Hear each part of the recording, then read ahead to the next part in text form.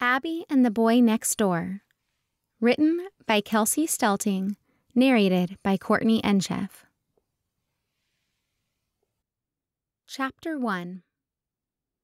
Nothing spelled misery like trying to find a seat on the school bus the first day at a new school. I scanned the rows, and kids started stretching out so there wouldn't be room for me. I didn't want to sit by them either, but it wasn't like I had a choice. As I walked down the dirty rubber aisle, I took note of who was writing. Only a handful of people my age sat amongst the crowd of younger kids.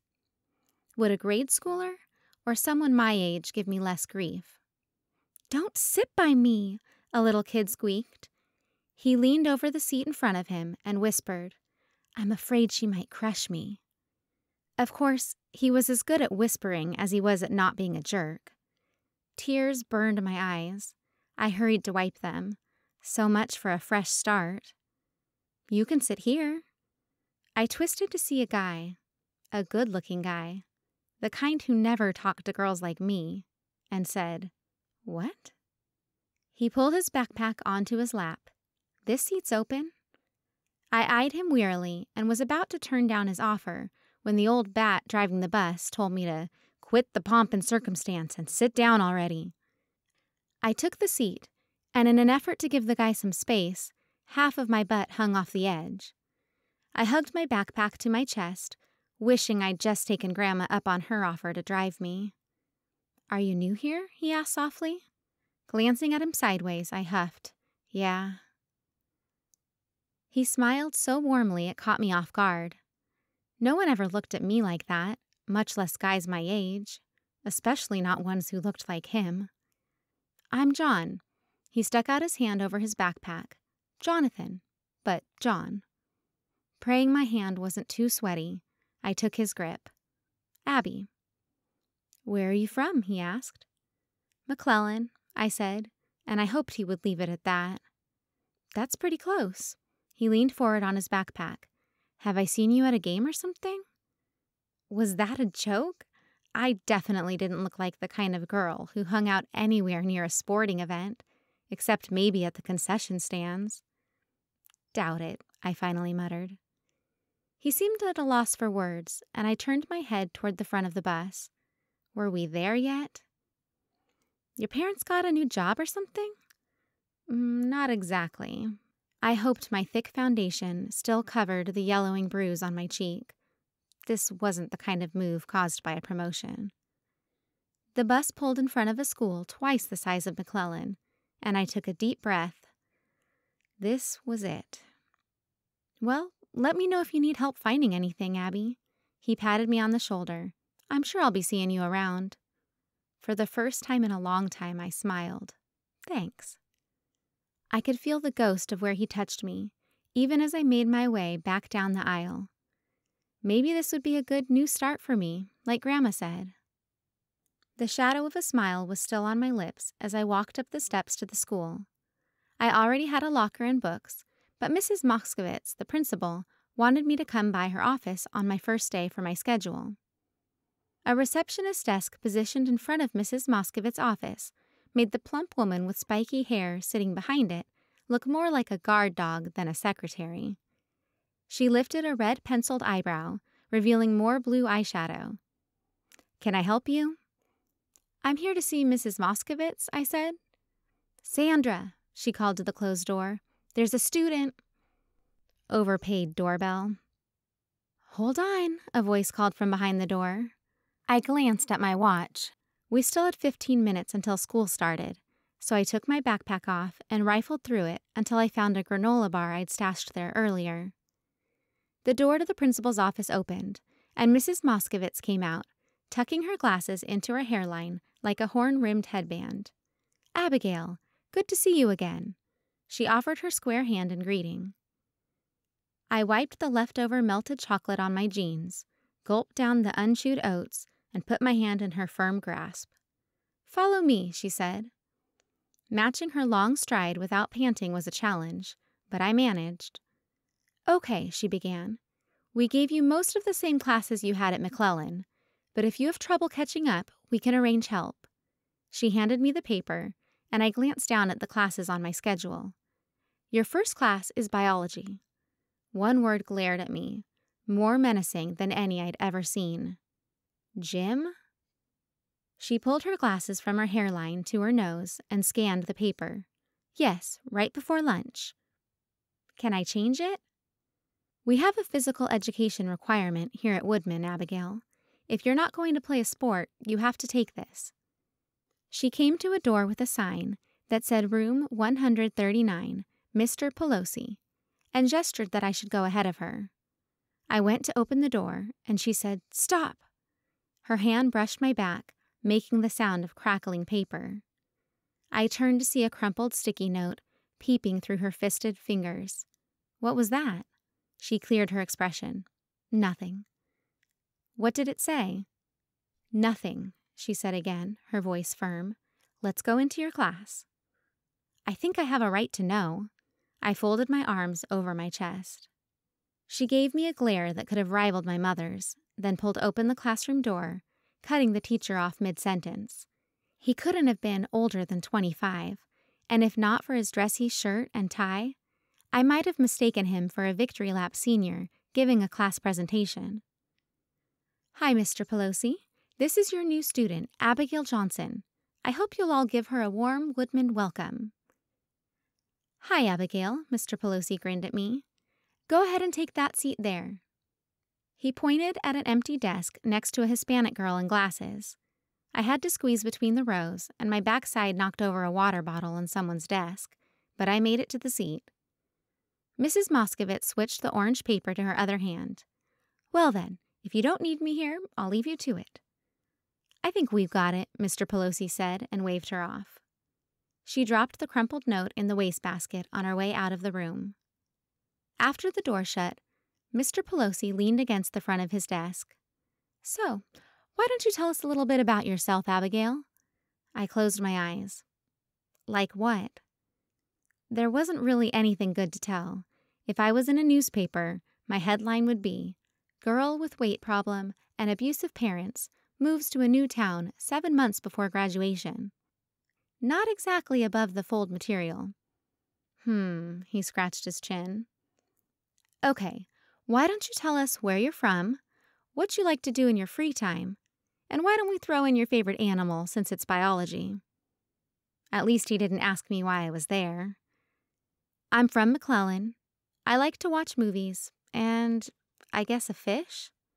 One of the boys in the row ahead of me whispered, more like a whale, to his friend, and they both burst out laughing. Mr. Pelosi pursed his lips. Care to let us in on the joke? They both shook their heads. Apparently my new classmates weren't into sharing. Well, it's great to meet you, Abigail, he said, standing up from the desk. I'm sure we'll get to know each other a lot better as the semester goes on. He continued for the rest of the hour with a lesson about the circulatory system, and for the most part the class was quiet.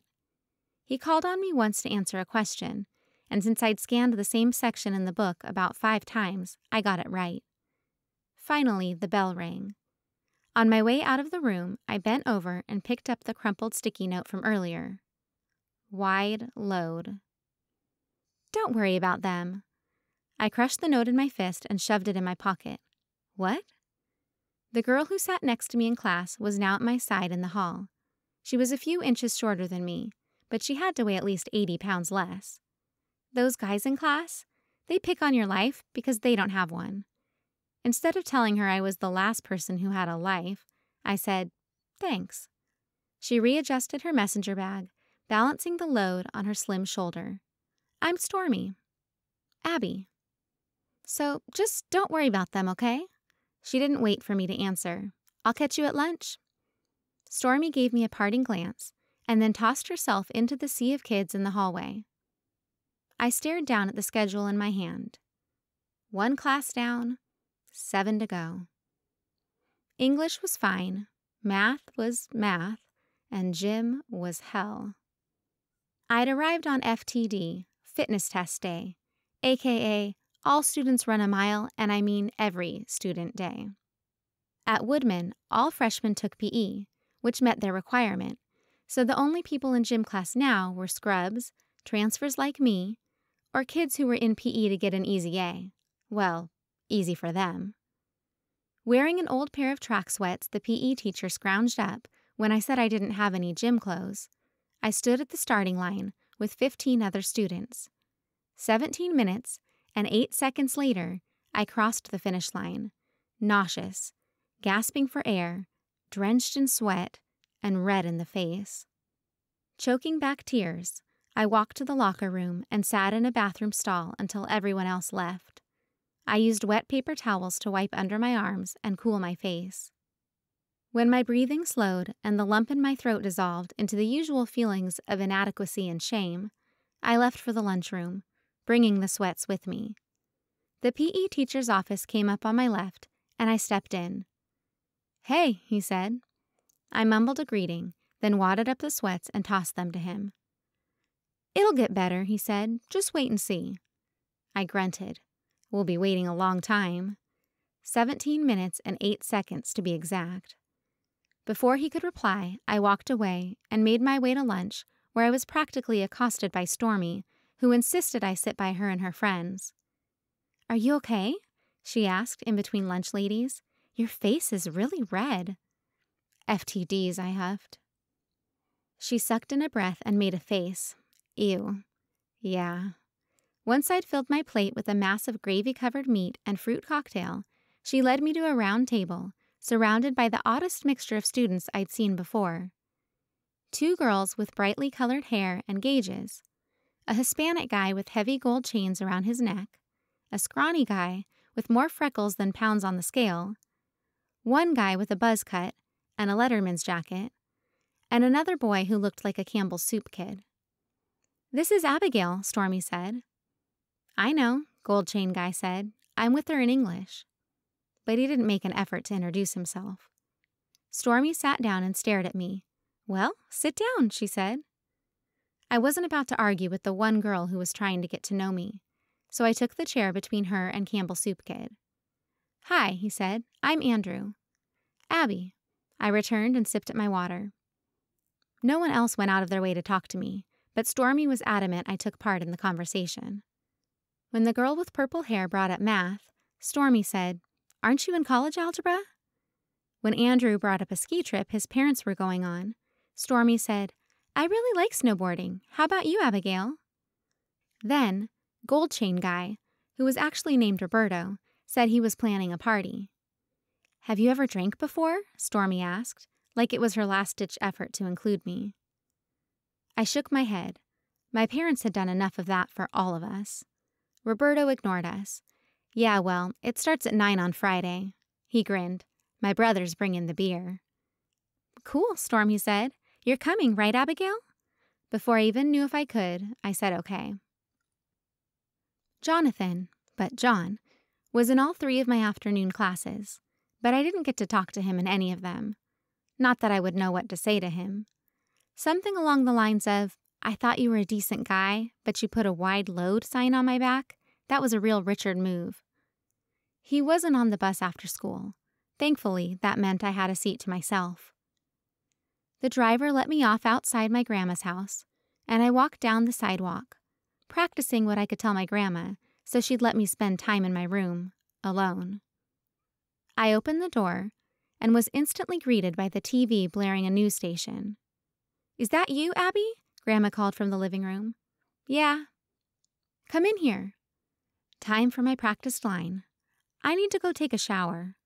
"Just for a second?" Just for a second. I dropped my backpack in the doorway. That was 10 minutes in Grandma's world. I walked over orange shag carpet to the living room, where Grandma rested in her recliner. She lifted the remote and muted the TV. On the screen, I saw winds and rain ripping through palm trees. Trouble in Florida. Again. "How was your first day?" she asked. "Fine." "Did you make any friends?" She looked so hopeful. "Kind of. I got invited to hang out with some people after the game on Friday." "Oh, that's great, honey. I hoped this would be a good start for you, after everything." "Thanks." I turned to go to the spare bedroom, my bedroom. "Hold on," she said. I turned around and waited. "Yeah?" She pushed down the footrest on the recliner. I could practically see the plans brewing behind her bright eyes. She needed something.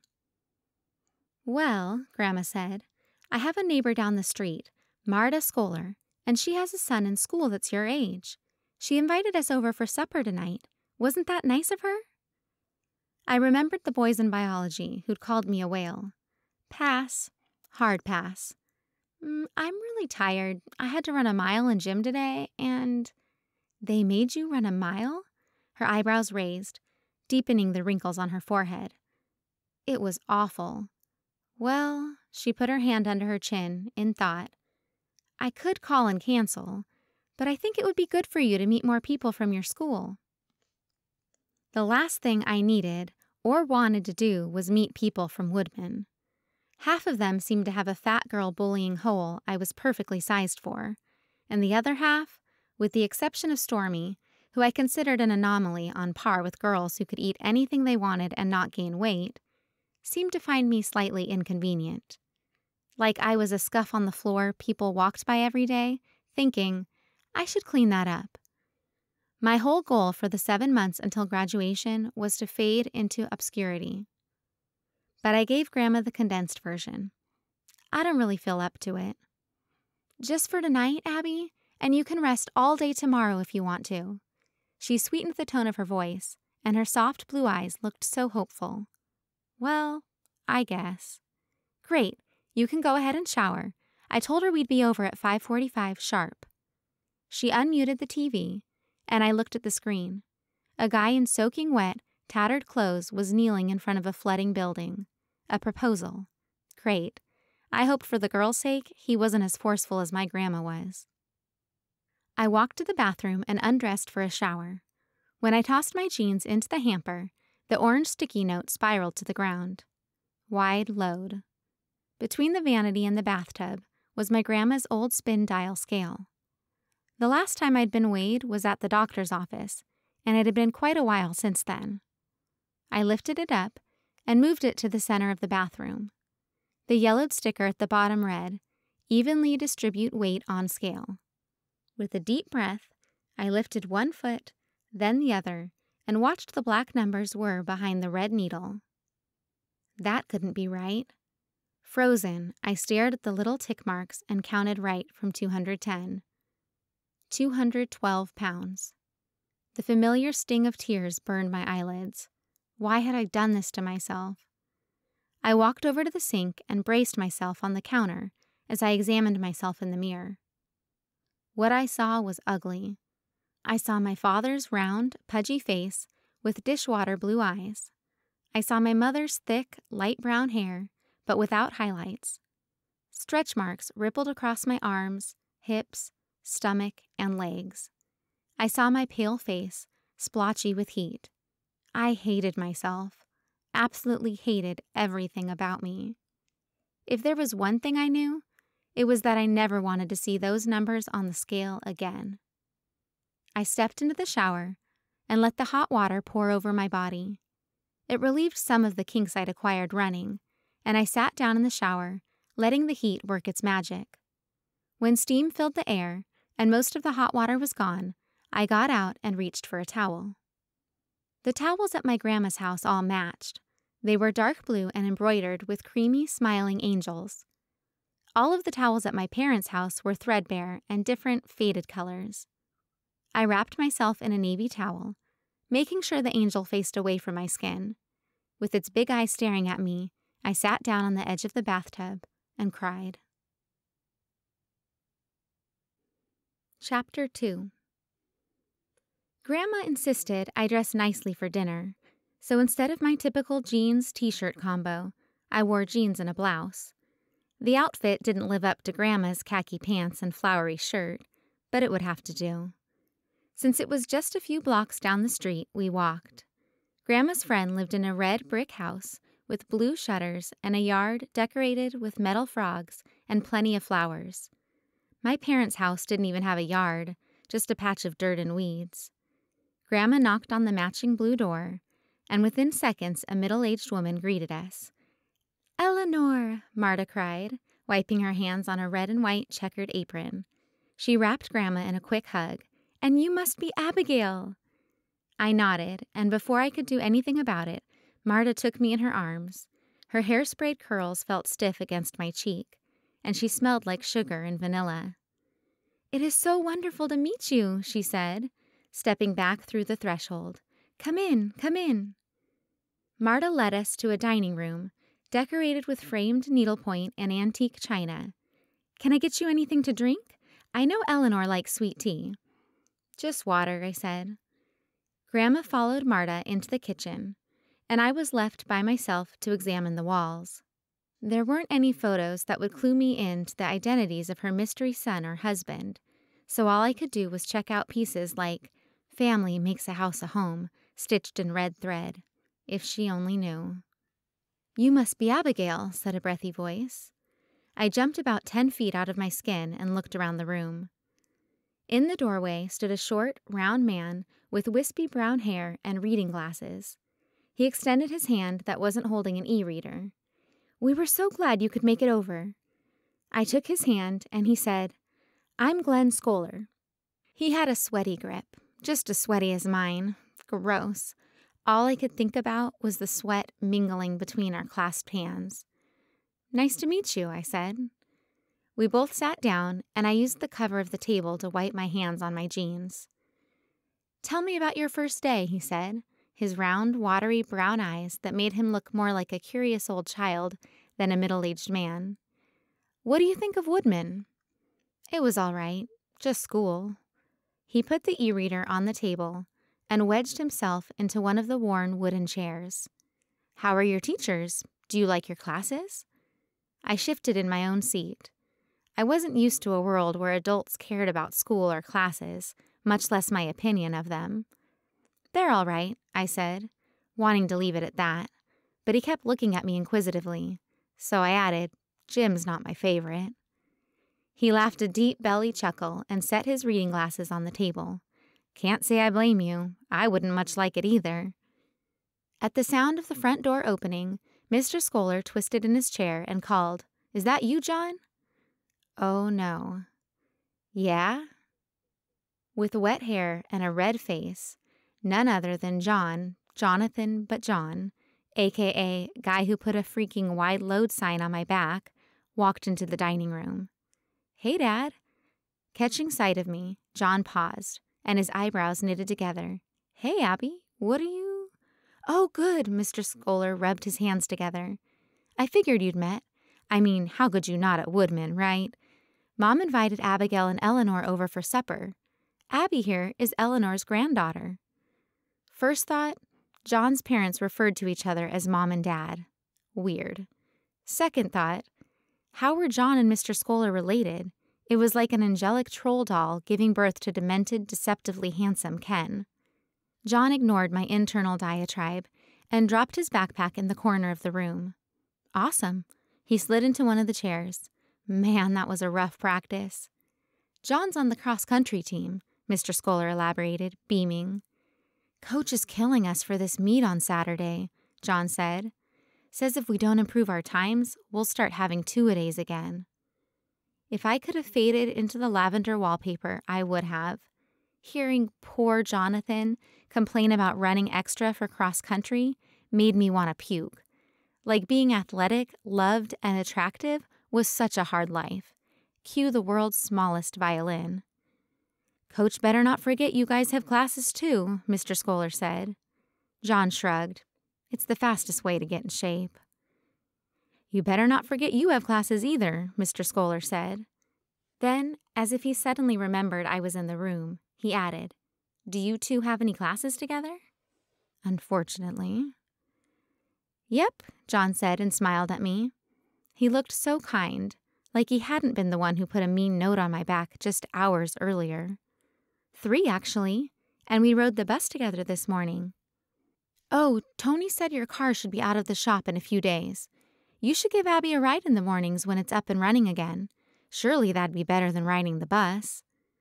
"The bus is fine," I interjected. "I'd deal with 50 snot-nosed kids if it meant I wouldn't have to sit next to Jon again." "Whatever you feel most comfortable with," Mr. Scoller said, pushing back his chair.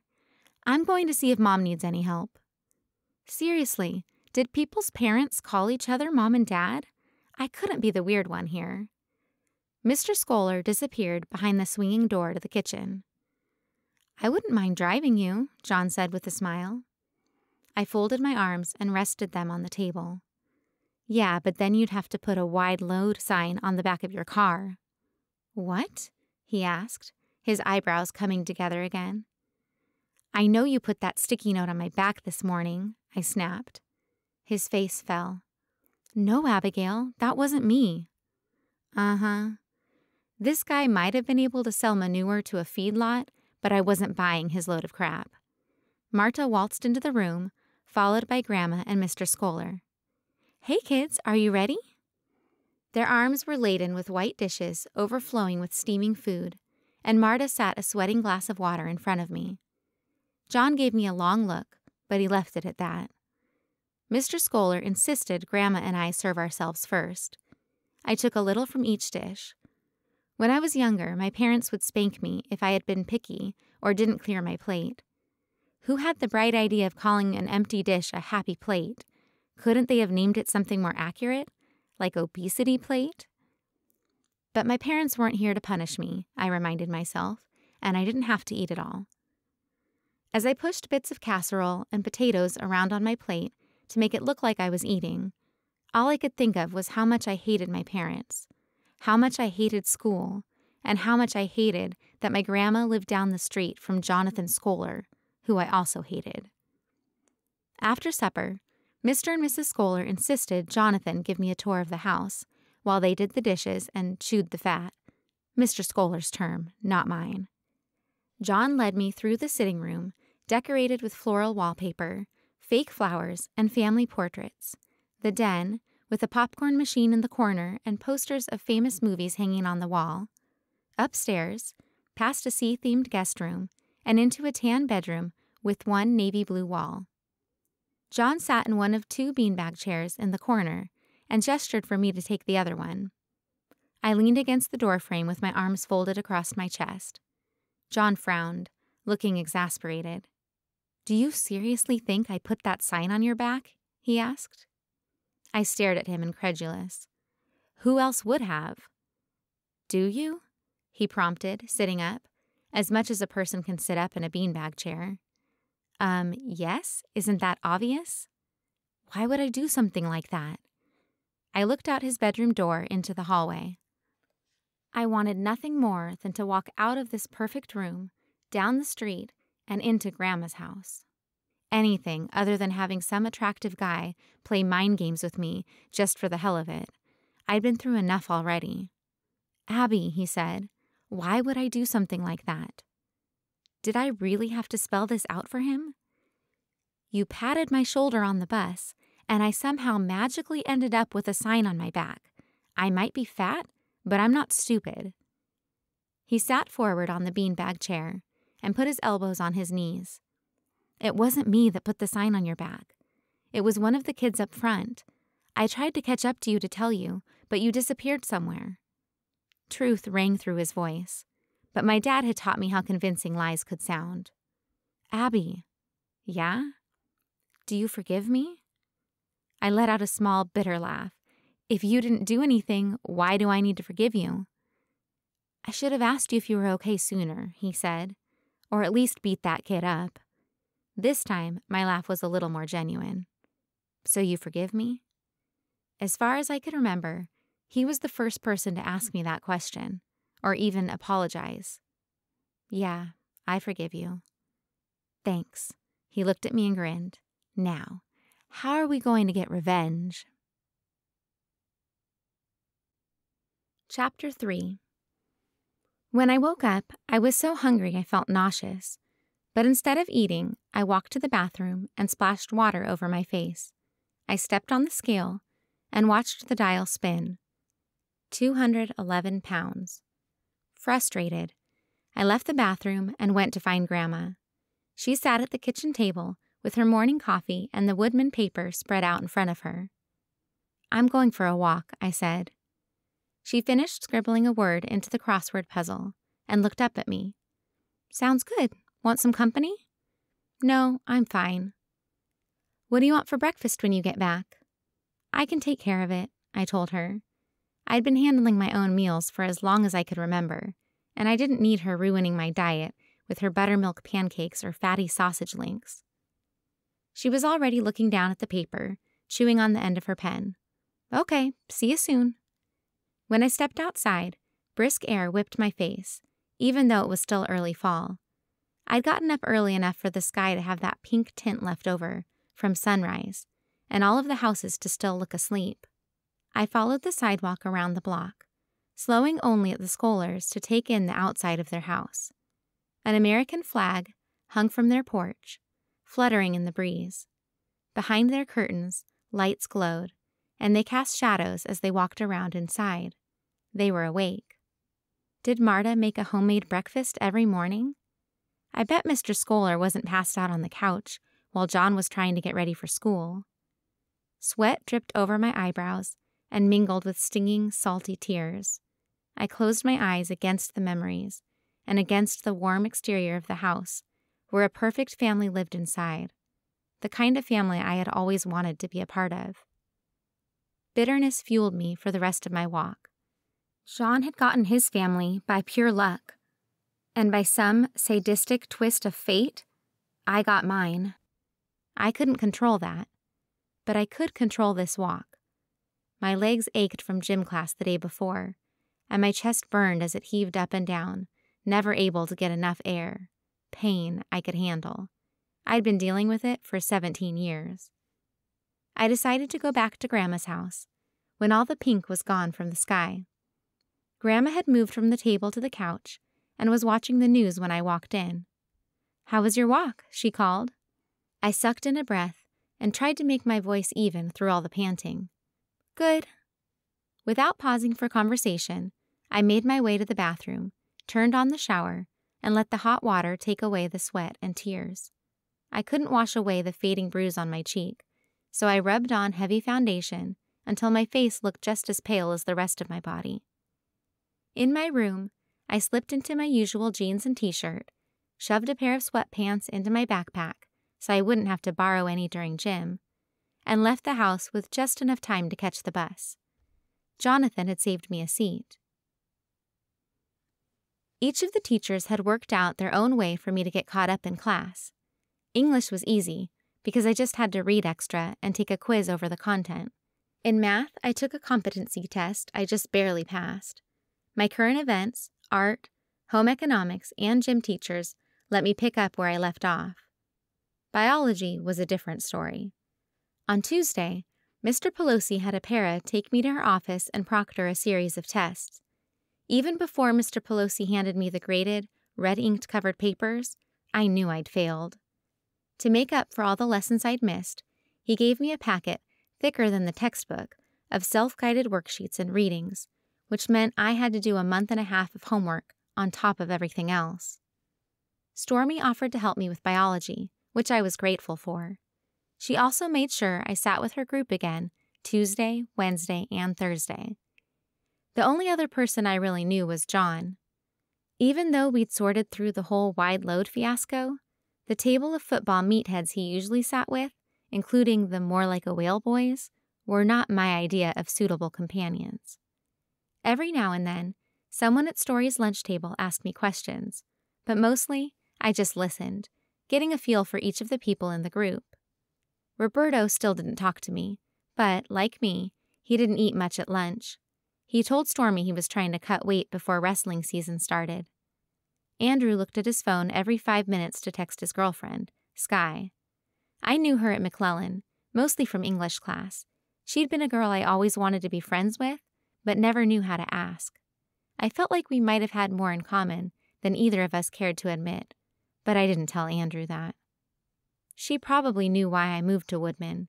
Everyone at McClellan did. I worried she would tell Andrew, and I would go from being the fat new girl to a victim, an oddity. Pity was worse than indifference, and even bullying, every time.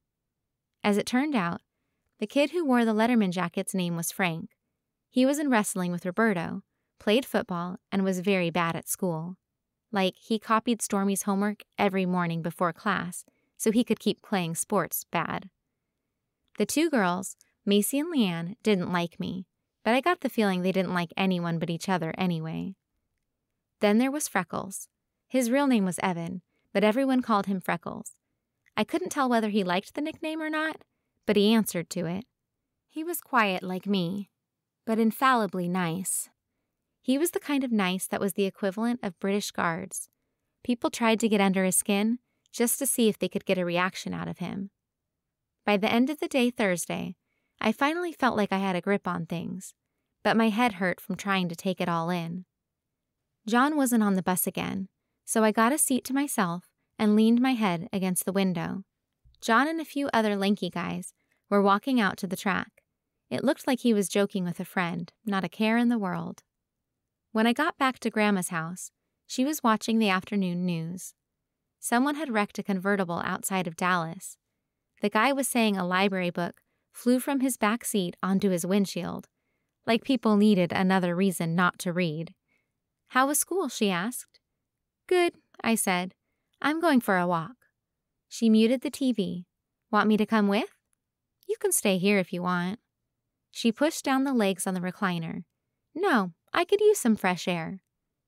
I left my backpack in my room, and when I came out, Grandma was standing by the door, all ready in a sweater and dark sunglasses. "Ready?" she asked, like the walk had been her idea. "Yeah." We walked together down the block. I stayed quiet while Grandma told me about having tea with Marta that afternoon. "Marta and Glenn are so glad to have someone Jon's age living in the neighborhood." She pumped her arms back and forth like she was walking with the women from the senior center instead of her granddaughter. "They just raved about you, said you were very sweet and polite, especially considering your situation." I froze on the sidewalk. My situation? It took her a minute to realize I wasn't keeping up with her, and she stopped, still pumping her arms. "With your parents." "I know what my situation is," I snapped. She frowned, and I knew if I could have seen behind her sunglasses, her eyes would be crinkled in the corners, like my mother's did when she was upset. "They just asked why you were living with me. It's not every day a senior transfers mid-semester to live with her 70-year-old grandmother." "I'm already strange enough, Grandma. I don't need everyone at school looking at me like I'm a victim." I know. She folded her arms across her chest. "I told Marta not to tell Jon." Marta might not mean to, but it would slip out eventually. "I'm sure she won't tell him about it ever." "I don't need the sarcasm," Grandma said, throwing my sass right back. "Come on." She was off, walking down the sidewalk again, and that was the end of the conversation. Apparently, Grandma could keep her mouth shut when she wanted to. We trekked around the neighborhood until I was red in the face, and Grandma had worked up a light sweat. Goal number 1, pass biology. Goal number 2, get in better shape than my grandma. When we got back, she set her sunglasses on the end table by the door. "I need to go grocery shopping. Will you come with?" At this point, I was so hungry, I was afraid I'd leave any store with all of the candy bars by the checkout. "I have a lot of homework." "It'll just take an hour." Because I was too tired, hungry, sore, knew she would win anyway to argue, I said okay. At the store, Grandma meandered through the aisles, tossing whatever suited her into the cart. Like my mother, Grandma was beautiful, slim, and graceful. They both could eat just about whatever they wanted and stay thin. Grandma pulled her head out of the freezer and dropped a pizza in the cart. "If you see anything you want, just put it in." There was a lot I wanted to put in, including 5 more boxes of the stuffed crust delicacy she'd just added to the pile. But I refrained. As we walked down the rows and rows of food, I saw the only things I'd been able to rely on. Zebra cakes always looked the same in the morning as they did in the evening. An oatmeal cream pie tasted delicious, whether I ate it in my closet or after it had sat in my backpack an entire day. Granola bars were always ready, even if my parents weren't home or were passed out. Grandma offered me all sorts of sweets I usually would have devoured upon checkout, but this time I didn't. I got some of the diet microwave meals and loaded the cart with all the fruits and vegetables I thought I could stand. Instead of salad dressing, I got vinegar and lemon juice. Instead of pop or Gatorade, I picked up a refillable water bottle. At the checkout, I stared absent-mindedly at the candy bars, my mouth watering, but the only thing I wanted more than a candy bar was to not hate myself. "Good for you, Abigail," Grandma said. "What?" I asked. "This is a new start for you," she said, and started loading our groceries onto the conveyor belt. "Now, are you going to help me or not?" Chapter 4. On Friday morning, there was a knock on Grandma's door. I was getting ready to head to the bus stop, and she was mid-crossword puzzle, so I opened the door. There stood Jon Scoller in black slacks with a light blue button-up, black tie, and blazer. He looked as close to something out of a movie as anyone I'd ever seen before. And then he made the moment even better by curving those lips into a smile and saying, "Want a ride?" Unable to respond with anything that could come even remotely close to how cool he looked, I just nodded. He turned to leave. "I'm heading out," I called to Grandma. "See you," she yelled back from the table. I picked up my backpack and followed him out the door to his car and got in. Thank God he didn't drive something panty-melting, because I could barely handle myself sitting by this handsome guy in a plain white sedan. "What are you dressed up for?" I asked. "Mock interviews in business class," he said, pulling away from the house. "Oh. Are you going to the game tonight?" he asked. I stared at the floor, trying to get the color out of my cheeks. Being this pale, any amount of nerves or shyness showed right away. "I think so." "Who are you going with?" "Stormy." Out of the corner of my eyes, I noticed his bright blue dress socks. Seriously, even his socks looked good. "Cool," he said. "Are you going to Roberto's after?" "Yeah." Actually, it was one of the first things I'd looked forward to in a long time. My first high school party. No one at McClellan had ever invited me, and even if I'd wanted to go, my parents would have told me no. Their idea of parenting was saying no, even if the only thing they could say no to was me. Not only would tonight be my first party, but it would also be my first sleepover, since people's parents quit making them invite everyone in the class. Stormy said I could stay at her house after, so I wouldn't get in trouble with my grandma for drinking. Her mom was staying the night at her boyfriend's place, so we'd have the entire house to ourselves. "I guess I'll see you there," he said. Of course Jon was invited. In the 4 days I'd been at Woodman, I'd noticed how people acted around Jon. They liked him. He was popular and kind and always knew how to make someone smile. Like a social chameleon, he became whatever would make the people around him feel most comfortable. I wished I could do that, if only so I wouldn't be so lonely. Jon pulled into the Woodman High parking lot. It was about a 10-minute drive from Grandma's, but Jon had taken his time, driving slower than I guessed a teenage boy would. Wishing the ride had lasted a lot longer, I got out and shut my door. "Thanks for the ride." "No problem."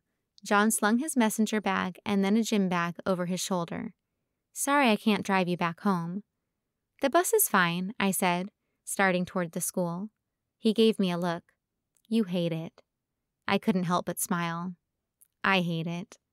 He laughed. "I'll see you in art." "See ya." "What are you wearing tonight?" Stormy asked at lunch. I took a sip from my water and looked down at my outfit. "Is this okay?" "To the game?" "Yeah." "No." She pressed her lips together and shook her head. "Do you have a Woodman shirt yet?" "Nope." "What about boots?" "Like cowboy boots?" Cowboy boots were basically a more expensive, overrated version of high heels, and my feet hurt enough at the end of the day just wearing my tennis shoes. She tilted her head to the side and smiled, seconds from solving the jigsaw puzzle that was me. "No, like furry boots." "Kind of." I'd bought them last spring with money that I should have spent on food or books or something else my parents wouldn't pay for. They were beautiful. But then I'd gained weight over the summer, and my calves were too big for them to zip all the way up. "Wear them," she said. "I'll get you a shirt. What are you, extra large? 2X? I looked around the table to see if anyone was paying attention. They weren't. Just XL. Okay, I'll see you at the game. She stood up with her tray. Call me when you get there, okay? Yeah. In art, Jon was quiet, distracted as he worked on his watercolor painting, and even more so in home economics. Our teacher tasked us with making biscuits from scratch, and when his didn't turn out right, he realized he'd used powdered sugar instead of flour. On our way out of class, he leaned over to me and said, "Let's hope I can run a little better than I can cook a biscuit." The feeling of his breath on my ear put thoughts in my mind that shouldn't have been there. Jon was out of my league. So far out, we were playing different sports. On different planets. In different solar systems. I shouldn't forget that. I rode the bus home and went on a walk right away. When I got back, I stepped on the scale and nearly cried. 202. 10 pounds gone. I wasn't where I wanted to be, but close. Closer than I'd ever been. Since it was my first party with kids from Woodman, I reapplied my foundation and even spent time trying eyeliner and mascara. My skin was so pale the black stood out, and my eyes glittered behind the makeup. Since I didn't know what shirt Stormy was getting me, or if she would actually get me one, I wore a plain black t-shirt and a zip-up jacket. My boots sat at the bottom of the closet like a mockery. Stormy's voice played in my mind. Wear them. Knowing they wouldn't fit, I retrieved them from the closet, sat on the edge of the bed, and pulled them on. Like I had the day I bought them, I tucked in the bottoms of my jeans, reached down to the zipper, and pulled. And they zipped all the way up. They were tight, but they zipped all the way up. For the second time that evening, I came close to tears, but I blinked them back so I wouldn't have to fight a second round with the mascara wand. I started to imagine myself as one of the girls guys looked at, the kind of girl who Jon would ask on a date. I used to wish for a boyfriend, someone, anyone to notice me. When they hadn't, I figured it was for the best. If anyone even got close to me, the secret I'd kept from my parents would get out. But now, things were different. I hoped I was different, too. Chapter 5. Just like at McClellan, the entire town turned out for the game. I used some minutes on my phone to call Stormy, and we met near the concession stand. She unfurled a long-sleeved blue t-shirt that said Woodman Tigers. "It'll make your eyes pop," she said. How could it be my first week at Woodman, and I already had a friend to buy me something? I blinked back tears. The last friend to buy me a gift had been Tori Snyder in 8th grade. She'd given me a rubber Livestrong bracelet, right before Dad's injury. I pointed over my shoulder towards the bathroom. "I'll go put it on." Stormy nodded. "I'll come with."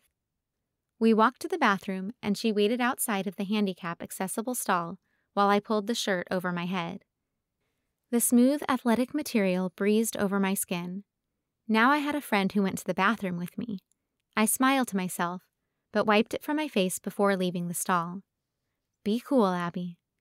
"It looks great, Chica," she said. Warmth found my cheeks. In my boots that fit and a brand new shirt, I felt a little less like a whale and more like a high school girl about to go to a football game. It was nice. "Do you want any popcorn?" Stormy asked. I shook my head. "Already ate." Alcohol had loads of calories, so in preparation for the party, I'd paced myself with a little fruit for breakfast and a small chicken salad for supper. Drinking too much meant I would say goodbye to my goal, and that also meant saying sayonara to my boots. Even I wasn't immune to the power of a cute pair of shoes. Stormy shrugged and got into line at the concession stand. She ordered herself popcorn and a pop. I eyed her body. How could she eat like that and stay so skinny? "Okay, Mason Lee are in the stands over there." She pointed toward the far end of the field. Internally, I groaned. Those girls hadn't warmed up to me like the guys had. Externally, I followed Stormy to the stands and tried not to hurt myself while climbing up to the top row of metal bleachers. When we got to where they were sitting, injury-free, Stormy greeted them. "Hey." Macy nodded, Leanne ignored us, and Stormy and I sat down. The players from both teams were warming up on the field.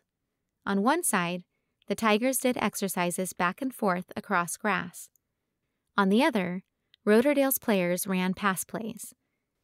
Their cheerleaders stood along the field on the other side, doing a simple routine to the classic rock song Woodman's Pep Band was playing. "He is so cute," Stormy said. "Number 34? I craned my neck to see the player. With the helmet and shoulder pads, I couldn't tell much about what he looked like, but the tight pants said enough. Stormy had good taste. "What's his name?" Macy put her finger on the program and scanned the list until she landed on his number. "Kyle Rayford." "Ah," I nodded. I didn't know him, but I'd heard his name before, usually followed by a compliment of a body part and then an insult of his girlfriend. "He's dating someone, one of the cheerleaders, I think." "There's still time," she winked at me. "I can wait for a butt like that." I half laughed, half snorted, which made us both giggle. The actual game was just like any other I'd been to, which admittedly wasn't many. The cheerleaders yelled defense, the parents yelled at the refs, the crowd yelled at touchdowns, and the coaches yelled at the players. Macy was the only one in our group who actually liked football. Her dad was the assistant coach, but the rest of us weren't interested. Leanne sat quietly and listened to Macy go on about the game, while Stormy and I talked about the players. In the 2 hours the game took, I learned more than in my entire first week at school. Stormy told me which guys were single, which players were good dates, which ones she thought were gay, and then she told me how many she had slept with. Macy added, "And that's just the guys on the team." 5? I was shocked. "How?" Stormy giggled. "How do you have sex?" I sputtered. "No, I guess..." There wasn't a good way to say it. "How did you get so many guys to, She shrugged. "All guys want to have sex." Of course they'd want to with Stormy. She was slim and cute and outgoing. At McClellan, she would have been labeled a slut, but she didn't seem ashamed of her number. "Which ones?" I couldn't stop myself from asking. The relief I felt when John's name wasn't on her list made me uncomfortable. When she was done listing them off, I asked, "Do you have a boyfriend?" "Not really." At 17, I was more familiar with gray areas than most people my age, but I didn't understand how you could not really have a boyfriend, and I told her so. "She has a crush," Macy said, not taking her eyes off the field. Stormy shot her a glare. "Little girls have crushes." Macy rolled her eyes but kept her mouth shut. "Well, who is he?" I asked. Stormy looked down the stands at the guy I'd been staring at all night. "Jon." Chapter 6. I rode with Stormy to Roberto's house after the game. Roberto lived on the edge of town in a house with a big lot surrounded by cedar trees, and I learned that people especially liked parties at his house because the neighbors couldn't see all of the cars parked outside. The neighbors must have to be idiots to see all the cars driving by and not figure it out. We were some of the first people there, and Roberto led us downstairs where his parents had a wet bar. On top sat an array of drinks, from hard liquor to beer and wine coolers. "What do you want?" he asked me, speaking to me directly for the first time. "Oh, how did I say something good for a first-timer without sounding like a first-timer? Asking for a friend. Whatever's fine." He arched an eyebrow. "Do you like mixers or beer or wine?" My father always drank whiskey, and vodka was my mother's drink of choice. "Mixer. Anything but whiskey or vodka." He chuckled as he reached into the cabinet. "Picky chick, eh?" The bottle he retrieved said spice rum, and he poured me a shot. "Warm up." It was a challenge, and I wasn't going to back down. I was done backing down. I gripped the shot glass, and it nearly disappeared in the bulk of my hand. This was to forgetting, to letting go, to not being me, even if it was just for a night. The rum burned on the way down, but I kept my face even as I set the glass on the counter. "Can I have my drink now?" Stormy put her hands up and bowed.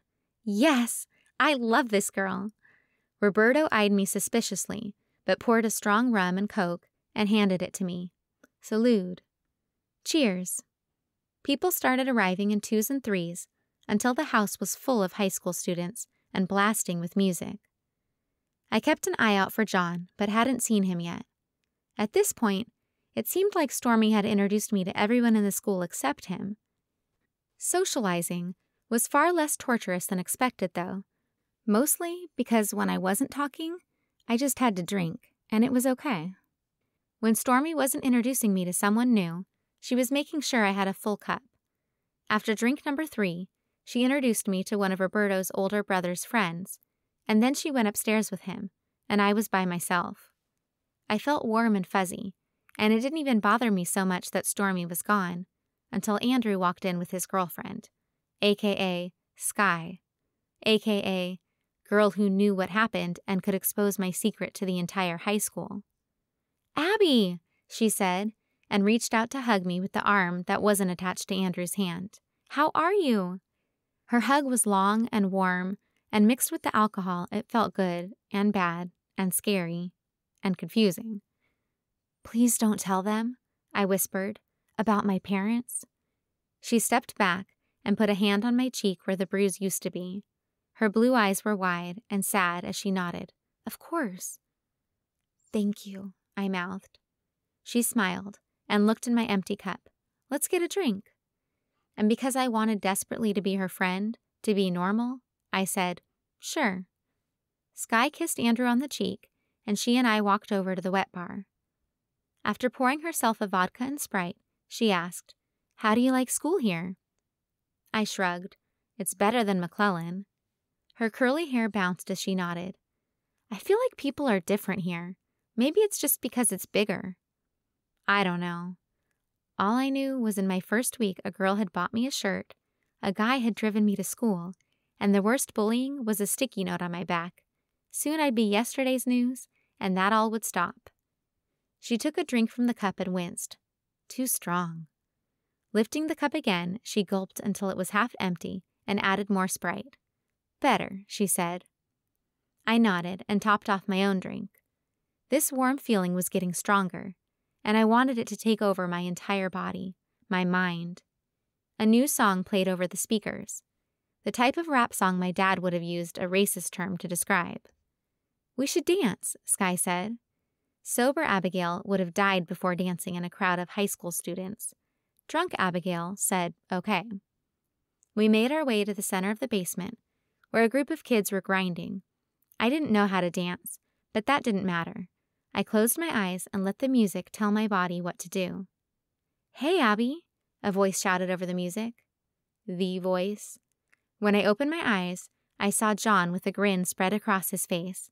"Hey," I said, and I didn't even bother to hide how excited I was to see him. "Having fun?" he asked, coming closer to Sky and me. My face felt hot, and my feet were soaking with sweat in my boots, but I was there, and it was him, and it was Sky keeping my secret, and it was the way nothing seemed as serious as it had 2 hours ago. "Yeah, I'm having fun. You?" "I am now." He took one of my hands and spun me in a slow circle that made me dizzy. "You're a good dancer," I shouted, trying to shake the unsteadiness. "You too," he yelled. Andrew came and joined Sky, and we all danced together. For a second, I pretended Jon was my boyfriend, and Stormy didn't like him, and we were on a double date with a sweet couple, like we were normal teenagers. The room got spinnier, and soon the walls were moving up and down, even though I'd stopped dancing. Jon took a hold of my elbow, steadying me. "Are you okay?" Maybe I would be if the walls quit moving. His eyes got wide. Oh, crap. He tugged my elbow and led me away from the throng of dancers toward the bathroom. "Follow me," he said, even though he didn't need to. This was bad. He opened the door to the bathroom, and I fell to my knees in front of the toilet. "It's okay," he said, and I lost it. All of it. And it wasn't okay. I laid my head against the toilet seat, wishing my stomach would stop churning. On the other side of the toilet bowl, I saw a brown spatter and realized it wasn't puke. I covered it with my own vomit, and Jon held my hair and rubbed my back. People knocked on the door, and I was so grateful Jon had locked it. I was so grateful for Jon, and how sweet he was. But what was I thinking? He was seeing me puke, and I felt horrible and sick and like I'd never be able to stand up without falling down again. When I hadn't puked for a minute or two, Jon handed me a wad of toilet paper and his red cup.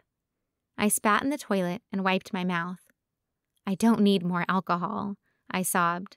"It's water," he said, putting it in my free hand. "Rinse your mouth out."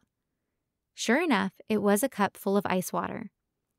I cried, thinking the closest as I would ever get to kissing Jon was sharing his cup. "It's okay." He knelt next to me and rubbed my shoulder. I blew my nose on another piece of toilet paper. Tears streamed down my face, and I knew I was one kind word away from hysteria. "I just wanted to be normal," I cried. "Normal sucks." He tucked my hair back behind my ear. "But Abby's pretty great." "Pretty great?" My chest hurt, and my bottom lip quivered. The next sob shook my entire chest. "So great that my dad beat me while my mom watched?" I fell onto the floor and curled into a ball. His mouth dropped open. "What?" There, on the dirty bathroom floor, while the music blared outside, I cried, and Jon let me. He didn't tell me to stop or that I was being ridiculous. He just sat beside me and rubbed my back, and when I stopped, he asked, "Where are you staying tonight?" "Stormy's." "Okay." He rifled through the cupboards and retrieved a washcloth which he soaked with hot water. "Here," he said. "Do you want to wipe your face? It might help you feel better." I probably had makeup everywhere. I nodded and took the rag from him. With shaking fingers, I rubbed it over my face until my skin felt raw. "Did I get it?" I asked. Silently, he took the rag from me and gently wiped it over my cheek. There. The room was still shaky, but his face was calm, steady. "Are you feeling a little better?" he asked. "I think so."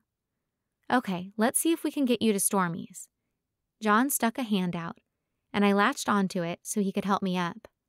On my feet, I wobbled for a second, but Jon put an arm around my shoulders and steadied me. "All right?" he asked. My stomach churned for a moment and then settled. "Yeah." "Okay, follow me." He put his hand out again, and I held on to it. I could have held his hand for the rest of my life and never got tired of it. But I was a mess, and he was Jon, and we needed to find my friend. Last I'd seen Stormy, she was walking toward a bedroom with some boy.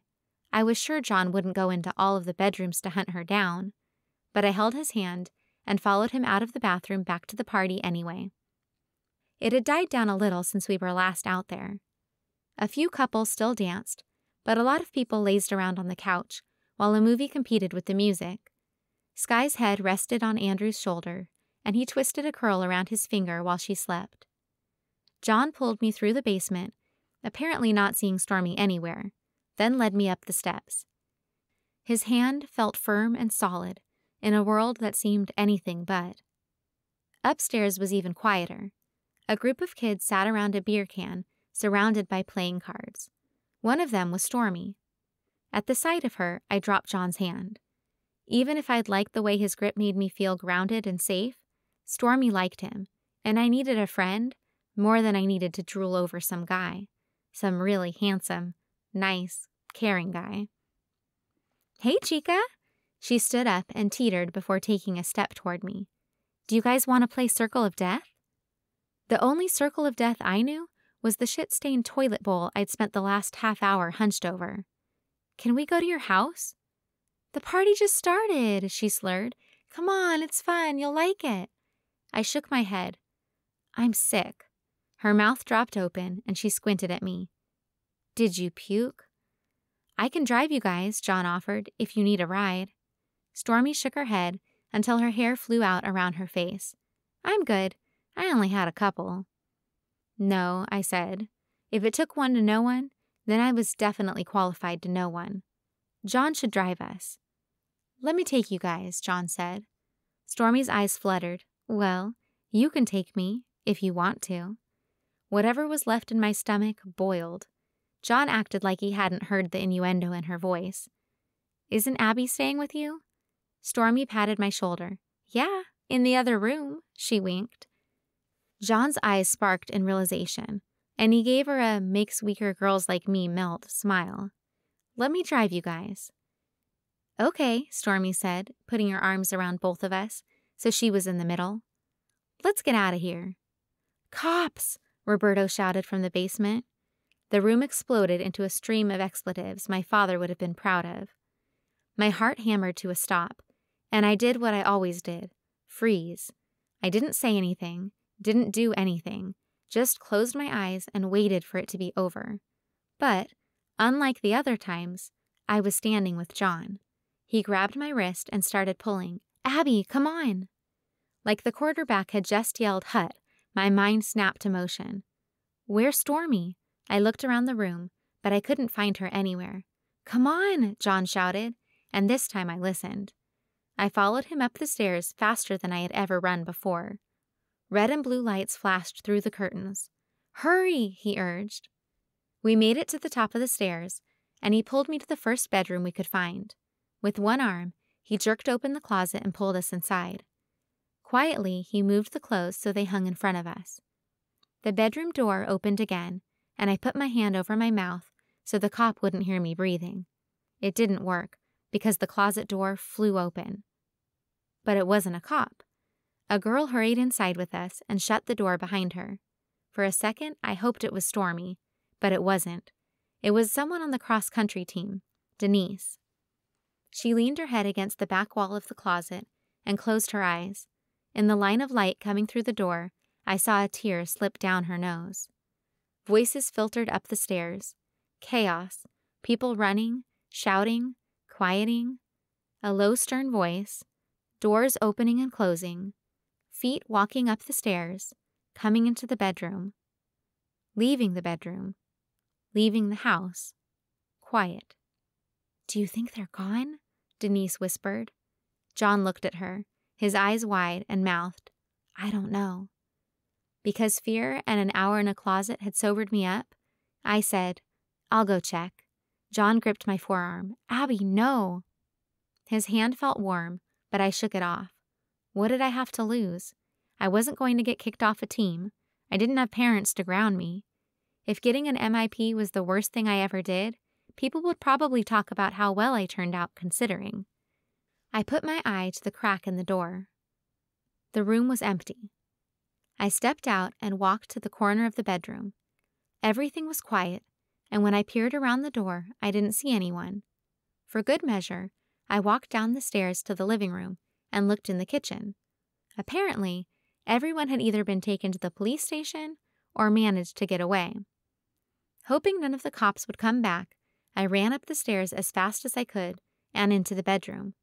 Jon and Denise were still waiting in the closet, and through heavy breaths I said, No one's here.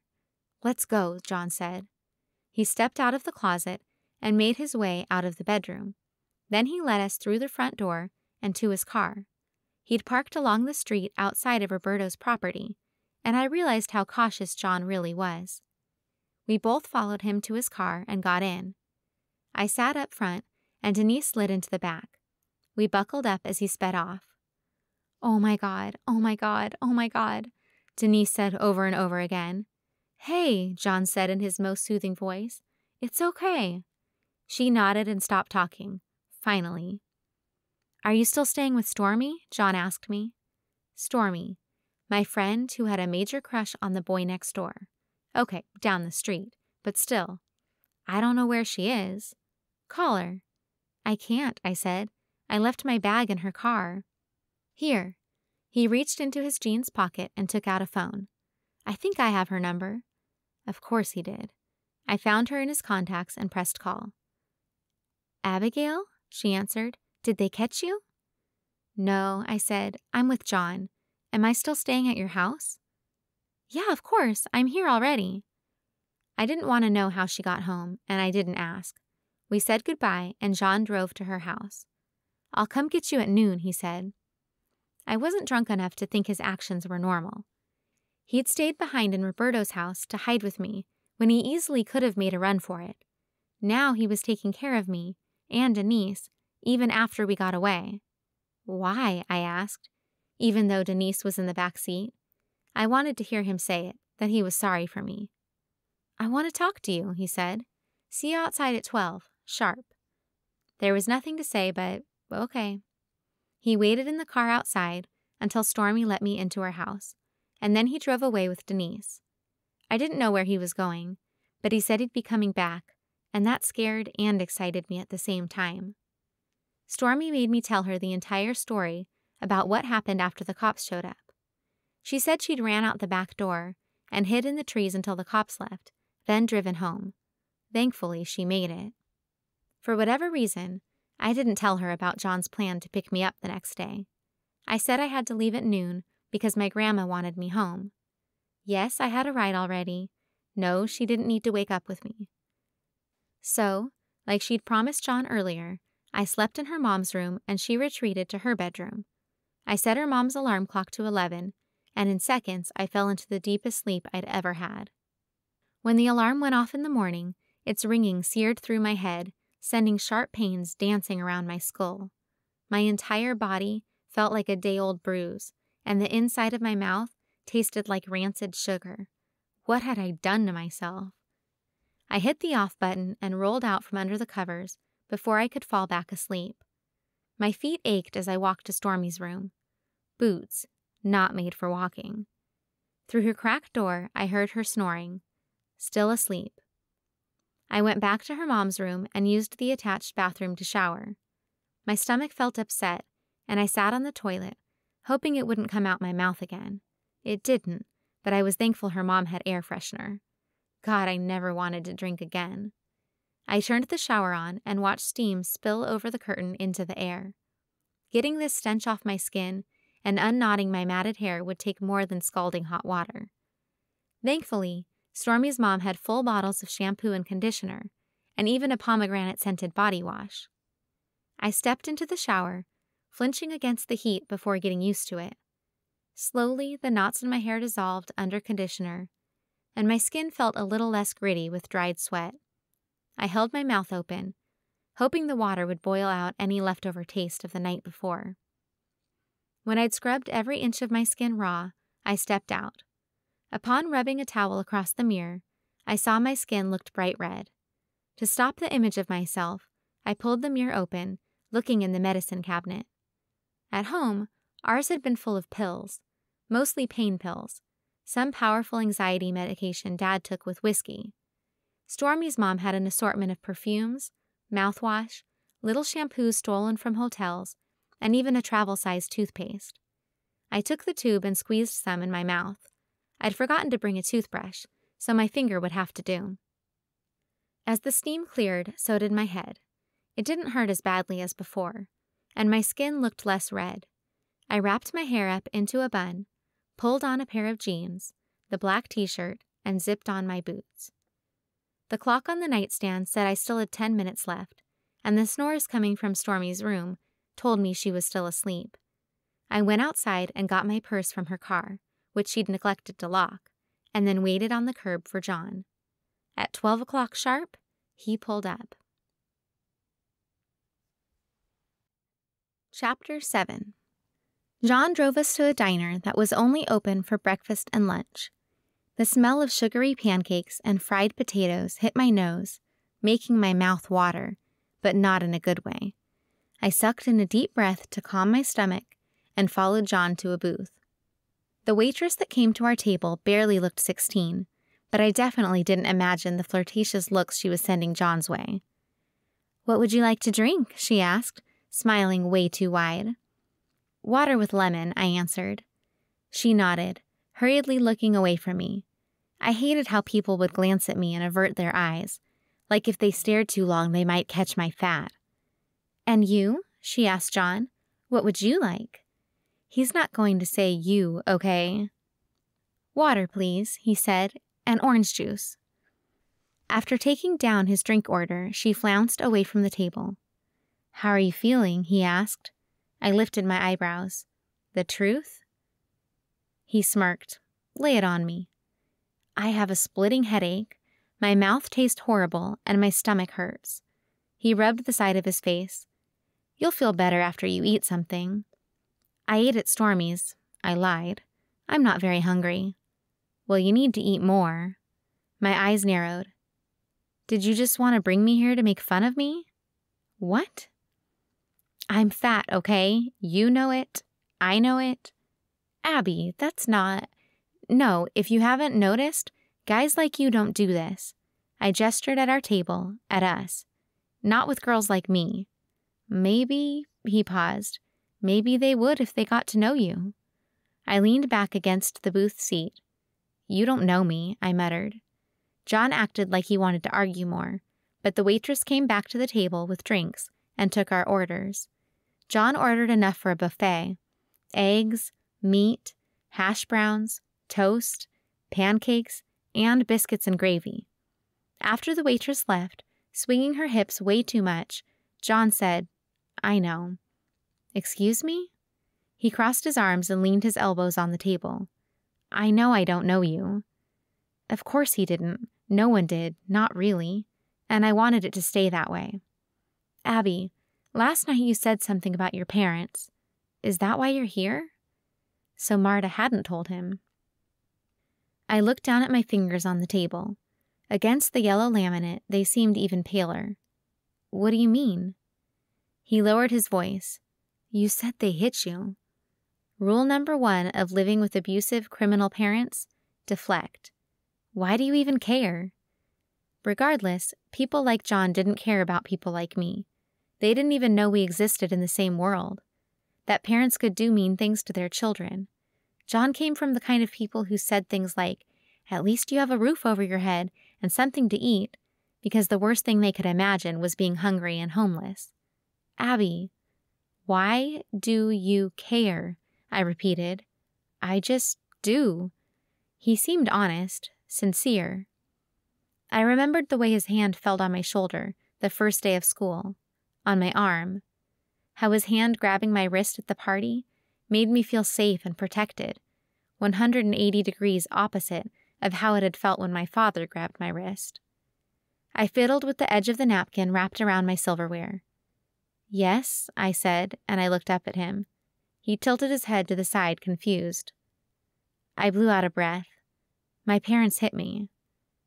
I'm so sorry. He put his hand on mine. My throat got tight, and I moved my hands to my lap. If you're nice to me, I won't be able to say it. I sighed. Part of me was terrified to go on, but part of me wanted to get the story off my chest, to quit hiding like I had been for so long. My parents didn't used to be awful. I mean, not great, but they didn't hit me. And then my dad got hurt at work, really hurt. I paused. I knew I shouldn't tell him, that if he knew even my parents didn't love me, he would run as far away as possible. And he was good at running. But sharing my past meant that my life was different now, that it was my past and not my present. I took a slow, deliberate breath. He had to have surgery, and then he got addicted to the pain pills, Oxy, and my mom did too. And then they started selling them. One day, they misplaced some, and Dad was mad, madder than I'd ever seen him. He hit me, kept hitting me. I didn't know when he would stop. I'm not there anymore. I had to keep reminding myself that I wasn't there anymore. But he did stop, I continued, and I had to go to school the next day. I was afraid to go because people would see the bruises, but I was more afraid that if I didn't, it would make him angrier. I tried to wear my hood up and cover it with makeup, but my face was swollen, and my English teacher saw it. The cops came, and I put my head in my hands, trying to calm my worsening headache. I told them about my parents and the pills, and then they brought me here. Mom hadn't let me see Grandma since before Dad got hurt, but she's my only other family. The state said that would be better, that she could be my foster parent. The waitress came to our table, balancing plates of food on her arms. Jon watched me as she put them down in front of us. Can I get you anything else? She asked. Jon shook his head. No thanks. Okay, well, let me know if you need anything. She looked disappointed, but turned and walked away. Are they in jail? He asked. I nodded and waited for that look of pity, but it didn't come. Instead, he pushed one of his plates and the glass of orange juice towards me. "Jon, I'm not hungry." "Eat it, Abigail," he said and started cutting up his pancakes. "You'll feel better." I made it through the toast, an egg, and some sausage before I felt too full to continue. My stomach had shrunk in the last week. Also, I was nervous. Jon still hadn't said anything. I knew I'd told him too much. I felt pathetic. I'd only known him a week and trusted him to protect my identity at Woodman. Panic finally got the best of me. "What, are you going to tell the whole school now?" He finished chewing and swallowed. "Of course not." "And why not?" "Because we're more alike than you think." He pushed a soggy piece of pancake around his plate, leaving a trail of syrupy, disintegrated crumbs. I pictured Marta and Glenn. Marta, the woman with frogs in her front yard, and the 10 Commandments in needlepoint, and Mr. Scoller, with his goofy e-reader and glasses too narrow for his face. "What do you mean?" He set his fork down and scratched the back of his neck. "My dad's not my real dad." I raised my eyebrows. "That's it? You think we're alike because your mom slept with someone else?" Looking tired, Jon shook his head. "I don't remember too much, but my real dad, biological dad, he passed away when I was 2. And Mom's next boyfriend, he abused me. And Mom." He closed his eyes and kept them closed for a second before continuing. "We lived with him until I was 8. I finally told her about what he did to me when she wasn't around, and then Mom moved us here to live with her parents. She married Glenn when I was 10, and he adopted me." Instead of feeling sorry for Jon, I felt jealous. His mom had cared enough to get him out of there. He could say it happened to him 10 years ago. My bruise had barely faded. "It gets better," he said. "It just takes time, to move on." I hoped he was right. The waitress came to our table again. Separate or together? She had a hopeful look on her face. Like this would answer her question if the cute senior who was way out of her league would give her a chance. Jon said, "Together." At the same time, I said, "Separate." "Together," he repeated, and retrieved his wallet from his back pocket. Frowning, she took the cash from him. "Keep the change." He stood up, ruining her chances of leaving her number on a receipt. On the way out, I said, "Let me give you some money for breakfast." I only had $50 left from my old job, but I didn't want to be Jon's charity case or pet fat girl. He started toward his car. "Mom gave me money when I told her we were going out." "Going out?" "For breakfast," I clarified. He opened my door for me, then met my eyes and smiled. "For breakfast." The short ride to Grandma's house didn't leave much room for conversation, but that was okay, because I figured we were both processing all that had happened to us in the last 24 hours. Grandma wanted to hear all about hanging out with friends. In fact, she made me a mug of hot tea and sat me down at the kitchen table so we could talk, even though all I wanted to do was exercise, then fall into bed and sleep until Monday. She was glad I didn't go to the rave at that Mexican family's house, because the cops handed out MIPs like they were candy. She was especially interested in my date with Jon. "Jonathan is a very nice young man," she winked at me. "Not a bad choice to go steady with." I nearly choked on my green tea in horror, shock, laughter. "Go steady?" She nodded, a twinkle in her eye. "I was 17 when your grandpa and I started going steady. 50 years ago in June. Took me to the picture show every Sunday." "Well, Jon and I aren't going steady," I made quote fingers. "I don't see him taking me to the picture show anytime soon." With a shrug and an annoying, "I know better than you" smile, she said, "We'll see." "I guess." I drained my lukewarm tea and stood up. "I'm gonna go for a walk." "Okay, bring a jacket. It's a little chilly." "I think it's fine out," I said. She stood up and brought her teacup to the sink. "Bring one just in case." I gritted my teeth. Grandma was nice, but I didn't need her telling me what to do or what to wear. I had been taking care of myself for the last 17 years, surviving life raised by the daughter she created. After leaving my cup in the sink, I stopped by the bathroom and properly brushed the taste of eggs and vomit out of my mouth. Then I stepped onto the scale.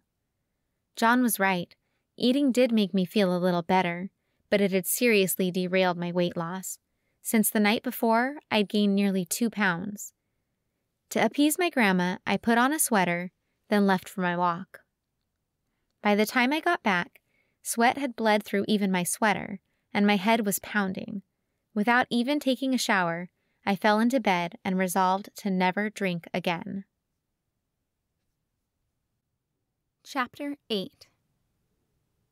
I waited on the porch Monday morning, more nervous than I had been my first day of school. Now that Jon had some time to think about my past, would things still be the same? I watched him walk down the sidewalk in front of his house, sit in his car, and drive to Grandma's, my heart pounding harder the closer he got. I tried telling myself it didn't matter what he thought, that in a year we'd both be someplace else, but I couldn't lie to myself. Jon was the nicest person I'd ever met. His opinion mattered. His car came to a stop along the sidewalk, and I got up and slung my backpack over my shoulder. My heart raced so fast it almost felt like my legs would give out below me. Ugh, why did he have this effect on me? Logically, I knew he was just being nice, like always, but somehow my heart and my brain weren't on speaking terms. I walked to the passenger side and got in. Jon smiled at me. "Morning." My stomach flipped, in a good way, maybe. Hey. And then it was just normal. Or rather, the sort of normal we'd created. He talked about dreading practice because he knew several of the guys on the cross-country team had gotten busted, and the coach would use extra running to punish them for it. "Do you think you'll get in trouble for being there?" I asked. He shook his head. "Nah, no one would tell." When I didn't say anything, he said, "Did your grandma find out about the party?" "Nope. Well, not that I was there." "That's good." I shrugged, then realized he probably hadn't seen since he was driving. "I don't know. I don't think she would have been too mad." We arrived at school, got out of the car, and just like the week before, parted ways at the school's double doors. But this time he said, "Talk to you soon." Even with a stout cup of coffee under my belt, caffeine increases metabolism, it was all I could do to stay awake through biology. At the end of class, I turned in some of the makeup assignments Mr. Pelosi had given me, then headed to the next class. The next 3 weeks went much the same. Jon drove me to and from school. I sat with Stormy and her crew at lunch, went for walks before and after school. Macy explained football to me at the next 2 games, and I waited for my secret to get out. But it didn't. Jon never mentioned our talk again, and I didn't bring it up either. Tonight's game was special because it was a qualifying game. If Woodman won, they would have a chance at playing in the state championship. We were all in Freckles' minivan, but somehow Stormy got put in charge of the radio. She played the music too loud for anyone to talk, and that was fine by me. I brought my biology homework along because my grades were slipping in that class. Mr. Pelosi's makeup assignments had gotten progressively more difficult, and without the background knowledge, the problems were almost impossible. The worst part was, I couldn't even copy off Stormy like Frank did. When we arrived, Freckles parked the van, and we all made our way to the stands. Macy and Leanne were already waiting for us in the bleachers, with extra blankets to ward off the late October chill. A few rows down, I spotted the person I'd really been excited to see. Jon stood between a couple friends, talking. Tonight, he wore a beanie, and even though I liked his hair, this was a good look for him too. He had a cross-country meet the next day, but I couldn't tell whether he was nervous or not. He'd said shaving just 10 more seconds on his time could land him a really nice scholarship at college. He glanced up at me, catching my gaze, and I quickly looked away. Busted. Trying to act like I just happened to meet his eyes while looking around, I scanned the rest of our crowd. I saw Denise, and the second she caught me looking at her, she shifted her gaze. Had she been staring? A group of players walked to the middle of the field with the referees. The coin toss. The ref pointed south. "McClellan's receiving," Macy said without me having to ask. "Is that good?" I asked. She nodded toward the huddle. If Frank catches it. He did. Woodman played the best game of the season, starting with a touchdown on the first kick and ending with a 2-point conversion that made the score 34-17. We followed Macy's lead and walked onto the football field where players and parents and students were milling around. The only player I knew really well was Frank, but he was swarmed by people, including his parents. "Abigail!" Mr. Scholler's voice sounded behind me. I turned and saw him standing with Jon, waving me over. Stormy was hot on my heels. "Hey there," I said, and smiled uneasily at him, then Marta and Jon. How was I going to explain this to Stormy? "We need to take a neighbor's picture," Marta said, brandishing her little silver camera. "Neighbors?" Stormy breathed. "I don't really like pictures," I muttered. "Just one," Glenn said. He put his hand on my shoulders and walked me the few feet to where Jon stood. "Hey, Abby," Jon said, grinning. Ugh, he looked even better up close. That was so unfair.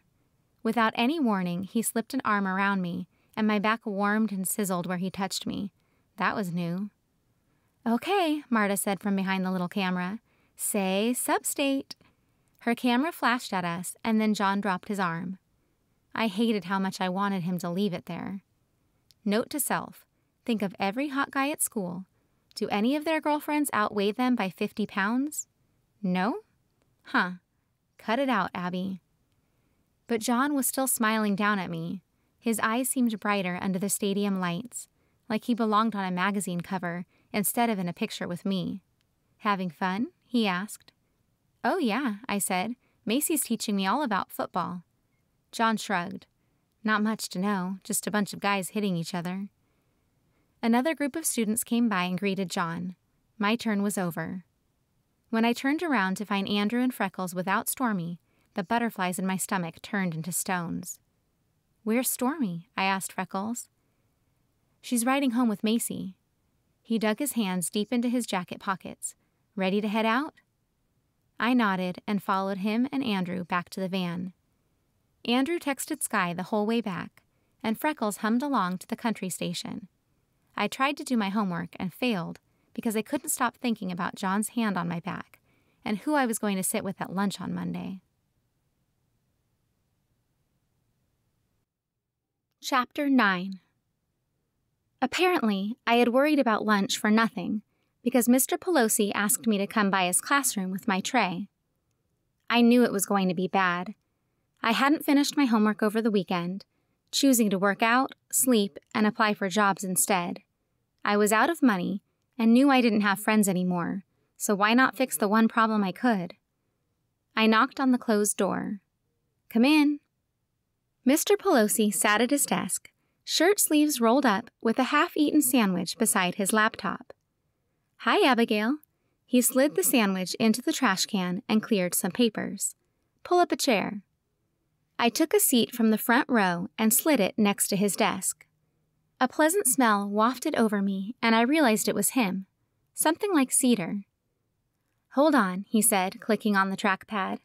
He shut the screen and swiveled his chair so he was facing me. "How's everything going? How do you like Woodman?" You should have asked me 3 days ago, I thought. "Okay," was what I actually said. "How are your other classes?" I shrugged. "I'm passing at least." "And how do you feel about biology? Is the homework too much?" I hated this. At McClellan, I'd always done just well enough to keep my parents from getting angry and to avoid attention from the teachers. But now, I was drowning, and I didn't need a life raft. I needed full-blown CPR. "It's a lot," I finally said. He looked at me for a second, his blue eyes sympathetic and welcoming. "I know it's tough to come in mid-semester." "So you moved to a new school a month into your senior year?" I countered. Adults were always trying to act as if they knew how I was feeling, like they understood what I'd been through. I hated it just as much from Mr. Pelosi as I had from anyone else. The social worker, the therapist, the cops, you name it. "Not quite," Mr. Pelosi said. "But I was a military brat, so we moved around a lot. 7 schools in 13 years. And you landed in Woodman? He examined me for a second before smiling. My parents live in Austin. That's one thing you learn when you move around a lot. It's the people who make a place a home. And if you don't have anyone? It came out before I even knew what I was saying. I was just so mad. Did he call me in here to talk about grades or life? Both were bad for me, and I didn't care to talk about either one, especially not when my stomach was empty and my head was aching. He paused, tilting his head. You meet people, and they become your home. Mr. Pelosi made too much eye contact, so I looked down at the wood grain of his desk. Did you want to talk about biology? Yes. He opened his laptop. Yes, of course. Out of the corner of my eye, I watched him type in his password and pull up a web page. Okay, so this is the online portal. Have you been checking your grades online? My grandma doesn't have internet. His eyebrows raised like he'd never heard of anyone on the planet not being connected online. Well, welcome back to the 19th century. Oh, okay. Well, these are all of your grades on assignments so far. The screen displayed rows of assignments with red numbers in the grade slots. Some incompletes, some missing, lots of C's and D's and a fair amount of F's. What's going on? He asked. Maybe I'm in a new town living with a woman I hadn't seen for years. Or hey, maybe my only sort of friend is mad at me because I didn't tell her about living next to the guy she wants to sleep with. Oh, and I'm about 40 pounds overweight, only because I've already lost 20. But all I did was shrug. Are you having a hard time paying attention in class? No. Do you need a planner to keep track of assignments? No. Are the assignments too challenging? I shrugged again. I called your grandmother earlier, and she... Wait. You called my grandma? Panic latched onto me, pulling me even deeper underwater. He nodded. Yes, and she said she could have study time with you after school, or you could stay for after-school study hall on Tuesdays and Thursdays, and I can help tutor you through the assignments until you get caught up. I'll do it. I had to show Grandma I could turn this around. We made plans for that afternoon, and I left with only a few minutes before the next class period. I caught up with Jon on the way into art, and he said he could give me a ride home after practice. For a second, I felt guilty about everything with Stormy, but then I remembered she hadn't talked to me since Friday. Children have crushes, my 200-pound ass. Grandma was waiting for me in her usual spot on the recliner when I walked through the door. Abigail, she called. Anxiously, I walked into the living room. Yes? I asked. If Mom and Dad had gotten a call from a teacher, there was no telling what might happen. Let's just say bed without supper had been the least of my worries. I didn't know how Grandma handled punishment, but she was my mother's mother, so I had a hard time keeping images of belts and wire hangers out of my mind. She muted the television, which showed two men and an incredibly beautiful woman sitting in a studio with the Manhattan skyline behind them. The woman was laughing. Why couldn't I be there, anonymous in the city? I got a call from your biology teacher earlier, Mr. Peabody. I didn't even bother to correct her. I know. I'm so sorry, Grandma. I hurried to talk before she could cut me off. I've just had a lot of homework, and I don't really understand biology very well, and I already told him that I would come to tutoring with him after school until I get my grades up, and I promise I'll get them up. She looked me over for a moment and finally smiled. You've got a lot on your plate. Wasn't she going to yell at me? Just go to tutoring, she continued, settling back in her chair. Mr. Pearson said you're a good student, and that you should get your grades up soon with a little help. His intense blue eyes stuck out in my mind. What else had he said about me? Are you doing all right in your other classes? She asked. Yeah, B's and C's. She nodded. Good girl. Still waiting for the rug to come out from under me, I said, Is it all right if I go on a walk now? Of course, she smiled. I'm so proud of you. Of all the scenarios I'd envisioned of this conversation, those 5 words were not in any of them. I had no idea how to handle them. Oh, well, Thanks, Grandma. On my walk, I couldn't get my interaction with Grandma out of my mind. How could she have raised the woman who screamed expletives at me for something as minute as using too much shampoo? And she was proud of me? My chest swelled to the uncomfortable place between happiness and tears. I couldn't remember the last time my parents had told me they were proud of me, or if they ever had. Tears. Definitely tears. Grandma didn't have a real reason to be proud. I was overweight, failing biology, and barely making passing grades in my other classes. Not to mention, I'd managed to lose just about the only girlfriend I'd made over a guy I didn't even have close to a chance with. Chapter 10.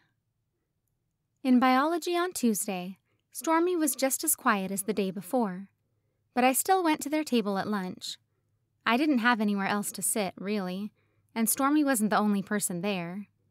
I just hoped she wasn't the only person whose opinion mattered.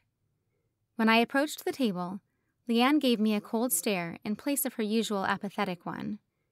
Making eye contact with Stormy, she nodded her head toward me. Stormy was in the middle of a sentence, but trailed off at the sight of me. Hey, I sat my tray on the table between Freckles and Andrews. They were the only ones who said hey back. Stormy stared down the table at me and folded her arms across her chest. Do you know where you are? What do you mean? I asked. Well, you didn't know who your neighbor was, so I wanted to know what you thought you were doing here. Stormy, Andrew started. No, she knew I liked him, and she didn't even mention that he lived next door. It never came up, I tried. She snorted. You mean you lied?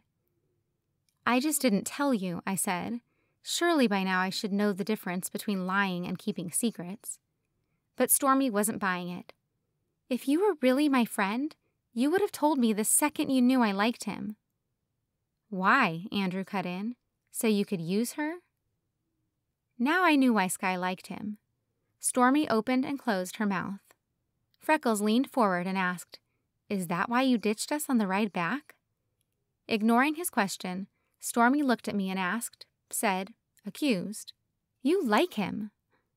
I felt like everyone was staring at me, waiting for me to admit the thing I didn't even want to admit to myself. He's just the guy that lives down the street. Stormy seemed to relax. Okay. Like air gushing from a balloon, it seemed like everyone let out a breath they'd been holding, including me. Aren't you going to sit down? Andrew asked. I did, and conversation went back to normal, but I couldn't get what I'd said earlier out of my mind. He's just the guy that lives down the street? Yeah, I knew the difference between a lie and a secret, and that was the biggest steaming pile of you-know-what I'd told in a long, long time. The school looked so different with everyone gone. I soaked it in, walking down the halls, not worrying about bumping into anyone or overhearing muttered comments about my weight. I reached Mr. Pelosi's classroom and knocked on the open door. Hey, Abigail, he said. Go ahead and pull up a chair. For the second time that week, I grabbed a seat from the front row and slid it to sit next to Mr. Pelosi. While he cleared a spot for my homework, I took a second look at his desk. There were a few little knickknacks he'd probably picked up from moving around, and one framed picture of a woman. She was pretty, with a head of red hair that flowed like it belonged in a conditioner commercial. I tried not to think of my own hair, pulled into a ponytail with a worn-out hair tie. Melinda, he said, picking up the frame. My girlfriend. Oh. We've been dating 3 years tomorrow. He sat it on the corner of his desk, giving him more room to slide papers around. Congratulations, I said, only because I thought that was what he wanted to hear. My parents had been together for more than 18 years, but I didn't really think the length of a relationship was any real indicator of success. Thanks, he said, and swiveled his chair so he was facing me. So here's what I'm thinking. Let's work through the makeup assignments you have left, and then your regular homework, and see where we want to go from there. Sure. I bent over, noticing for the millionth time how my stomach made it uncomfortable to breathe while leaning over my knees, and rummaged through my backpack until I found my biology folder. For the next 2 hours, we worked through half of my makeup assignments and the daily homework. Sometimes he stood up and wrote things on the board, and others he flipped through my book for me and read passages of text. Somehow, the lessons came alive in his voice. Without waiting for me to leave, Mr. Pelosi opened his laptop and typed 3 100% into my online gradebook. He looked at me and tilted his head to the side, a smile lifting his lips. "Good job, Abby." Something about his expression, or the way he kept eye contact for too long, or the thought of him telling Grandma I was a good student made me blush. "Thanks." He stood up, and I followed suit, making my way to the door. In the space between his classroom and the hallway, I told him thank you. "You're welcome," he said, then shut the door behind me. The hallway was more crowded now. People were getting out of practice. Jon had said I could wait for him by his car, so I walked out to the parking lot. I was feeling antsy since I hadn't been able to go for my after-school walk, so I dropped my backpack on the hood of his car and started making circles around the empty lot. When people walked by me to their cars, I kept my head down. Eye contact was an invite for someone to make a snide remark. "Abby," I heard Jon call. I looked where he waited next to his car. That grin belonged in a movie, but I didn't mind having it all to myself. "Let's get out of here," he said. I walked over to him and imagined we actually were in some kind of a romance movie, where the couple left the worries of life behind and drove until they saw the ocean. I'd never seen a sunset on the beach, but I bet it would look perfect reflected in Jon's eyes. Oh God, I'd become one of those girls. I was one compliment away from writing Mrs. Jon Scoller in my notebook and saving a lock of his hair in my desk drawer. "Abby?" he said. I shook my head. "Yeah? Okay." Hiding my cheeks, which were a dead giveaway to my thoughts, I got into his car. "How was tutoring?" he asked and pulled down the street toward our neighborhood. Apparently he wasn't in on the whole beach fantasy. "Fine. How was practice?" "Good. I think we're in a good place for regionals Saturday." He ran a hand through his wet hair. "Sorry, I tried to hurry with my shower." I lifted my shoulders, trying, unsuccessfully, to shrug off the thought of Jon post-practice. "That's fine. I needed to get a walk in anyway." Of course, I'd have to go on another walk after supper because that one wasn't nearly long enough, but I didn't tell Jon that. "Have you been working out?" he asked. If walking until I feel like falling over twice a day and then suffering through gym class counted as working out, then, yeah. He looked over at me as we paused at a stop sign. "You look good." "Oh," I bit my bottom lip to keep from screaming. "You think so?" "Well, yeah, of course." My cheeks heated again, and I stifled a grin that would give away how much that compliment really meant. "Thanks, Jon." His smile lit up the car. "Anytime." I looked down at my too large stomach, half confused, half overjoyed. Now I'd really have to figure out how to get a lock of his hair. Just kidding. Kind of. Chapter 11. When I got back to Grandma's house, I used the leftover joy from Jon's compliment to fuel my self-control at supper. Only grilled chicken and salad without dressing for me. Then, I decided to try my first run since the dreaded gym class mile incident. The last time I remembered running before that was when I was a child. I didn't dare run from my parents, and any time other than that, I had no desire. Today was different. Even though I'd lost 20 pounds in the last month, my daily weight loss was slowing. According to Grandma's Healthy Lifestyle magazine, that meant I needed to up the intensity. So, after walking for 5 minutes as a warm-up, I sped up. My footsteps pounded down the sidewalk, echoing around the quiet neighborhood like the sound a helicopter's propellers make just before landing. The houses moved by much slower than I would have liked, but I pushed onward, already out of breath. Legs aching, lungs burning, and a stitch stabbing my side, I stopped for a break and started again. It wasn't just about the weight. It was about me, about not having to wear jeans with sizes in the double digits, about not running a 17-minute mile in gym class, and maybe, just maybe, about being the kind of girl Jon Scoller would drive off to Mexico with, or at least choose over Stormy.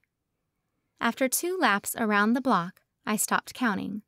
It seemed like the streetlights had been on forever when I stumbled to Grandma's yard, laid out on the grass, and tried to catch my breath. Minute by minute, my breathing eased. Sweat turned cold on the back of my neck, and I itched where grass touched my exposed skin. I looked around, and when I saw no one in the street or looking out their windows, I pulled up the bottom of my sweater and examined my large, glowing stomach in the orange streetlights. Still fat, but shrinking. The Scollers invited us over for supper on Friday. Marta told us she always tried to give Jon a good supper before race days, and she hadn't been lying. The spread in front of us looked like something out of Grandma's magazines, with a big spaghetti casserole, salad, baked potatoes, and sweating glasses of tea. After we ate, Marta took Grandma to her craft room.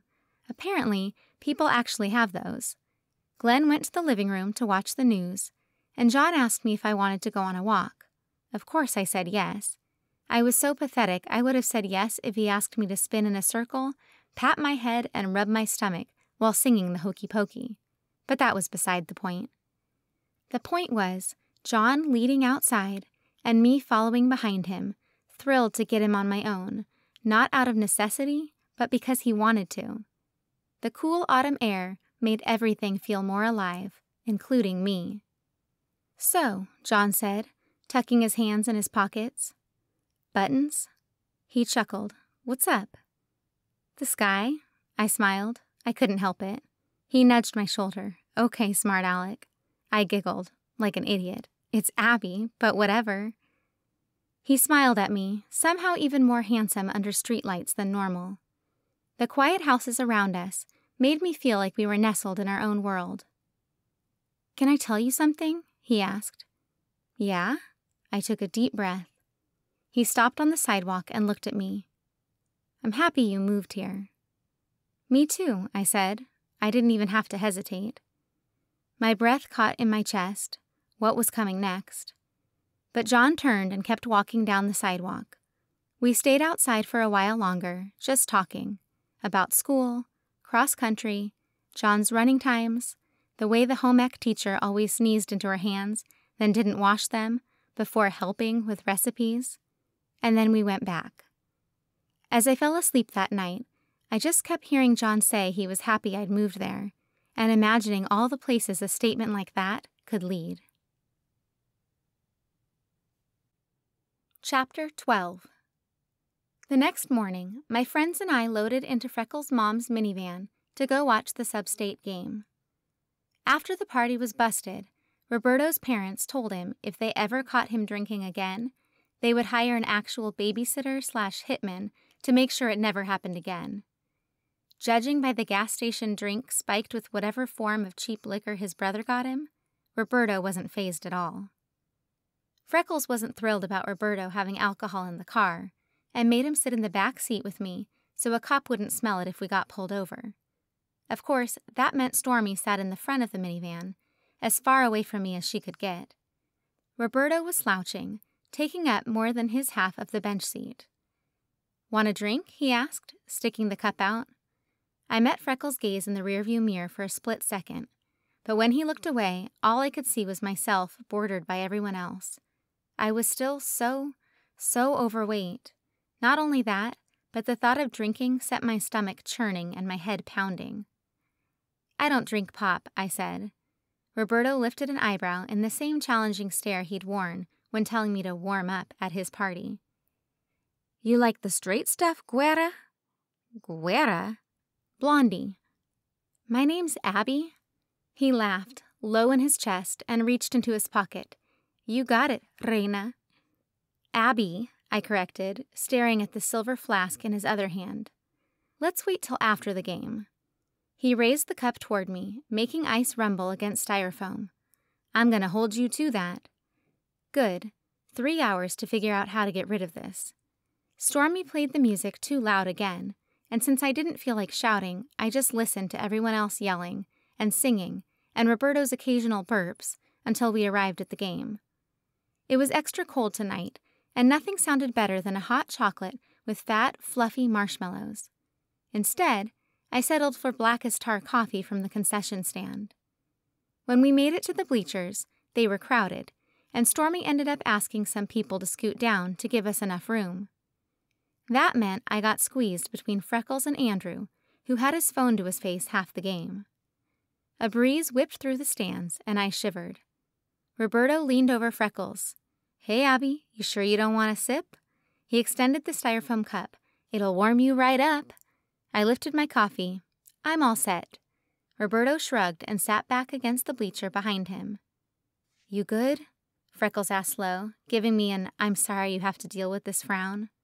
"Yeah, thanks," I told him under my breath. Between Andrew and Freckles, the game was much better than it had been with Stormy the week before. Instead of learning about boys and body parts, Andrew told me about rules I hadn't learned from Macy. Freckles didn't make me feel bad for living next to Jon. Plus, I had a clear, uninterrupted view of the game. And Jon, who was sitting 3 rows down. If only Abigail from 3 months ago could see me now. With 1 minute left in the game, the score was tied, and Andrew told me Woodman was on defense. I didn't know much about football, but I did know this wasn't great. The big guy in the middle snapped the ball to the quarterback, and the quarterback chopped his feet as he looked for an open pass. The football soared through the air, and Frank caught it. Cheers erupted around me, and I found myself standing on my feet, clapping with everyone else. A player from the other team tackled him before he made it too far down the field, but that was okay. "First down!" Macy cheered. For the last 45 seconds of the game, everyone stood. Someone on our side of the stands started a slow clap. Old Abby would have cringed at the cliché. New Abby clapped along and screamed when a Woodman player caught a pass in the end zone. The game was obviously over, but the players took the field again. After a failed attempt to make it past Woodman's defense, the clock ran out. Woodman was going to state. All of the people that had filled the stands gushed into the field. My friend group slapped high fives and hugged the players on our way to Frank. Sweat made his short brown hair look black, but he grinned wide. He picked Stormy up and spun her around. "I couldn't have done this without you." Still in the air, she bent over and kissed him on the cheek. "You're welcome." "What the?" Someone bumped my arm, and I looked over to see Jon right beside me. "Pretty great, huh?" he asked, looking at the players and fans sprinkled around the field. I shrugged. "Not bad." "We got the rest of the times in," Jon said, his lips pulling down against a smile. "Wait, what?" Then it clicked into place. That meant he'd know how he stacked up against the rest of the state. "How'd you do?" His smile grew even wider. "I got first in the division, by 5 seconds, and I'm ranked 3rd overall." Before I even knew what was happening, he hugged me, and I was hugging him back. I lifted my chin up and rested it on his chest so I could look at him. "Good job, Scoller," I said. "Thanks, Abby." Just like that, it was over. Another person was talking to him, and I was just as lost in the sea of people as I had been before. But this time, I had a smile on my face I couldn't wipe away. I worked my way through the crowd until I got to my group. Roberto greeted me. "Party at Stormy's to celebrate." I frowned for more reasons than one.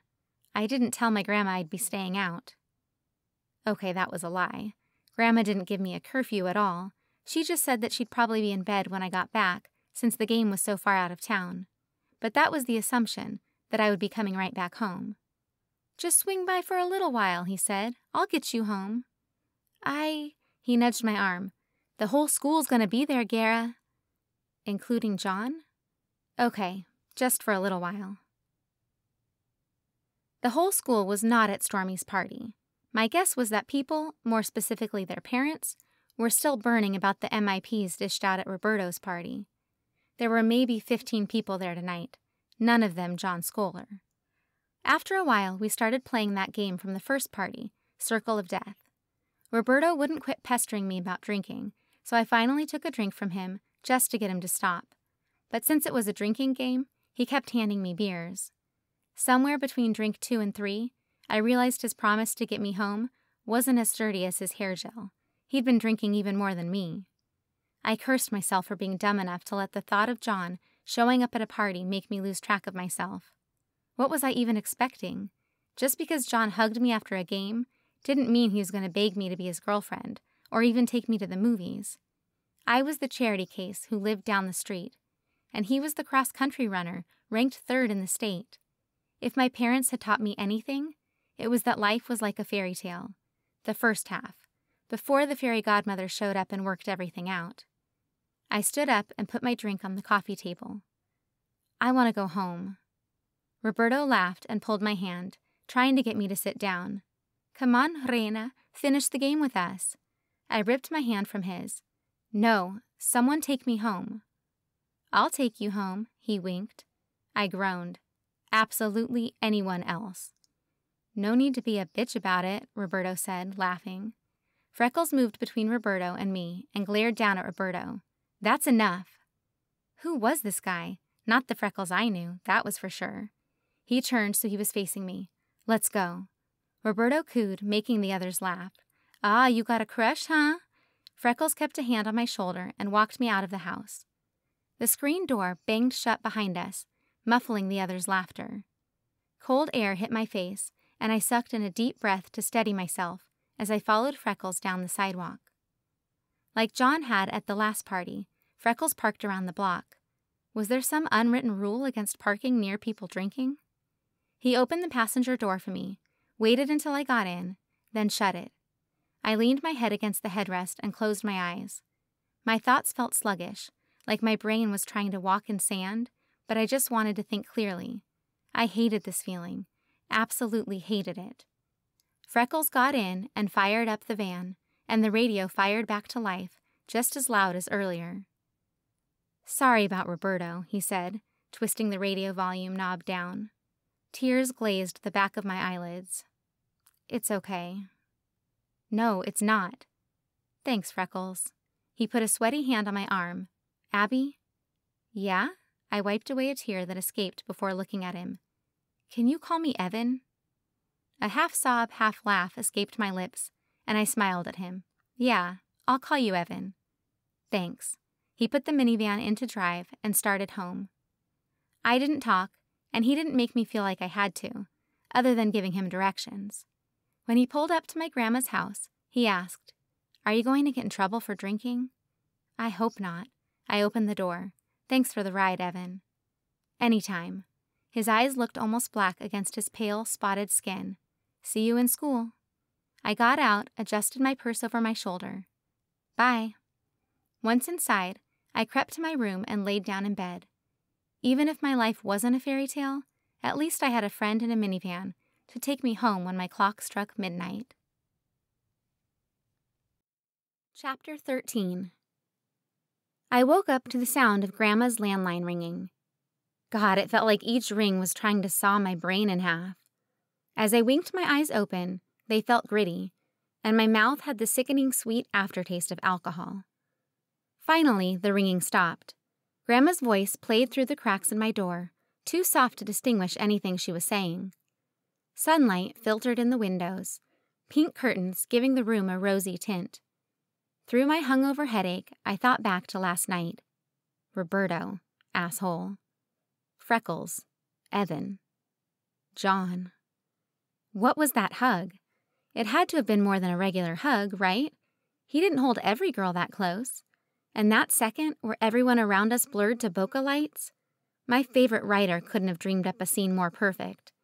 I'd said, Good job, Scoller. Where did that even come from? Grandma's voice got closer, and then she stopped talking. A knock came on my bedroom door. Abigail? I cleared my throat, but my voice still came out scratchy. Yeah? Marta invited us to brunch to celebrate. The game? Yes. Jon's face flashed across my vision. Even though I knew Grandma had already committed us, I said okay. We need to leave in 30 minutes. Her slippers made shuffling sounds as she walked away from the door, and her words about Jon and I going steady came to mind. I blushed. I couldn't allow myself to really imagine that dating Jon would be a possibility, but I could imagine the smug look Grandma would have if Jon and I did go out. I took the fastest shower of my life and ripped a brush through my hair. Then I took the time to use the blow dryer. This was a special circumstance if there ever was one. Once my hair fell in smooth, dry strands, I smiled at myself in the mirror. Did I look like the kind of girl Jon would hug after a game? Not as a friend, but as a girlfriend? A crush? 5 minutes, Grandma called from outside of my room. I sprayed some of Grandma's hairspray through my hair to calm the frizz that was sure to come, then used one of her bobby pins to pull a chunk of my hair away from my face. Maybe I imagined it, but I swore I saw more definition under the apples of my cheeks. Grandma drove us to the same restaurant I'd eaten at with Jon. I remembered our talk that morning, and something he'd said stuck in my mind. If you haven't noticed, guys like you don't do this, I gestured at our table. At us. Not with girls like me. Maybe, he paused. Maybe they would if they knew you. He knew my secret, noticed my weight loss, lived down the block, drove me to school every day. He knew me, right? We got out of the car, and I straightened the hem of my shirt. I was wearing one of my only non-t-shirt shirts and a light jacket. You look nice, Grandma said, swinging her purse over her shoulder. I stopped tugging at my blouse and followed her into the restaurant. The Scollers were already sitting at a table in the middle of the restaurant with menus in hand. Each of them was dressed nicely, Glenn and Jon in slacks, button-ups, and ties, and Marta in a floral dress that stretched tightly around her midsection. Just another reminder of how different we all were, how out of place I was. She stood up when she saw us and kissed Grandma on the cheek. Then she took me in her arms and gave me a tight squeeze, like she was an aunt who hadn't seen me in 6 months. What a weekend, huh, sweetie? I tried for a smile. She was my dream boyfriend's mother, after all. Grandma sat down in the only available seat that wasn't next to Jon. She pulled a purse hook out of the bag, adjusted it on the table, and when she was satisfied the purse was hanging just the right distance from the ground, she lifted her menu and gave me a wink. Too bad the tiny menus wouldn't stretch around my entire face to hide my blush. I sat down, and while I tried my hardest not to make eye contact with Jon, the adults filled the table with pointless chatter. Glenn talked about the sermon at church. Grandma said she needed to go to services again.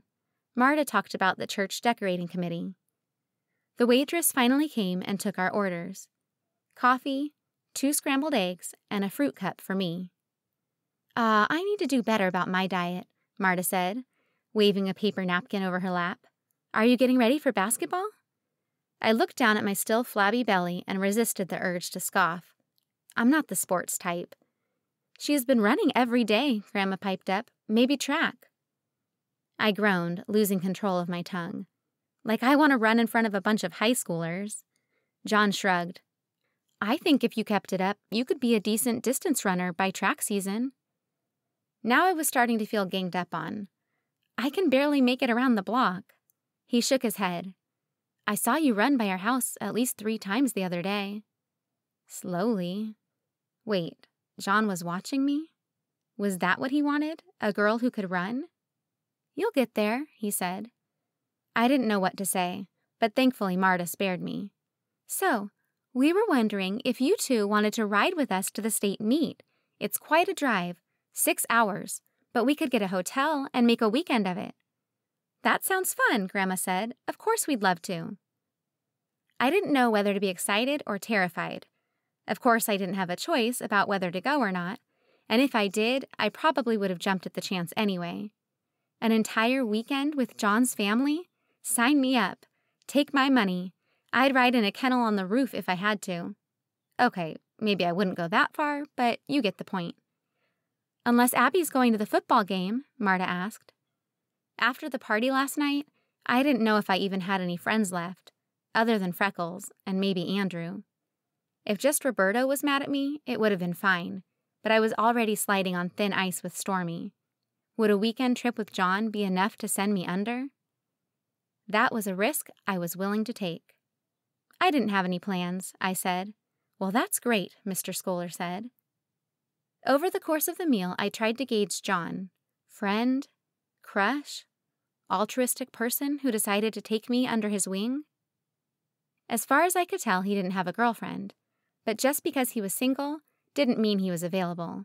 And even if he was available, didn't mean he'd want me. Of course he wouldn't want me.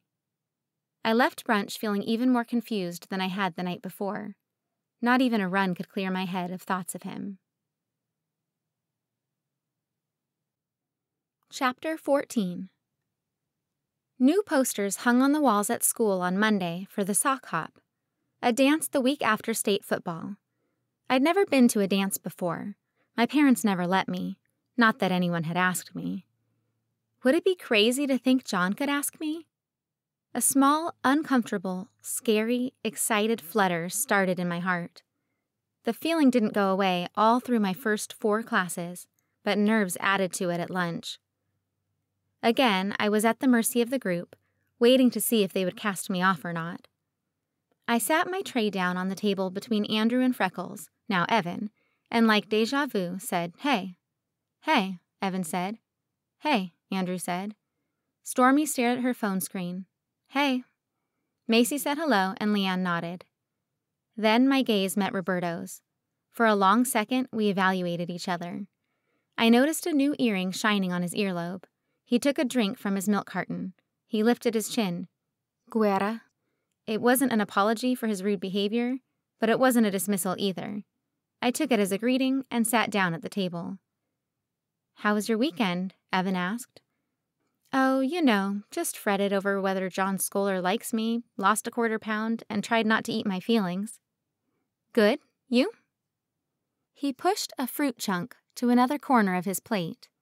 My parents weren't happy I broke curfew. Andrew's eyes were wide. "Tell her what they did." My stomach sank. If Evan was in trouble, it was because he took extra time to drive me home instead of going to his own. I hoped Evan's parents weren't like mine.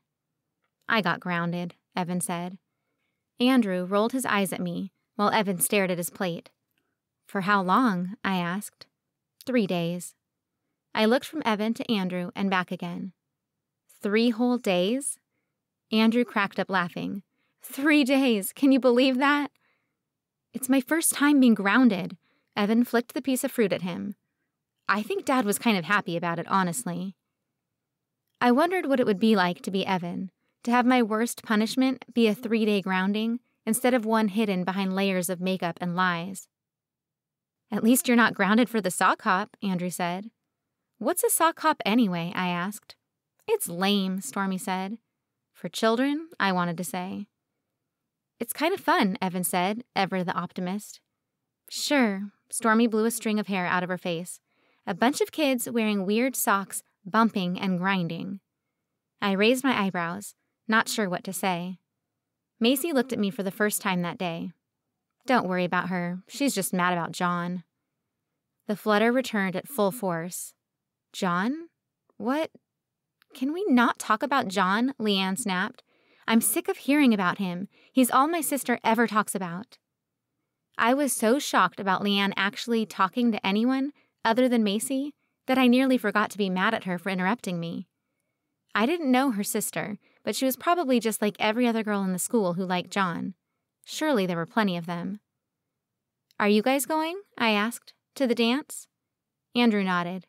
"I'm bringing Sky." The way his eyes lit up when he talked about her made me jealous and gooey and sick all at the same time. Grandma and Grandpa used to look at each other like that before Grandpa passed away when I was in middle school. Frank made a kissing noise. "You getting some?" Andrew's already pink cheeks flushed dark red. "Not yet." Macy groaned. "Can't you keep that talk in the locker room?"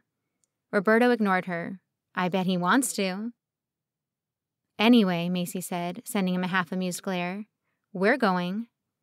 "Unfortunately," Stormy said. Evan fidgeted with his watch, ripping the Velcro strap apart and reattaching it. "Are you going?" "I don't know," I said. Was it too late to go to a dance for the first time? So far, I had avoided too much bullying at Woodman, but I could just imagine what they would say about me at a dance. My new headline would be, "Fat Girl Goes to Dance, Embarrasses Self, and Now Must Hide in Hole." "You should," Andrew said. "It's a good time." I wondered if a dance was only fun if you had someone to share it with. Jon partnered with me in home economics to make gravy. Our teacher assured us it was simple, but considering Jon had found a way to mess up biscuits, I wasn't convinced. and I told him so. "We can't all be good at cooking," Jon said. True, not everyone's parents were passed out on the couch or too high to cook at dinner time.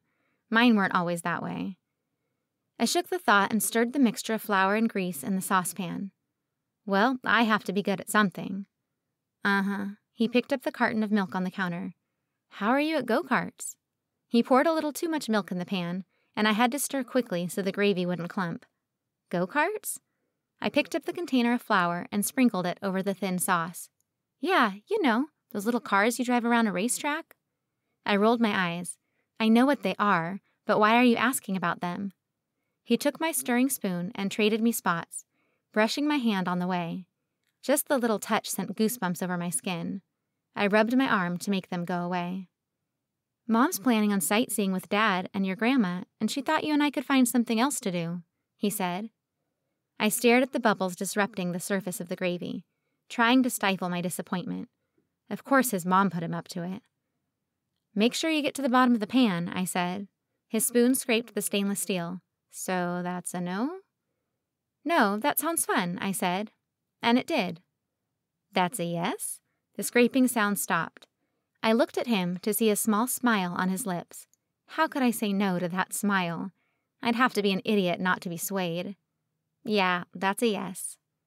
"Awesome." "Good," I mirrored his smile. "Now, let me take over so we can get a good grade on this one." Chapter 15. Between state football, state cross-country, and the sock hop coming up, it seemed like no one could sit still long enough to learn anything. Teachers were cranky, students were loud, and by Thursday, I was behind on more than just my biology homework. Mr. Pelosi was midway through his third attempt explaining potassium pumps in my after-school tutoring session when he stopped and said, "You need a break?" I lifted my chin off my hand and sat back. "I'm sorry, I'm just not getting it." "That's okay," he stood up, sending his chair rolling backward. "What are you doing?" He pulled on a faded brown leather jacket. "Let's go for a walk." Moving my books from my lap to his desk, I got up, not entirely sure how I felt about this situation. Sure, I was tapping my feet to burn extra calories while sitting down, a trick I picked up from one of Grandma's magazines, and I needed the exercise. But what would we talk about on a walk? He didn't seem like the kind of person who enjoyed silence. Since the gym was taken for volleyball practice, we made our way around the school on a sidewalk barely wide enough for the two of us. Sometimes his shoulder brushed against mine, and while I was very aware of the contact, he didn't seem to notice it at all. "Any plans for the weekend?" he asked. "We're going to go watch state cross-country and stay in Amarillo after." "That's fun." I nodded. I hoped it would be more than just fun. I imagined Jon and I alone at the go-kart course, pretending like he wasn't out of my league, and I wasn't someone even my parents couldn't love. Maybe we would make a cute bet about what the loser would have to do. A kiss? A date to the dance? "You're in your head a lot, aren't you?" Mr. Pelosi asked. He had his hands casually tucked into his jacket pockets, but his blue eyes were sharp, electric. A chill went down my spine, and I pulled my own jacket more tightly around my shoulders. "I would hope so." His eyes met mine. "And you tell jokes when you're uncomfortable." "Which is all the time." "I can tell." It took all I had not to look away from his eyes that noticed too much. It was the kind of look that made me wonder how much he knew about me, beyond my past. "You'd think I'd do better at school," I said, finally looking down. He wore scuffed leather moccasins and tan socks, shoes like my grandpa used to wear. "Everyone is a genius," he said, "but if you judge a fish by its ability to climb a tree, it will spend its whole life believing it's stupid." For a second, I thought it over. It was an Einstein quote, if I remembered correctly. Something motivational people printed and hung in their lockers. Coming from Mr. Pelosi, it didn't sound trivial like usual. It sounded real. "You, Abigail Johnson, are a special fish, I can tell." He smiled. "We just need to figure out what your ocean is." My stomach churned, like it carried fish of its own. It might be more of a pond. We were back at the double doors leading into the school. As he reached over me to hold one open, he said, "I think you might surprise yourself." The only things I'd ever excelled at were eating and staying out of the way. Still, I hoped he was right. The Scollers' dark green SUV sat in our driveway Friday after school. They had stopped at Grandma's house to pick us up for the trip to Amarillo. Laden with books, a magazine, and of course water and coffee to boost my metabolism, I pulled open the back door. "Oh no, honey, let Eleanor and me sit back there," Mrs. Scoller said from behind the open trunk where she was directing Glenn on the best packing strategy. What, were they going to braid each other's hair back there? But I wasn't going to argue. I moved to the front and settled into the passenger seat. The trunk slammed shut, and then they got into the car. Marta made a suggestion about me listening to music so the adults wouldn't bore me, and I had to admit I didn't own anything I could listen to music on. "Oh, bless your heart." She furrowed her brows like me not having an iPod was a tragedy on par with all the plastic in the ocean. "Would you like an iPhone?" Now I furrowed my brow. What did it matter whether I wanted an iPhone or not? I didn't have one, and that was that. "I guess so." "Glenn, can you stop by the house? We can give Abby John's old phone." No, I didn't want Jon thinking of me as any more of a charity case than I already was. Free hand-me-down electronics was one step away from a box full of Marta's old floral dresses. "Don't be silly," Marta said. "He never uses it. There's a big crack in the screen, but it still plays music." Grandma stared me down. "That's awfully generous of you, Marta. Thank you." "To the house it is," Marta said. I was beginning to understand why Marta and Grandma were such good friends. After Glenn parked, Marta scurried into the house and returned with a box containing an iPhone and charger. "It should be wiped, except for the music. We were thinking of selling it, but we'd rather give it to someone who could use it," she said. "Thank you," was all I could come up with. Glenn took the car out of town and onto the interstate. With fields and pastures blurring out the window, I scrolled through the expansive list of music on Jon's iPhone. From country to classic rock, blues, and rap, he had it all. After trying to see what I could learn about him from his choice in music, nothing other than he didn't have a favorite, I put the music on shuffle, closed my eyes, and pretended I was listening to a playlist Jon made just for me. Marta had said the music was so I didn't have to listen to their conversation, but really, after the first half hour of the trip, talk died down. Marta stitched repetitively on a needlepoint, a half-finished dragonfly, and Grandma flipped through lifestyle magazine after lifestyle magazine. Grandma's magazines were ridiculous, and I hated to admit that I read them after she piled them in haphazard stacks throughout her house. Lose 10 pounds in 2 weeks magazine covers almost always hid gain 15 pounds in 5 minutes chocolate cake recipes right inside. I learned to flip past those pages and only search for the nuggets of gold. Always tap your foot while sitting to burn extra calories. Don't eat before running in the morning. Sweet potatoes are a superfood. Broccoli cures cancer. Coffee boosts metabolism. On and on and on.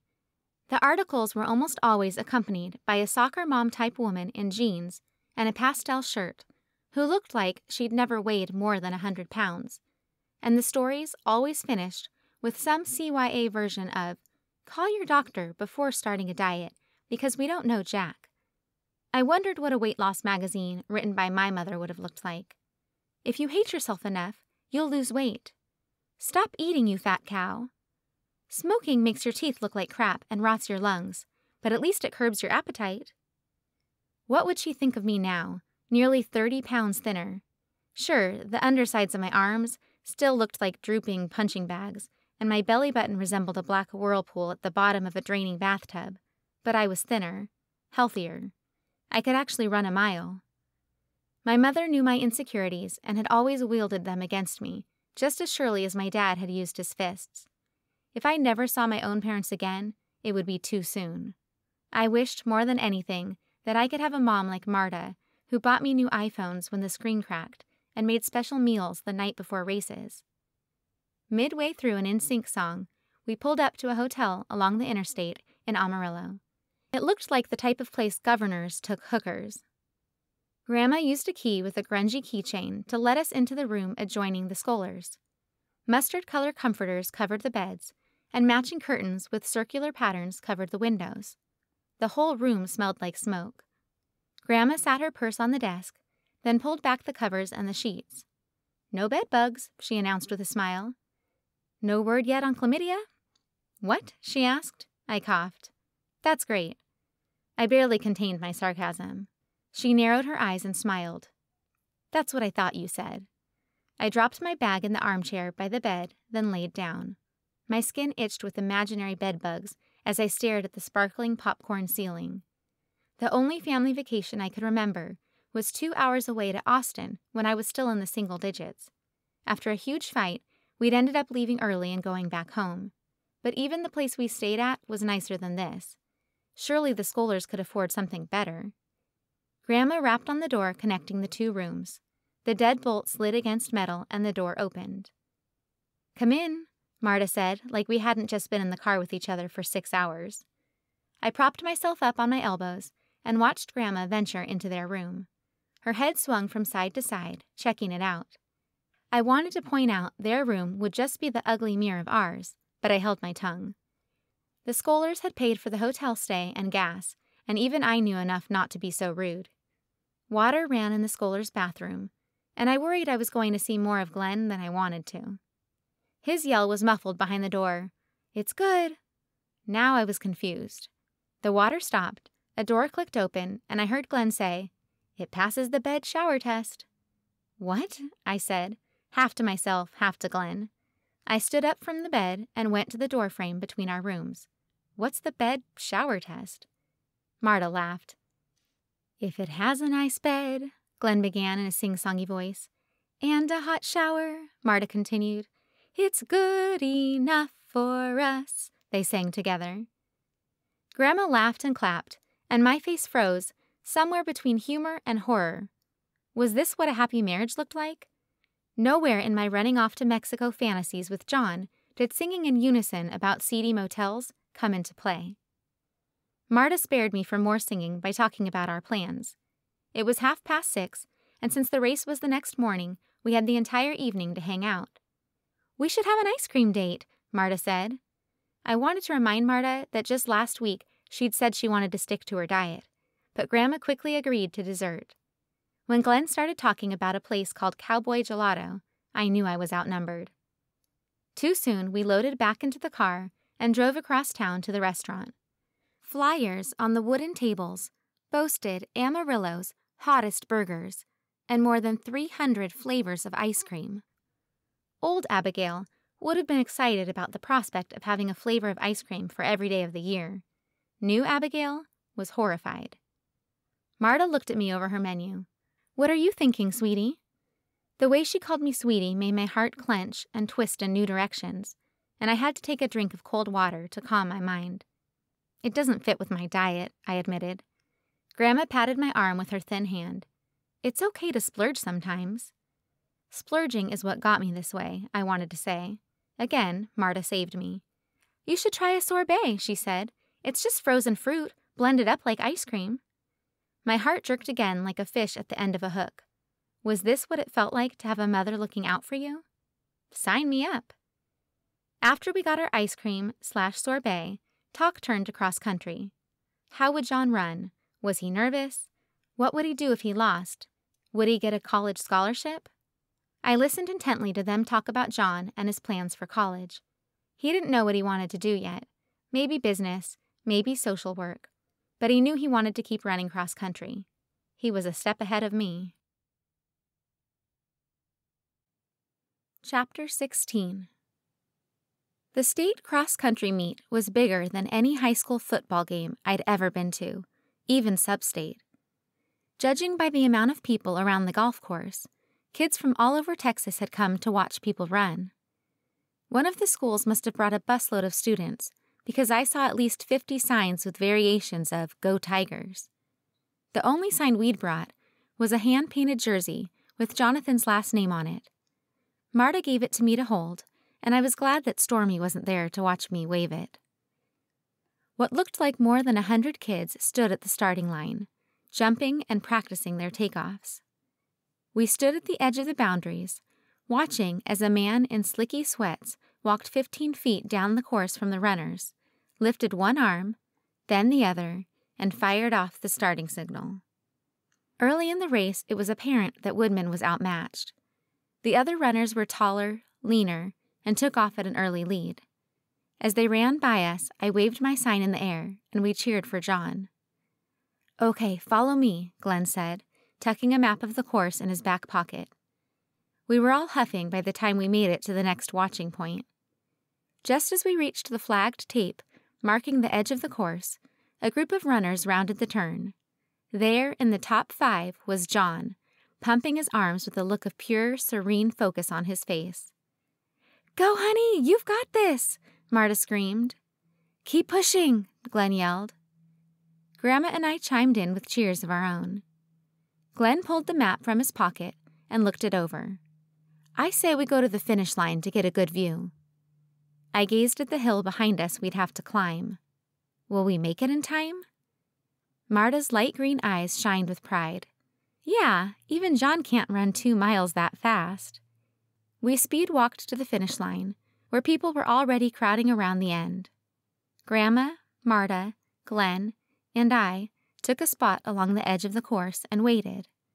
The clock near the finish line slowly ticked off seconds and minutes until a cheer further around the corner alerted us that the runners were getting closer. 2 runners came into view, one in a red jersey, one in a blue. Jon. I didn't know what came over me, but I started screaming, yelling, cheering for him. I wanted him to cross that finish line in first place just as much as I'd wanted anything, just to see his smile at the end, the medal around his neck. But the other runner wasn't giving up. They sprinted full force, fighting every step of the way, even though they'd already ran 3 miles. Jon's chest heaved as he gasped in breaths, and the muscles on his legs rippled with each step. At the end, they ducked their heads, too close to tell. Workers sorted them into a line to keep walking away from the other runners. The other guy got put in front of Jon. I didn't need to know anything about cross-country to know he'd gotten second. "Oh no," Marta said, her hand over her mouth. Glenn wrapped his arm around her. "Man, that's tough." Grandma and I followed Glenn and Marta through the throng of people to find Jon. "Abby?" I looked over my shoulder. "Leanne? What are you doing here?" She tucked a strand of purple hair behind her ear. "My sister ran earlier. Who did you come with?" "Oh." I looked further ahead where the Scollers and Grandma had disappeared behind people. "Grandma and I came with Jon's parents." "Oh," she said, tilting her head back and wincing. "Right." "Please don't tell Stormy." I covered my mouth immediately. Of course she would tell Stormy, and now she'd tell Stormy that I told her not to. Leanne scowled at the ground. "I'm so over this drama with Jon. I'm not going to tell her." Awkwardly, I put a hand on Leanne's shoulder. "Thank you." She shrugged it off. "It's not for you." Well, either way. I gave her a last look before walking away to catch up with Grandma and maybe even see Jon. I made it just in time to see them hang the silver medal around his neck. After the photos, I stood off to the side, watching him hug his parents and even Grandma. Finally, he made it to me, but he didn't say anything, just looked me over. "Good job," I said dumbly. He scratched the back of his neck and looked down, his jersey limp without the breeze created by him running. "Thanks for coming, Abby." On the ride back to the hotel, Jonathan sat in the front seat, his head in his hands, and cried. He tried to be quiet, but I could see it in the curve of his shoulders and in his hands moving to wipe his face. His music had taught me one thing. Just when you thought you had him figured out, you learned something else. That night, I learned how much he really cared. I just wished he cared that much about me. Instead of eating the continental breakfast at the motel, complete with biscuits as hard as rocks and gravy that had skin thicker than a rhino's, we went out to eat. Jon was very quiet at the restaurant, but at least he wasn't crying. After breakfast, Glenn drove us to a place that seemed to have everything a kid could want, a go-kart track, arcade, and a restaurant. The plan was to leave Jon and me there while they went to Cadillac Ranch and Palo Duro Canyon. They weren't sure how long they'd be gone, but we could count on at least 3 hours of uninterrupted kid time. Marta's words, not mine. Glenn tucked a wad of cash in Jon's hand before we got out. Have fun! Jon still wasn't talking much, so we just walked quietly together until we got into the complex. It was the kind of place that terrified me. Kids running around without parental supervision, surly teenage employees, and air permeated with the smell of sweat and pizza grease. I didn't know a person could be nervous, disgusted, and hungry all at the same time, but I managed. The good thing about walking next to Jon was that no one bothered me. There seemed to be some invisible space around Jon that shielded me from bullies, at least ones that said anything to my face. We reached the counter, and Jon paid for the tickets. People were already racing, so they had us sit in a waiting area, complete with yellowing newspapers and chairs that had duct tape upholstery. I hoped Jon would say something, anything to break the silence. He always talked to me on our rides to school, and even though we sometimes were quiet, it was never this sad kind of quiet. Good run yesterday, I said. I'm sorry you didn't come in first. He locked the screen on his phone and slouched further down in his chair. It's okay. I knew it was a long shot. I chewed on the inside of my cheek. Yeah. A kid ran screaming by us, and his mother took a seat next to Jon, just letting the miscreant run wild. There went our chance at any real conversation. Jon rubbed his hands over his face, and the skin around his eyes looked red. It just would have been really cool to get first. His lip quivered almost imperceptibly. But getting second is still really good, I said, at a loss. I mean, you beat basically everyone in the state. He nodded like he was trying to convince himself. I ran hard and lost to someone better. Can't really ask for more than that. Without waiting for me to reply, he turned his phone back on and tapped on the screen, texting. My stomach sank, and my heart ached. Maybe it was Jon's sadness, maybe it was my failure at trying to cheer him up, or maybe some combination of the two. But either way, this sucked. Another surly guy about our age with patchy facial hair came to the waiting area and took Jon and me outside to the track. Engines whirred and revved as kids raced each other to the finish line. Each little car flew by the checkered stripe, and employees helped them out of the cars. Our turn. The guy led me to a cart first. I stared skeptically as we approached the tiny cockpit. Will I fit? He looked me up and down. Why wouldn't you? Maybe because I weigh at least 100 pounds more than the kid that just got out of this one? He chuckled. Adults ride these things all the time. You'll be fine. Abby. Underneath the patchy hair and the scowl, he actually had a nice smile. Not as mind-vaporizing as Jon's, but still. Right, Abby. Go ahead and step in. He stuck his hand out for me to hold onto as I got into the go-kart. The gesture was actually pretty sweet. Thanks, I said, adjusting myself in the seat. He had to loosen the straps, but he got me belted in. I looked over my shoulder where Jon still stood, his phone finally out of his hand. You ready, man? The employee asked him. Jon shrugged. Okay, let's put you in this one. He led Jon to a bright pink go-kart, and Jon looked from it to him, to me. You're kidding, right? The employee shook his head. We don't joke about go-karts, sir. It's in the handbook. I giggled, and the guys both looked at me, the employee with a grin and Jon with an exasperated expression. Fine. Jon limberly climbed in, hooking up his seatbelts himself. The guy walked us through directions, and he and another employee pushed our cars to the starting line. He leaned over the cockpit and grinned. Smoke him. I grinned. You got it. After he walked off the track, I glanced over at Jon in his bright pink go-kart. So, I said, now was the time for him to make a cute bet. Something. Anything. His eyes collided with mine. They were green like his mom's. Ready to eat my dust? Was it too soon to make a crack about him getting second place? You're on. Jon beat me around the track 2 out of 3 times, and then we went inside to the arcade and played every 2-player game in the place. I won at table hockey, he took skee-ball. We were both so terrible at pool, we decided to stop keeping track and just make in whatever balls we could. Through it all, there was not one cute bet made and not one insinuation uttered about the sock hop. Marta called Jon around 1 and asked if we were ready to get lunch and head out. He asked me for confirmation before telling her they could come get us. "We're out of money anyway," Jon said, sitting down on a bench near the arcade. I settled into the seat next to him and looked around the arcade.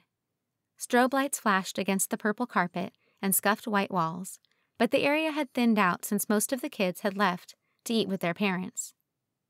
"What you thinkin'?" he asked.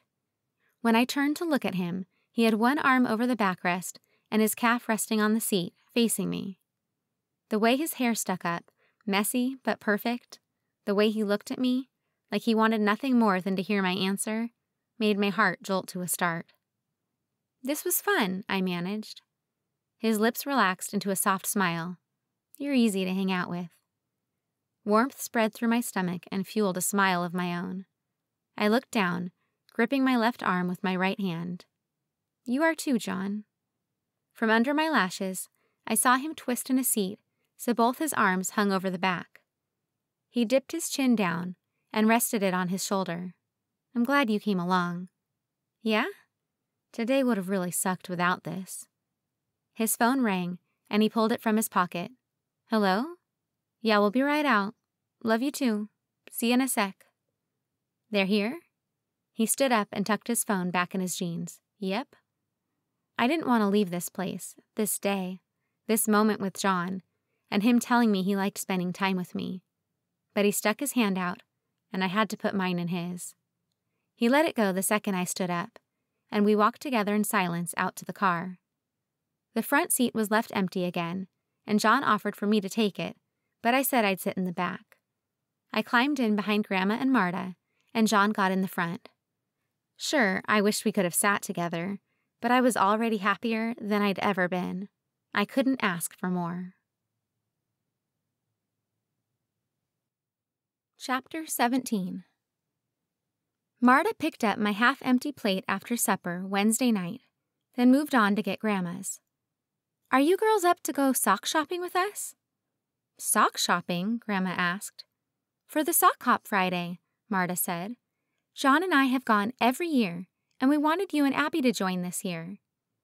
I looked from Marta to Jon, who smiled across the table at me. "That sounds fun to me," I said. After the weekend, nothing had changed between Jon and me. He gave me a ride each morning, though Grandma picked me up Tuesday since he didn't have cross-country practice anymore. We partnered up the last 3 days in home ec since we got a good grade on the gravy assignment, thanks to me. But seriously, wasn't there a reason people called easy things gravy? Grandma looked at me. "Were you planning on going to the dance?" "Yeah, my friend said it was fun." Okay, so I was paraphrasing. "Well, that's wonderful," she said. Marta nodded. "Do you have a date?" I hazarded a glance at Jon, who looked down at the table. "Not yet," I said. "What about you, Jonathan?" Grandma asked, the suggestion in her voice 100% obvious. "Jon's going with that Denise Shapiro," Glenn said. Finally got up the courage to ask her. "Denise? That girl who'd hid in the closet with us at the party?" The few bites I'd eaten threatened to come up. If my fat ass hadn't have been there, Jon would have run out and never given her a ride home. So this was my fault. "Dad," Jon said, his cheeks red. Glenn lifted his shoulders and spread his hands. "What? She's a beautiful girl, just like your mother and these 2 ladies here. It takes some courage to approach a pretty girl like that." Now my cheeks were red too. But something clicked.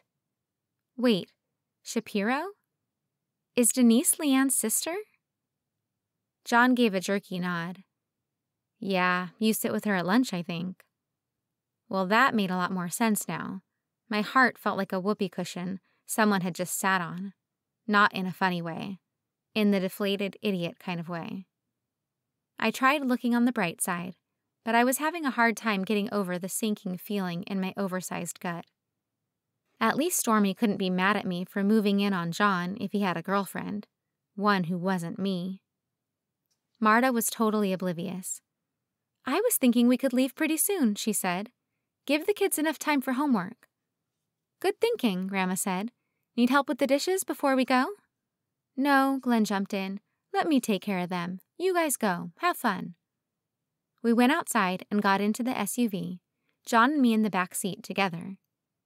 I folded my arms across my chest and leaned against the door, staring out the window as Marta pulled out of the driveway.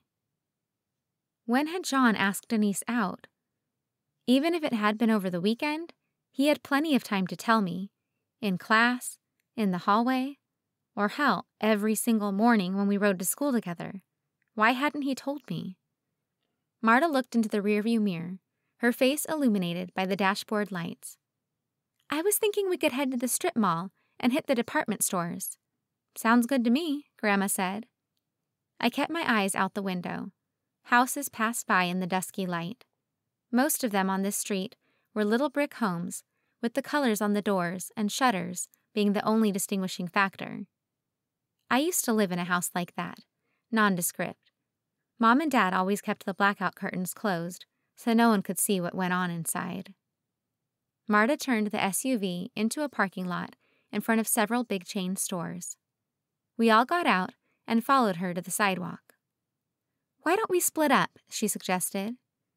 "Abby and Jon can check out that store while we look in here." "That's fine with me," Grandma said, adjusting her purse strap over her shoulder. Any other time, the thought of shopping alone with Jon would have sent me over the moon. But following the news of his sock hop date, I wanted nothing more than a long workout and a good night's sleep. We paused at a pair of glass double doors, and Marta said, "I'll give you a call when we're through here."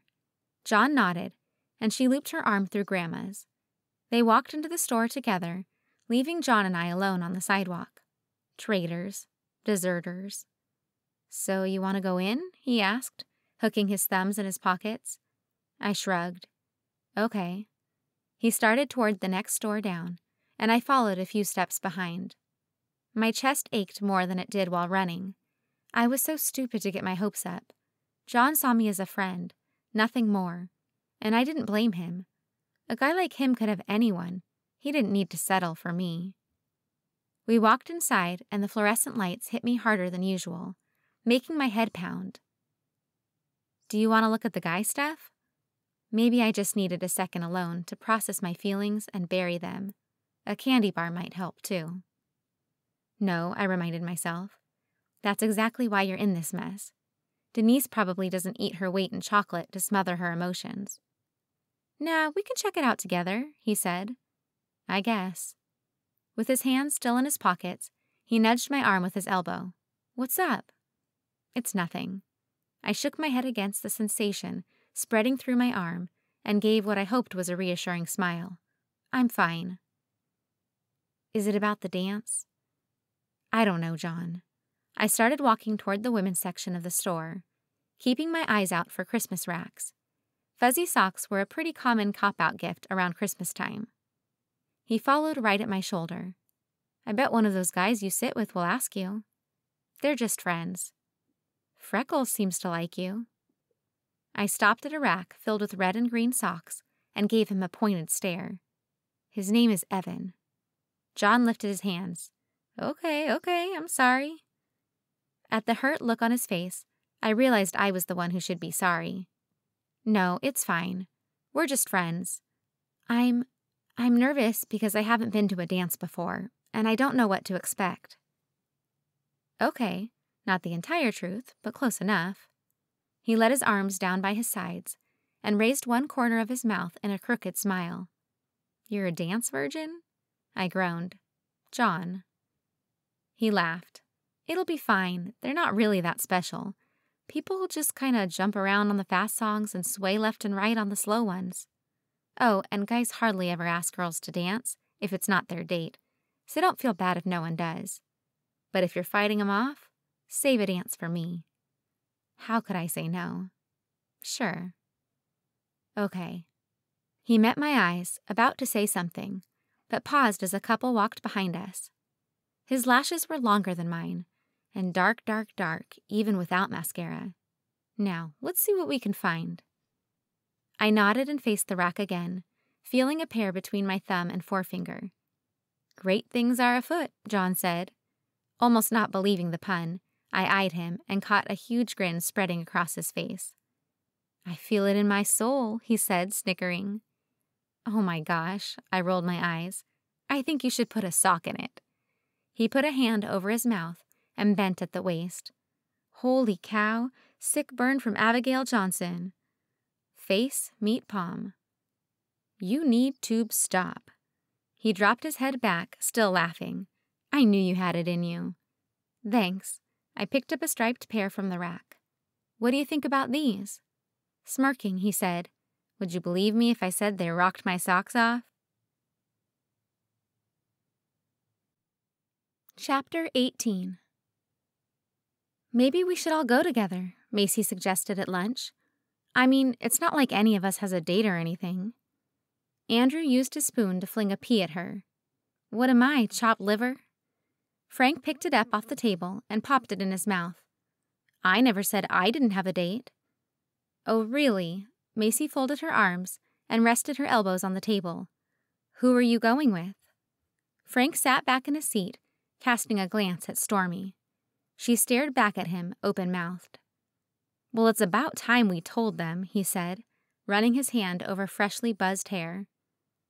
"No way," Roberto said. "Fine." Stormy dropped her fork on her tray and pushed it away. "Fine.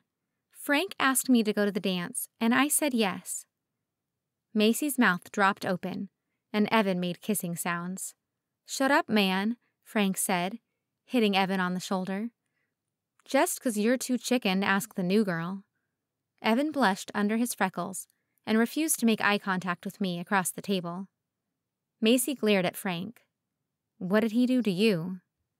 Frank grumbled something incoherent and shoved a spoonful of tater tot casserole in his mouth.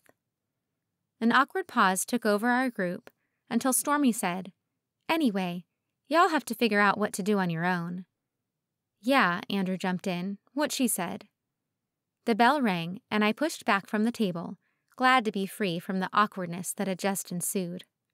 I'd been so excited for the dance when the tiniest possibility of going with Jon existed, but now I wanted it to be over. Everyone got so weird about these things, including me. On the way to drop our trays, Evan trailed behind everyone else, and my gut wrenched for him. He never did anything to deserve getting picked on. "Hey," I said, dropping back to walk with him. "Don't worry about what Frank said. I know he was just messing with you." Evan stopped and opened his mouth to say something, but someone bumped into him, sending chocolate milk down his backside.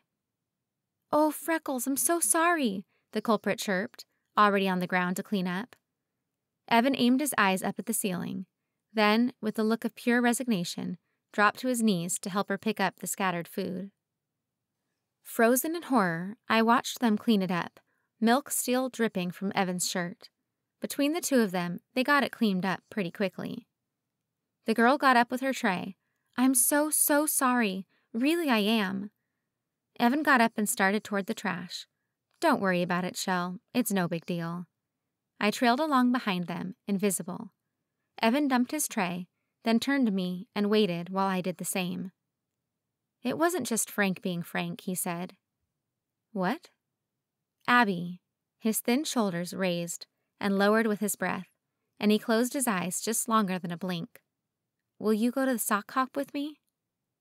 "Oh, I paused, reveling in the question. I couldn't think of why not. "Yes, I'll go with you." His dark brown eyes lit up with his smile. "That's awesome." He said it like he meant it, like he was overjoyed at my answer. Something stirred in my core at Freckles being so happy with my answer. Not butterflies, but something good. Maybe little fireflies, lighting up my world with specks of brightness I never knew I'd have. After school, as I waited outside for the bus, Andrew came up beside me. "Want a ride?" I readjusted the strap of my messenger bag over my shoulder. I'd do anything to get out of riding in the yellow cage. "You sure?" "Yeah," he smiled, his pink cheeks lifting. "Come on." Without another glance at the bus, I followed him to the school's parking lot where his car sat, a gold Ford Taurus with a few dings and scratches. The kind of car I could probably afford someday if I ever heard back about a job. He unlocked the doors and tossed his backpack in the back seat. Following suit, I threw mine beside his and got in. "Thanks for the ride," I said. "Grandma's house isn't too far away, but it takes forever on the bus." "No problem." As he twisted the ignition, his car turned over, and he pushed on the gas to fire it up. "There we go." I smiled at him and put my elbow on the door's armrest. "You live down the street from Scoller, right?" he asked. I nodded. "You need directions?" "Nah." He pulled out of the parking lot and started down the access road in front of the school. Outside my window, the football field looked so empty without the guys running around in practice jerseys. "So, how are you liking Woodman?" he asked. "It's not bad," I said. He ran a hand through his short, wavy hair. "That's good." "Yeah?" Music spilled softly out his speakers. Classic rock it sounded like. Now that his car had warmed up, the air from his vents felt warm and relaxing. Andrew had that vibe, kind and gentle. I'd never known anyone like that in McClellan. "So, you and Freckles," he said. My stomach twinged with something close to embarrassment. "What do you mean?" "Sock hop. You're going together, right?" "Yeah." "That's awesome." He grinned over at me, his blue eyes catching the sun coming in through the windows. I smiled back. "Yeah." "Well, I was wondering if you wanted to come to my house and get ready for the dance with Sky." Sky wanted to hang out? This time my smile came easier. "I don't think she wants to hang out with my mom all evening," he added, taking me down a notch. "Ah, she needs a buffer." He slowed down, and I noticed we'd reached my street. "Third house on the right," I said, "the yellow one." He parked his car along the curb and turned to me. "She asked if you'd come." I glanced toward the house to hide my smile. How, in one day, did I have a date and a girlfriend to get ready for the dance with? "That sounds great," I said, turning back toward him. "What time do you think?" Dance starts at 8, so 5? 3 hours should be long enough, right?" I laughed at the lost look in his eyes. "Just call me if it changes." "Sure." He pulled out his phone, and I entered my number in. "Thanks, Abby," he said, setting it in the cup holder. "Freckles was really excited you said yes." My cheeks heated. I'm glad he asked. Chapter 19. Grandma agreed to let me get ready at Andrew's on one condition. She come too. She wanted to be there since it was my first dance, and I didn't want to argue because she looked so excited that I had a date. I called Andrew, and he said his mom was happy to have another woman over.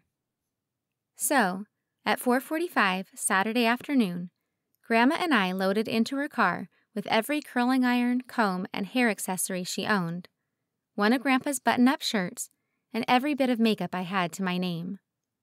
At first, I wasn't sure what to wear to the dance, but Grandma talked me into wearing a flowy blouse with jeans that fit me loose now that I'd lost enough weight. I reminded Grandma of the directions to Andrew's house. Andrew answered the door, and Sky got up to hug me the second we got into the living room turned beauty parlor. She looked a little crazy in a tatty button-up shirt and shorts with half her frizzy hair in rollers. Thank you for coming," Sky whispered in my ear. "No problem," I said under my breath, grinning. Andrew's mom got up from her seat on the couch and showed Grandma where she could put the snacks. Though if the delicious smell coming from the crock pot in the kitchen was any indication, we wouldn't be needing them. My stomach growled, and I was glad Grandma's voice covered it. I'd eaten a little less throughout the day, just so I could indulge a little at the dance. "I have some homework to work on," Andrew said, "but I can stay in here if you want." Sky smiled at him, her expression soft, peaceful. "No, that's okay. We're good in here." "Okay." He dropped a kiss on her cheek and gave her a lingering smile before going to his room. I couldn't even make a joke about him ditching his girlfriend for Trig with my chest aching with longing. I wanted that, more than anything. In my mind's eye, I saw Jon smiling at me like that. imagined the warmth of his lips on my cheek. That would be perfection. Now that we had the living room to ourselves, Skye settled back onto the floor in front of the couch. "So, what were you thinking for your hair?" "Oh," I shrugged. "Hadn't thought about it." Mom always trimmed the ends of my hair when it got too long, so I'd never had much of a style either. If I left it long, it just hung, not quite wavy, but not quite straight. A ponytail was my idea of an updo. "You'd look so cute with some loose curls," Skye said, squinting one bright blue eye and tilting her head. "Pinned back. That would really bring out your cheekbones." My lips spread into a smile on their own accord. "You think?" "Yeah, definitely." She got on her knees and looked through the stuff Grandma and I brought, then plucked up a curling iron with a thick barrel. "This would work. I can do yours when I finish putting my rollers in." I nodded, trying not to seem too eager, even though mentally I was bouncing off the walls. While Grandma and Andrew's mom talked in the kitchen, I handed Skye rollers and clips to put in her hair. It seemed like she had a never-ending amount of hair, and I understood why Andrew thought it might take us 3 hours. With her head completely covered in rollers and a bonnet on top to seal it all in, Skye set to work on my hair.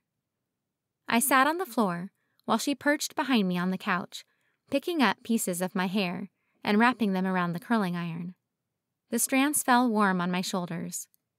Grandma and Andrew's mom came into the living room, and Grandma held her hands together in front of her heart. "Oh, honey, it looks so good already." "Beautiful, huh?" Skye said, tapping on the part of the iron my hair twisted around. Grandma nodded. "I don't believe we've met, sweetie. Gigi tells me you're from McClellan?" I cringed. "Yeah, I am." Skye unclamped the curling iron, freeing the curl. "Did you two know each other?" Grandma asked. Skye and I glanced at each other. Honest answer? Yes, but no. I tried to keep my distance from people in McClellan. Solitude meant privacy, safety, freedom from mean words, broken promises, and revealed secrets. "We were in the same English class," Skye said. "Abby's a great writer." I jerked my head around to stare at her. Our English teacher, Mrs. Grady, used to anonymously read some students' work out loud.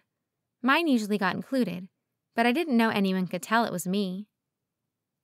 "Abby used to send Grandpa and me handwritten letters with the sweetest poems inside," Grandma said with a smile, but her eyes shined. Mom and Dad stopped letting me send those letters and giving me cards from them after Dad's injury. "That's so sweet," Andrew's mom said. "I wish I could get my kids to send handwritten notes. It's a dying art." "Mm-hmm," Grandma agreed, snapping out of her nostalgia. "So, how can we help?" Skye separated another piece of hair and started curling. Some snacks would be good. Gigi left to get food, and Grandma sat on the armchair, watching us with a small smile dancing on her lips. I wondered what memories this brought up for her. Had she helped Mom get ready for a sock hop 20 years ago? When all of my hair had been touched by the iron, Skye sprayed practically an entire bottle of hairspray to keep my curls in place. Then she took bobby pins, secured some strands away from my face, and sprayed again. A bright flash of light came from my left, and I looked over to see Grandma lowering her disposable camera, unshed tears swimming in her eyes. "Beautiful," she breathed. I glanced behind me at Skye, still in her bonnet. Grandma had been talking about me, and the thought brought moisture to my own eyes. I swallowed. "Thank you." "You're welcome, honey," Grandma said, tucking the camera back in her purse. "You should see yourself in the mirror." "Yes," Skye agreed, handing me a handheld mirror. I held it out and examined myself. Skye had been right. The hairdo brought out my cheekbones, which were just now starting to take shape. I couldn't wait to see how I looked even thinner. "What do you think?" Skye asked, a little nervously. "I love it," I said. "Now," she got a gleam in her eye, "the makeup." We spent the better part of an hour perfecting our makeup. Grandma filled in our eyebrows because she said she had 50 years of practice. "I plucked them all out in '68 and haven't seen them since," she said, laughing. "You girls get them waxed by a professional, if you ever want them shaped. Nothing else, got it? Sky grinned. Got it. After we put the final touches on my eyeshadow, I looked in the mirror again. I usually only wore eyeliner and mascara with foundation, but Sky convinced me to let her experiment. She'd used a little darker palette on the crevices of my eyes and highlighted along my brows and upper cheeks. A soft pink blush added color to my cheeks, but not too much. A splash of dark pink lip stain made my lips look full instead of fleshy. The effect was stunning. I wish you could do my makeup every day, I said, unable to peel myself away from the mirror.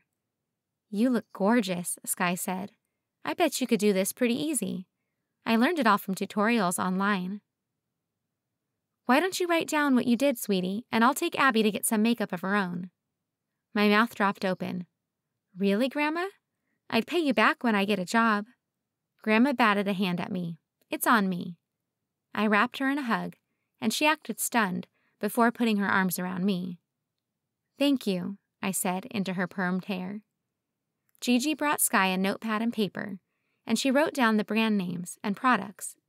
Grandma folded the paper and stowed it in her purse for safekeeping. You think we should change? Sky asked, glancing at the huge clock hanging over the TV. Don't change yet, Gigi said. I made a roast for you all to eat before heading out. Andrew! Andrew came out from his room. Yeah? His eyes widened at the sight of Sky. Holy smokes, you look beautiful. She smiled and fluffed her over-the-shoulder cascade of curls. You think? I know. His eyes roamed over her.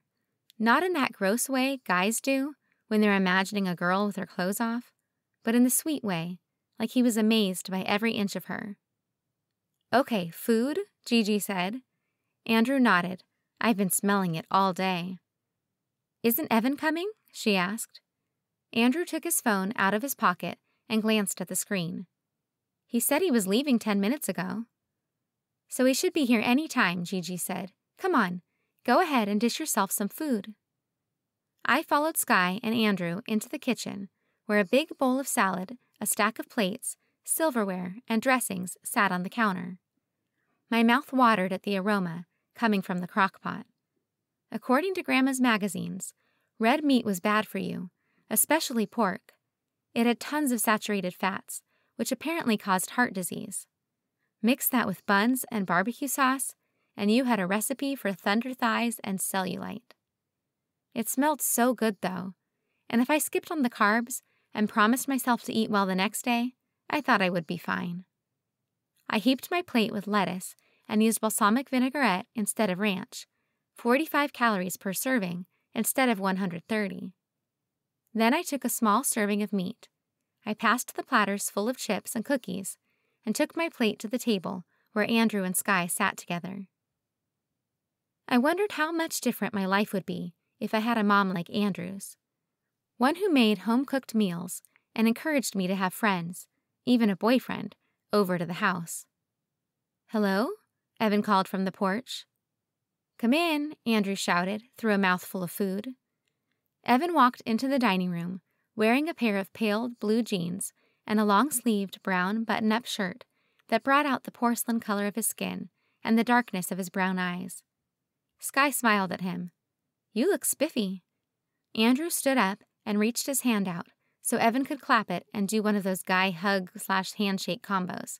Yeah, man, if I wasn't dating Sky. She rolled her eyes. I was about to say the same thing. Evan's cheeks and ears turned red under his freckles. Wouldn't want to interfere. Andrew laughed. I think Abby has dibs. I racked my mind for something cool to say and came up with, for tonight anyway.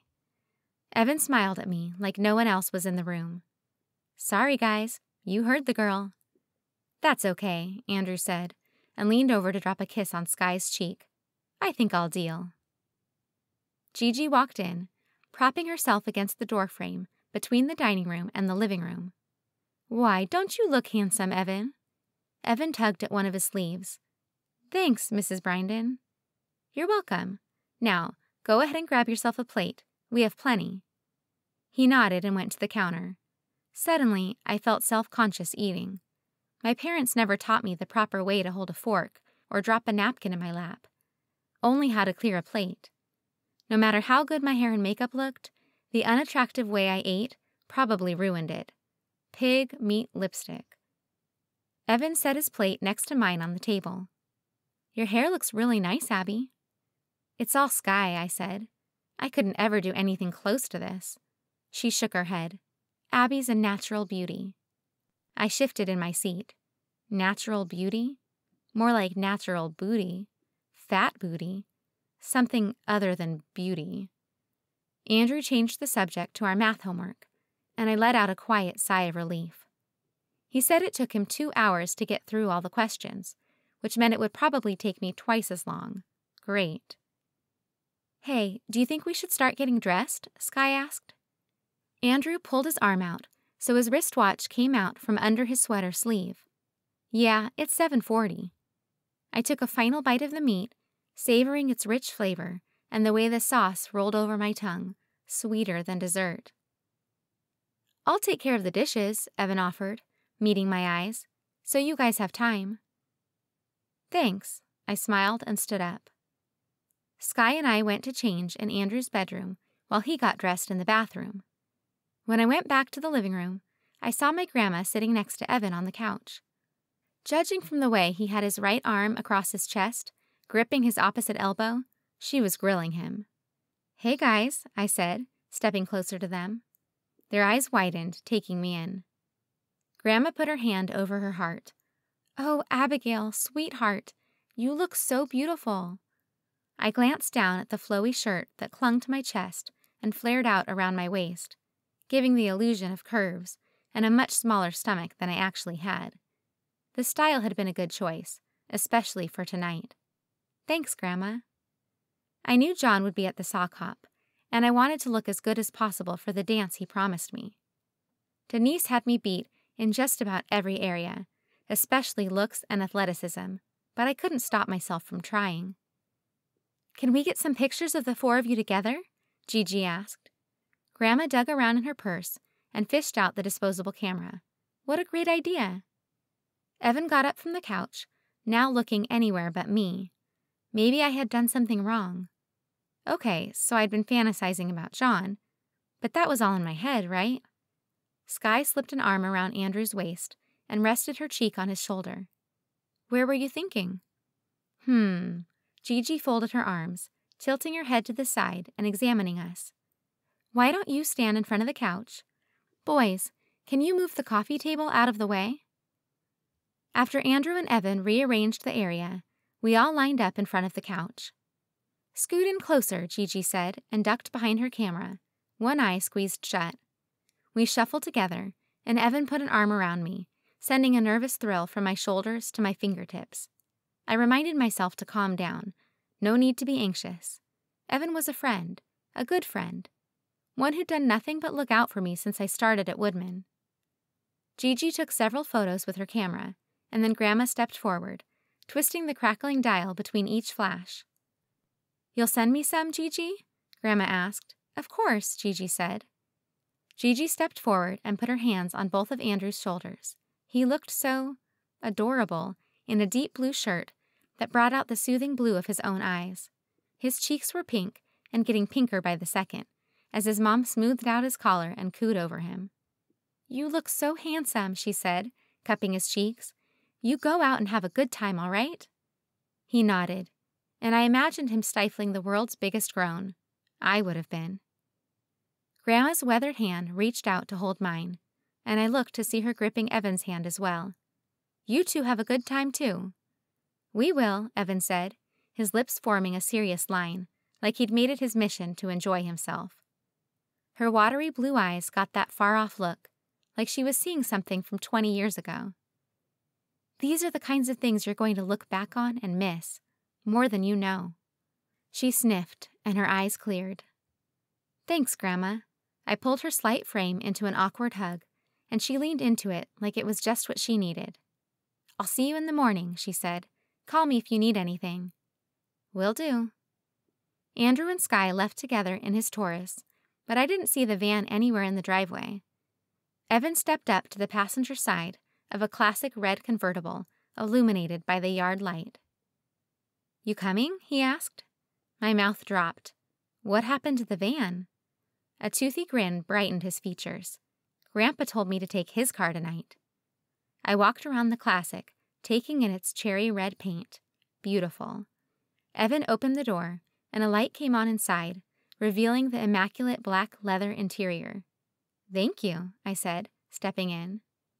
I tried to ignore the way the car shifted when I sat down and focus on this crazy night. In the last 2 days, a guy had asked me to a dance and opened a car door for me. Neither of those things had ever happened before. He walked around to the other side, the wind pulling his shirt against his slight frame. Evan was taller than me, but so thin I must have outweighed him by 80 pounds. At least. I wrapped my arms around my stomach as he got in. His hands shook on the keys as he put them in the ignition and started the car. The engine fired to life, louder than any car I'd been in, and he shifted into gear, taking us out of the driveway and onto the blacktop. Andrew's taillights were already far ahead of us, just pinpricks of red in the distance. The radio must have been original to the car because little orange lines indicated which station it was on. Classic rock crackled through the speakers, not quite clear. But I liked it. It felt relaxed, natural somehow. But that didn't mean I was relaxed. This, a dance, a date, it was all uncharted territory. Even with the radio playing and the engine roaring, the silence between us felt deafening. At the same time, Evan and I asked each other, "How are you?" "Good," we both said. Then Evan laughed. "Good." I nodded, smoothing my jeans with sweaty palms. "So, how'd you get your grandpa to loan you the car?" He shrugged his angular shoulders.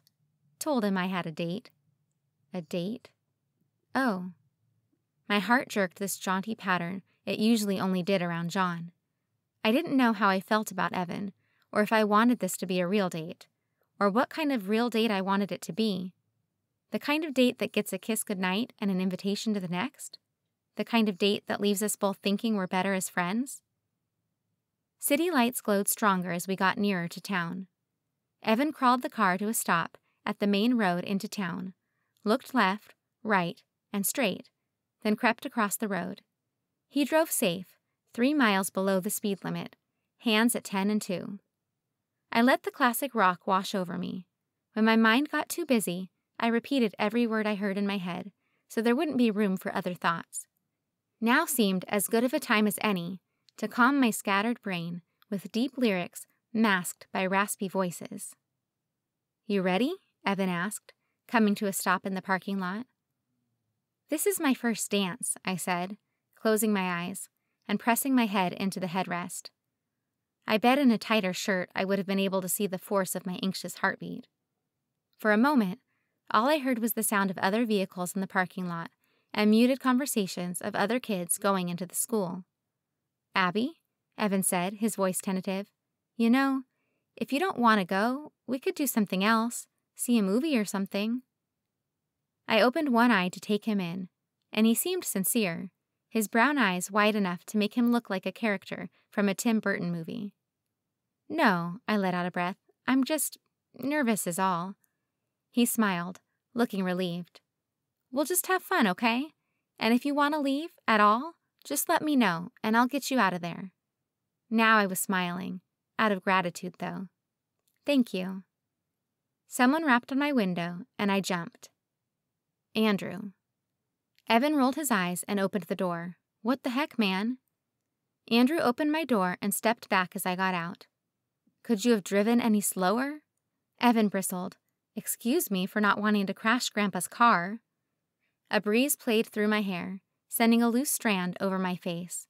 I tucked it behind my ear. "Can we just get inside before this wind ruins Sky's hard work?" "Yeah." She leaped her arm through mine and started walking toward the school. She cast a glance back over her shoulder. "You guys coming?" They caught up, Andrew going on Sky's side, and Evan walking close enough on my side for me to smell his cologne. He'd put on a little too much, but it still smelled nice. Evan jogged ahead and held the door open for all of us. "Thank you," I said, meeting his eyes as I walked by. They were so dark, I wondered what hid behind them. what thoughts he had running through his mind. Mine was going crazy, scattered like ants without a hill. He stepped in behind me, and we filed into the dark gym. Music eddied around us, pouring out from the speakers set up in the corner. A man illuminated by blue light pressed a headphone to his ear, bouncing along to the fast-paced song. "So what now?" I asked, but my voice got drowned out by the music. I walked behind Andrew, Skye, and Evan along the side of the gym. Folding chairs, the kind requisite to every high school, lined the wall, and I looked fondly at them. If I sat down, I wouldn't have to worry about dancing. Well, embarrassing myself by dancing. Andrew and Skye stopped ahead, and I noticed behind them an enormous pile of shoes along the wall. They slipped their shoes off and added them to the stack. I stared around the room in awe, seeing stripes, polka dots, and other patterns glow in the blue lights, moving with the steps of their owners. McClellan didn't have a sock hop, but I couldn't see why. The dance was beautiful, but not in the same way as a sunset, more like random spatter paint or graffiti. "We need to take our shoes off," Evan said in my ear. I nodded and bent over, slipping off my flats. In the light, the snowflakes on my socks glowed. Jon was right. White was a good choice. Evan's socks had little slices of pizza on them. "So what now?" I asked. He scratched his chin. "Well, we could do anything. Dance, sit, get some punch, see who's all here, whatever you want." I smiled to myself. For my entire life, I had been controlled by my parents, or food, or bullying, or my fear of bullying. Now I had turned that on its head. Evan had turned that on its head. "Let's see if we can find Stormy and the others." He nodded. "Sounds good." I started back toward the folding chairs, scouting the gym for Stormy and Frank. I found them on the dance floor. She'd left her curly hair down and free, and it bounced as she jumped along to the music. Frank looked happy too, jumping with her. His eyes stayed on her, a smile softening his coarse features. "There they are." I pointed at them, and Evan followed my finger. "Let's join them." "Oh, My stomach dropped to the sub-sea level pit reserved for fear and embarrassment. "I don't know how to dance." "They're not dancing, they're jumping." He grabbed my hand and started toward them. "Come on." Reluctantly, I followed him, caught off guard by the warmth of his hand and his confidence in me. "Hey!" Stormy bounced toward me and wrapped me in a giddy hug. "You look great." "I love your hair," I said, trying to ignore how much bigger I was than her. "You too, girl." "Thanks." "Come on, let's dance." She started jumping again, and I joined her, not sure if I was doing it right, but trying not to care. Evan caught my gaze across our small circle and gave me an encouraging smile. The music faded out and turned to a different song. Judging by the way everyone in the gym screamed, it was a school favorite. "You know the Cupid Shuffle?" Stormy yelled. I shook my head. "They tell you the directions. It's just left, right, and a turn." She clapped her hands along to the beat. Kids filled the dance floor, leaving barely enough room to breathe. Now I knew where all the shoes came from. But why were they all facing the same way? This didn't sound like line dance do-si-do music. I stood beside Stormy, and Evan took my other side. She rocked her shoulders and stepped to the right. "4 right," she yelled. "4 left. Turn to the left." She gave directions for the first 4 rotations, but I caught the hang of it quickly. Honestly, you'd have to be kind of a moron not to. Still, I didn't have the flair for it Stormy did. She danced so sexually. I probably looked like a person made of 2x4s with a bucket for a head, but at least I didn't run into anyone. The song faded out, and a cheer erupted through the gym. I clapped along, a giddy grin overtaking my nerves. I'd just done my first group dance. A low voice, the DJ's, came over the speakers. "Welcome to your Woodman High Sock Hop." The cheers grew even louder until it overtook the lyricless beat pounding through the speakers. "Now let's make this the best sock hop this school's ever seen," he said. Claps and shouts got replaced by a hip-hop song, and Stormy, Evan, and Frank started jumping to the music again. "Hey, Gara," Roberto said to my right. Still jumping, I waved in greeting. He hopped to the beat beside me, his hair gelled so stiff it didn't even wobble. "You look good." My eyes flitted to Evan, who had his attention on Andrew and Sky. "You too." A toothy grin spread his lips, but he didn't say anything, instead losing himself to the beat. I followed suit, hoping dancing could be a good excuse for the heat in my cheeks.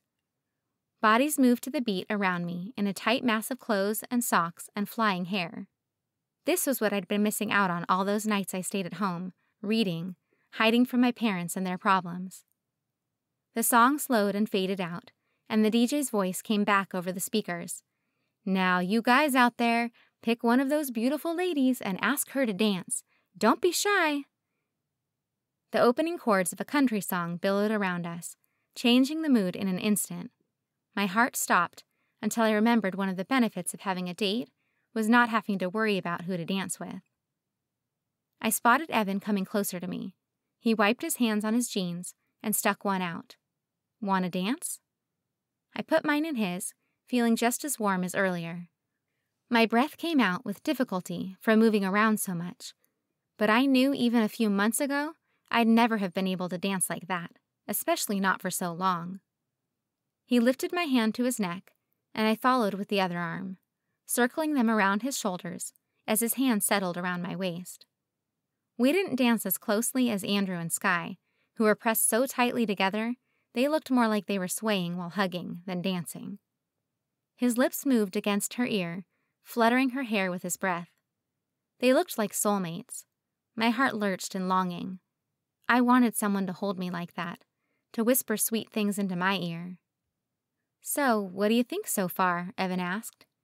I turned my gaze back to him, painting on a genuine smile. "It's fun. So much better than I thought it would be. Thank you for asking me." He dipped his head and came up with a smile. "I'm glad you said yes." Maybe it was my pounding pulse, or the heat spreading from my cheeks to my core, or maybe just the way Evan's smiling, freckled face looked brighter than a constellation, but my stomach swooped, for real this time. "I'm glad you asked," I said. We danced in a companionable silence for the rest of the song, and I let the lyrics wash through me, slowly chipping away at the heartaches I'd experienced the last few years. Things weren't perfect or fixed, not even close, but I was getting there. The last chord hung in the air, and I glanced toward the folding chairs, calling my name. "I better get something to drink." "You want me to come?" "No, I'm good. Meet you back out here?" He nodded, going to join the rest of our friends for another fast dance. I hadn't seen Jon yet, but I knew he had to be in the crowd somewhere. On the way to the punch table, I scanned the rest of the students. Some I recognized from class or football games, but others I didn't. Finally, my eyes landed on Jon and Denise. They danced with a group of popular kids, football players, cheerleaders, cross-country runners, basically Woodman's royalty. Together, they looked right. He danced so much better than me, like his body knew what to do with each beat. And she looked so happy with her layered brown hair effortlessly whipping around her. A rock settled into the bottom of my stomach, and I looked away. The punch table was just in reach. "Abigail?" Mr. Pelosi stood behind the table, pouring glasses of punch and water. I smiled at him, choking down feelings of inadequacy that always seemed to find me. "Hey." "Hey." He smiled and scratched at the blonde scruff on his chin. "You look very beautiful tonight." I tucked my hair behind my ear. "Thank you." He didn't look too bad himself, trading his slacks and polos in for a navy blue blazer with jeans and a cream-colored shirt. In fact, he looked more like he belonged in a JCPenney ad than a chaperone at a school dance. But it was bad to think of a teacher like that, right? He sent me a smile totally different from the patient one I saw in our after-school tutoring sessions. This one looked like it came from a friend. My cheeks burned. Thank God he couldn't hear my thoughts. I took a drink of the water with mostly melting ice, letting it cool my insides, smothering this strange flame in my core. I liked Jon only, but I didn't have a chance with him, not in the slightest. So it was better to move on, make like a tree and leave. make like a foot and shoe. Make like a girl who's way out of her league and take herself out of the game she shouldn't have been playing in the first place. You having a good time? He asked. I nodded. Great. Good. His smile simmered down. Have a great night, Abby. You deserve it. I ducked my head in a nod to hide a faltering smile I didn't totally understand. Thanks. I found an empty chair with space on either side and took in the dance. From the outside, it seemed so strange. A bunch of people jumping and waving together to some arbitrary beat, wearing gaudy socks and grinning like the problems of the world didn't exist. Maybe they didn't, at least not in the gym. Jon broke away from the crowd, leaving Denise dancing with a group of girls. He walked straight toward me, looking even better than usual in his light green shirt with slightly sweaty hair. I kept waiting for him to veer off course, go to get Denise some punch, head for the bathroom, something. But he settled into the seat beside me, his shoulder close enough for me to feel the heat rolling off his body. Small beads of sweat formed at his hairline and reflected little glints of blue light. What do you know? He asked. I smiled. I never really understood the question. Not much. You? Folding his arms over his slim chest, he said, Same. He looked at me sideways, his eyes catching mine. You look really beautiful tonight. I put my hand over my brow and pretended to be searching for this beautiful person he was talking about. It couldn't be me. Really, he said, and I looked back at him, finding myself stuck in his stare. You mean it? My heart fluttered, and I couldn't seem to catch my breath as I waited for him to reply. He dipped his head slowly. Of course. A new song played over the speaker, slow and sweet. Taylor Swift, one of her earlier songs, before she went crazy, and mainstream. Not that there's much of a difference. Can I cash in my dance now? He asked. Everything else in the background blurred, except for him and his smile and his eyelashes that met in a light brown fringe in the corner of his eyes. Of course, I said. He stood up and took my hand, leading me out to the pairs swaying together. Without hesitation, his hands slid around my waist, and I rested my hands on his shoulders.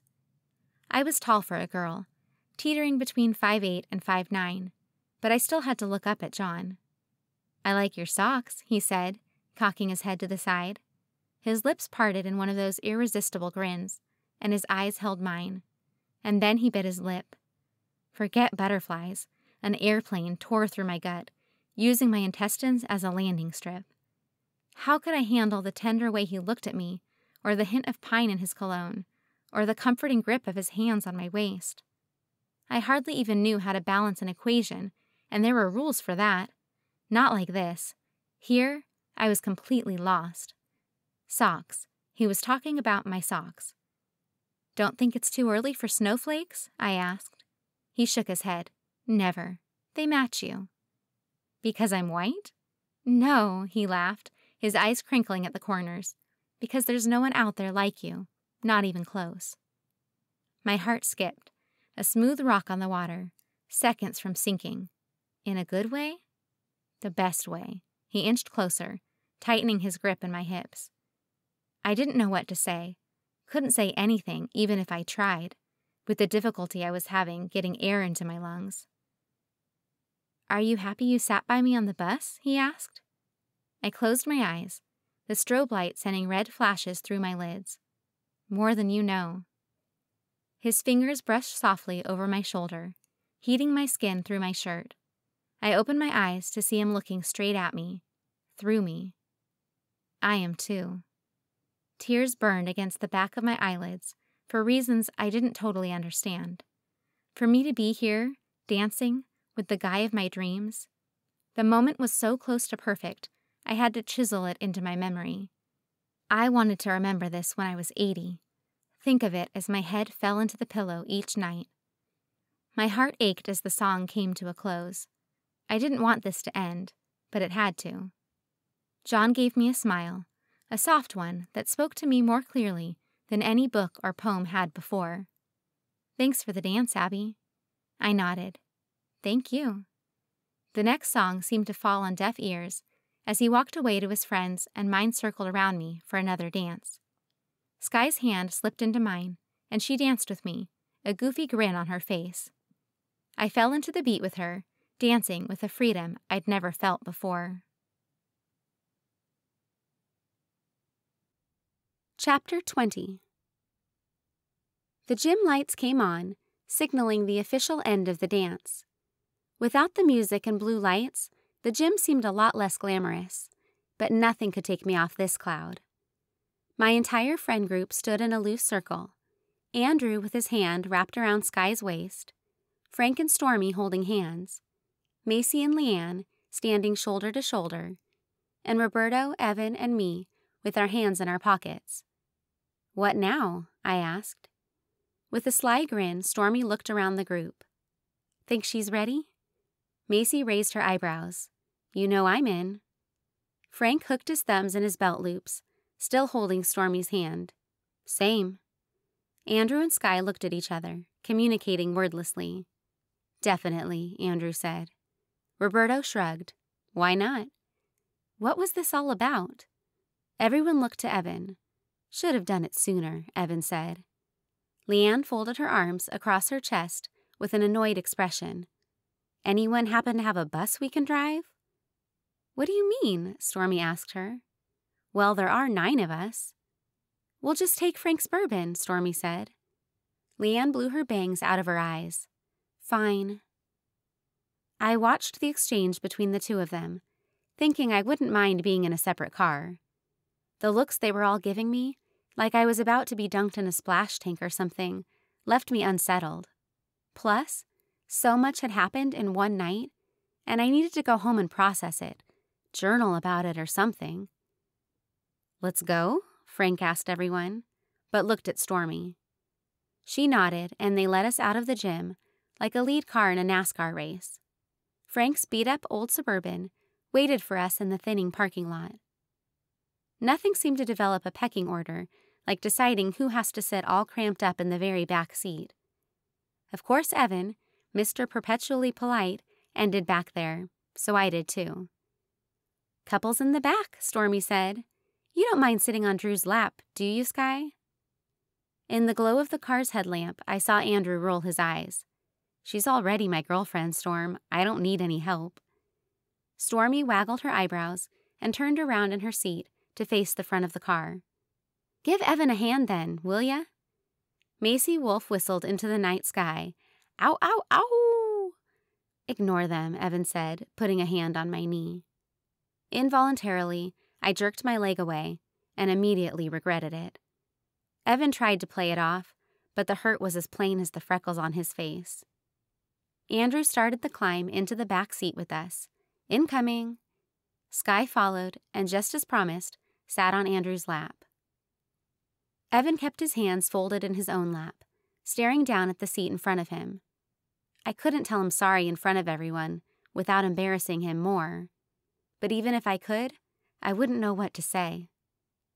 How could I tell him that I wasn't sure where I wanted whatever this was to go? That for the last few years, the only people to touch me had been my parents, and that hadn't been pleasant. I'd never even been kissed before, and the thought scared and excited me at the same time. I wanted that easy kind of relationship Sky and Andrew had, and I imagined it with Jon, even though I knew that was just as likely as my parents and me vacationing to the Bahamas and singing Kumbaya around a campfire. Macy, Leanne, and Roberto climbed into the center seat.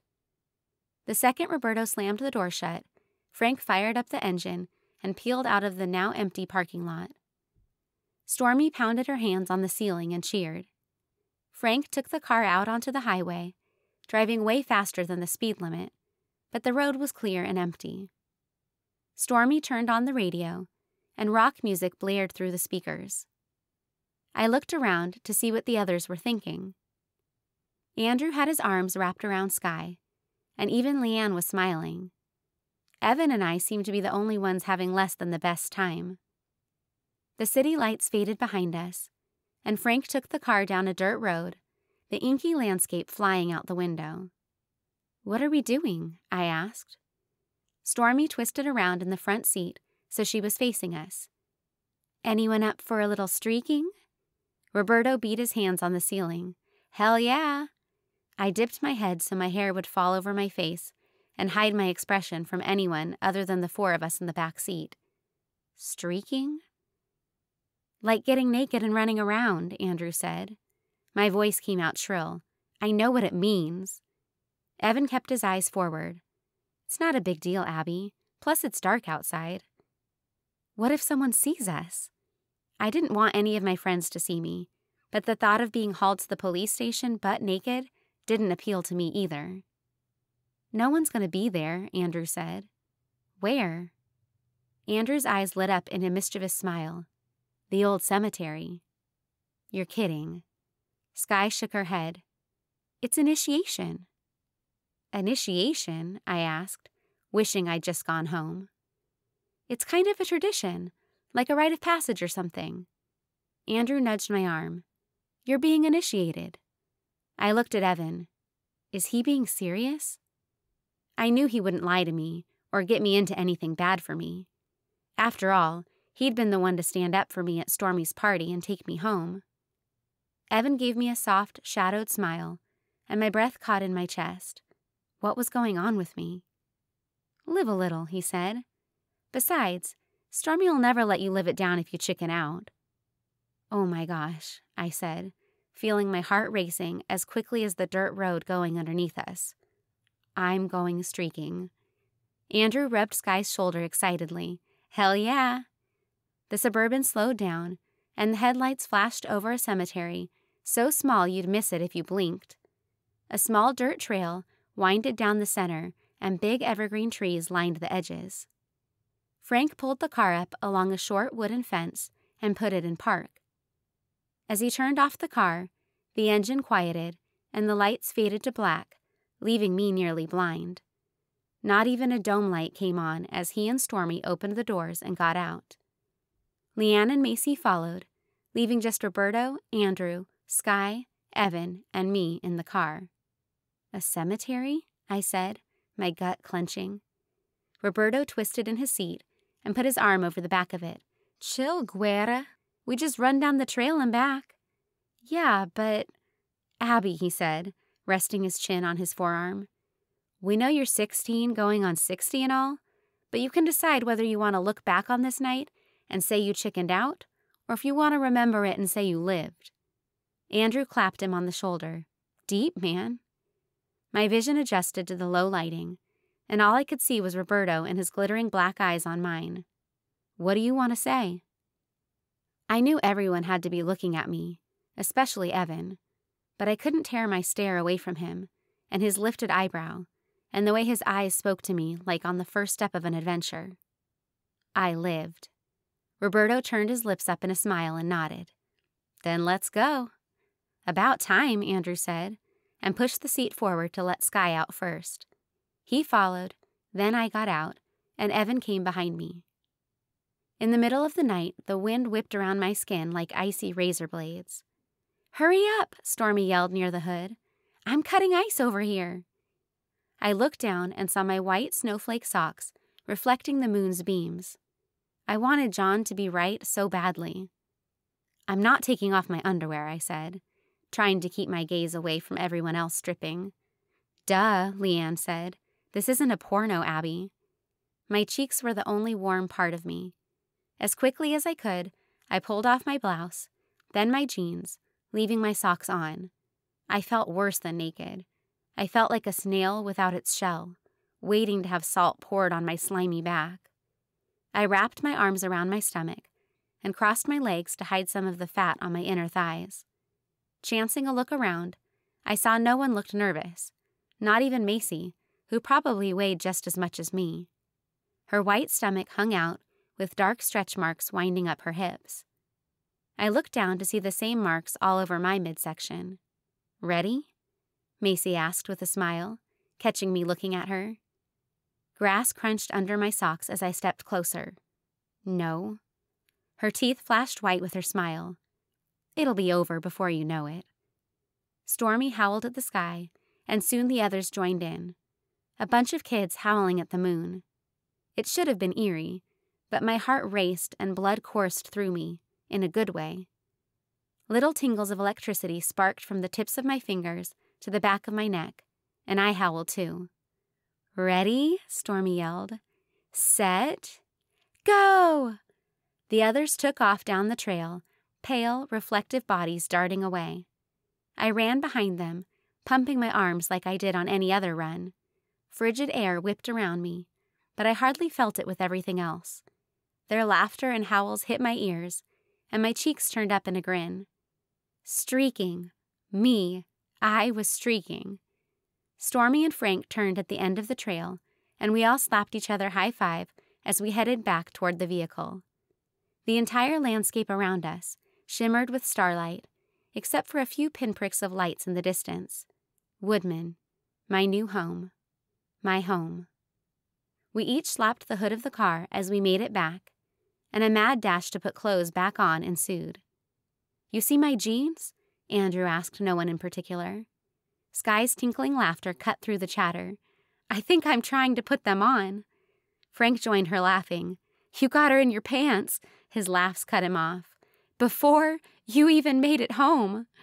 The others started laughing too, and hard giggles burst out of me. I'd never heard something so funny before.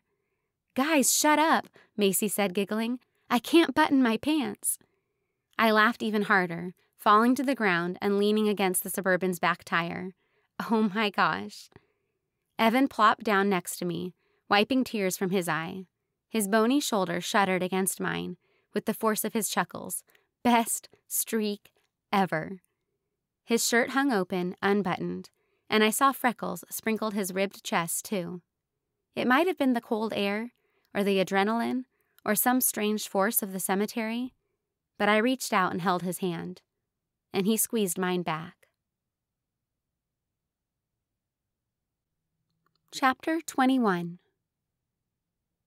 Blinking open my eyelids in the morning felt like rubbing sandpaper across my eyes. The back of my throat stung, and my muscles ached from the night before. Coughing, I pulled the blanket up around my chin and rolled over. Great, just what I needed, a cold. Probably karmic retribution from interrupting the cemetery patron's slumber the night before. I tried to fall asleep, but I couldn't. The entire night ran through my mind. Taking me down so many rabbit trails, my name should have been Alice. Jon was at the forefront, the Mad Hatter behind my descent into madness. He'd called me one of a kind. Said he was happy I moved to Woodman. That couldn't mean nothing, could it? I mean, we rode to school together every morning, had family dinners together, partnered up in home ec. As far as I knew, sock hop was his first date with Denise. I had a date too, but that didn't mean it was permanent. And Evan was so sweet, cautious like me. We got along well, and he liked me. If my gut was right, he'd be asking me on another date soon, and I wasn't even close to knowing how I'd answer. Saying yes to him, when Jon's name crossed my mind every other second, wasn't even close to fair. But then I had to remind myself, Jon and I didn't run in the same circles. He was tall, cute, athletic, and on his way to a full-ride scholarship for his running. Plus he had a girl who bested me in every way. Maybe I was just dreaming and should try to be with a guy, a nice guy, who actually liked me back. Groaning, I tossed my covers back and rolled out of bed. My muscles protested with each step toward the bathroom. A run was out of the question today. I turned the knob on the shower and waited until steam poured over the top of the curtain to climb in.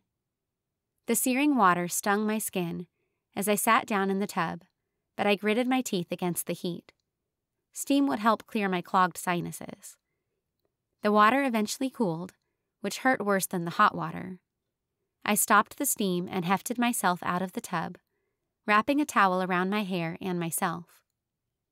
I grabbed a pair of sweats out of my dresser and put them on before falling back in bed. My eyes burned against the fever. Definitely karma. "Abigail?" Grandma knocked the door and pushed it open a few inches. "Yeah?" My voice came out raspy. She stepped into the room. "Are you okay?" I propped myself up on my elbow, and the towel fell out of my wet hair. "I think I have a cold." "Oh, honey." She moved to sit on the bed and pressed the back of her hand to my forehead. "You do feel warm. Do you want some Tylenol?" I nodded. "Anything else?" "Tea? And what's good for a sore throat?" "Ice cream?" My empty stomach flopped over, the idea of my favorite dessert sending it into a frenzy. "Anything else?" I asked. I had to stay strong. "I'll put a little honey and lemon in your tea. Should help. And I'll make you a little oatmeal.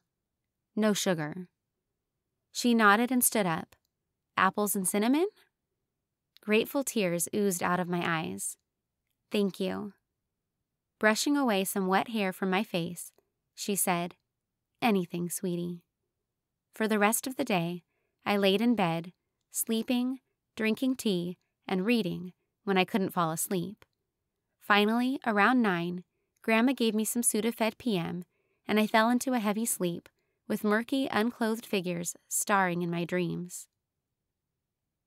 Grandma let me sleep in Monday and brought me into school around lunchtime. Really, I wanted to see my friends. Carrying a tray laden with a Diet Coke and a small salad, I weaved my way through the cafeteria until I reached my friends. Roberto saw me first and started clapping. I gave him a confused look, but Andrew saw me and joined in. People were starting to look at us amusedly, but then Frank, then Macy, Stormy, Evan, and eventually even Leanne. "What the heck are you guys doing?" I asked in a hushed voice, setting my tray on the table in the empty spot between Andrew and Evan. The muttering around our table was clearly about me, and I put my hand up over my face, wishing I'd worn my hair down to cover my humiliated face. Andrew clapped my back. "You're in, Abby." Stormy grinned. "It's official. We've ruined you." I snorted, which agitated my scratchy throat, sending me into a coughing fit. "I feel ruined." "Same," Evan rasped. Macy's face lit up. "You know what that means." The rest of the table, except Evan and me, burst out in kissing sounds.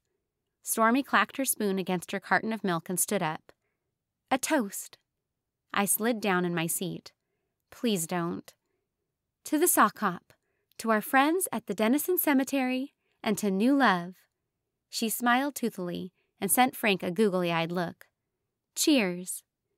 Frank stood up with his milk carton, and before I knew it, I was the only one sitting down. Evan put a hand under my elbow and pulled me up. "Cheers," Frank said, and the rest of us followed. Now I was really embarrassed. I looked around the lunchroom to find half the school staring at us, including Jon. Our eyes locked across the lunchroom, and he flashed me a smile so sweet it made my already rubbery knees feel like Jell-O. He lifted his milk carton in a toast and dipped his head. I did the same with my Diet Coke before I noticed Denise next to him. Her glare rivaled even my mother's. I sat back down and turned my thoughts back toward the conversation going on at my table. Thankfully, it had turned to something mundane, the latest version of Call of Duty. Denise, Roberto, and Evan had plans to meet up and play it after school. "Want to come, Abby?" Evan asked. "Oh," I shook my head. "I need to go for a run." All this talk about young love was going to send Evan the wrong message. He kissed me on the cheek when he dropped me off Saturday night, or rather, Sunday morning, and I let him. I kind of liked the way his bunched-up lips felt against the soft skin of my cheek, but that was beside the point. The lunch bell rang, and Evan picked up my tray without asking. "You don't have to do that," I said, standing up and following him. He shrugged and said over his shoulder, "It'd be good to show you I can get out of the lunchroom without chocolate milk getting dumped on me." A laugh bubbled up and escaped my lips. "I'll give you that." We reached the towering stack of trays, and with a flourish, Evan sat our trays on top. I clapped my hands together. "Now give us a bow." With a goofy grin, he ducked into a low bow, circling his hand on the way down. "Nice," I said, adjusting the strap of my backpack over my shoulder. "Need me to carry that?" he asked. "And risk your tray-carrying arm? Never." He put his hands up. All right, all right." I made my way out of the lunchroom, Evan beside me. Everyone else had already left, and we were going to be late if we didn't pick it up. We rounded the corner to go down the hallway to the lockers, and I froze in my tracks. Jon had Denise pressed against a locker, kissing her. Her hands wound through his hair, and their eyes closed out the world around them. "Oh," Evan said at my shoulder, reminding all of us he was there. Jon and Denise jumped apart, looking guilty. Denise straightened out her shirt, and Jon drew his hand up, rubbing the back of his neck. Their cheeks looked pink, like all of that kissing had their blood flowing. Someone's needed to. My heart had turned into a hunk of ice, freezing every vein in my body. "Well, I better get to calc," Denise said, brushing past us. Evan turned his head to smile at her as she walked by. "See ya in class." Jon lifted his chin at us. "Art, Abby?" His words shocked me back to life. "Art. Right.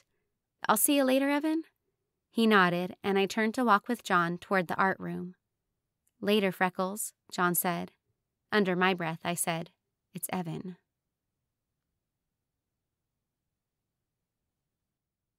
Chapter 22.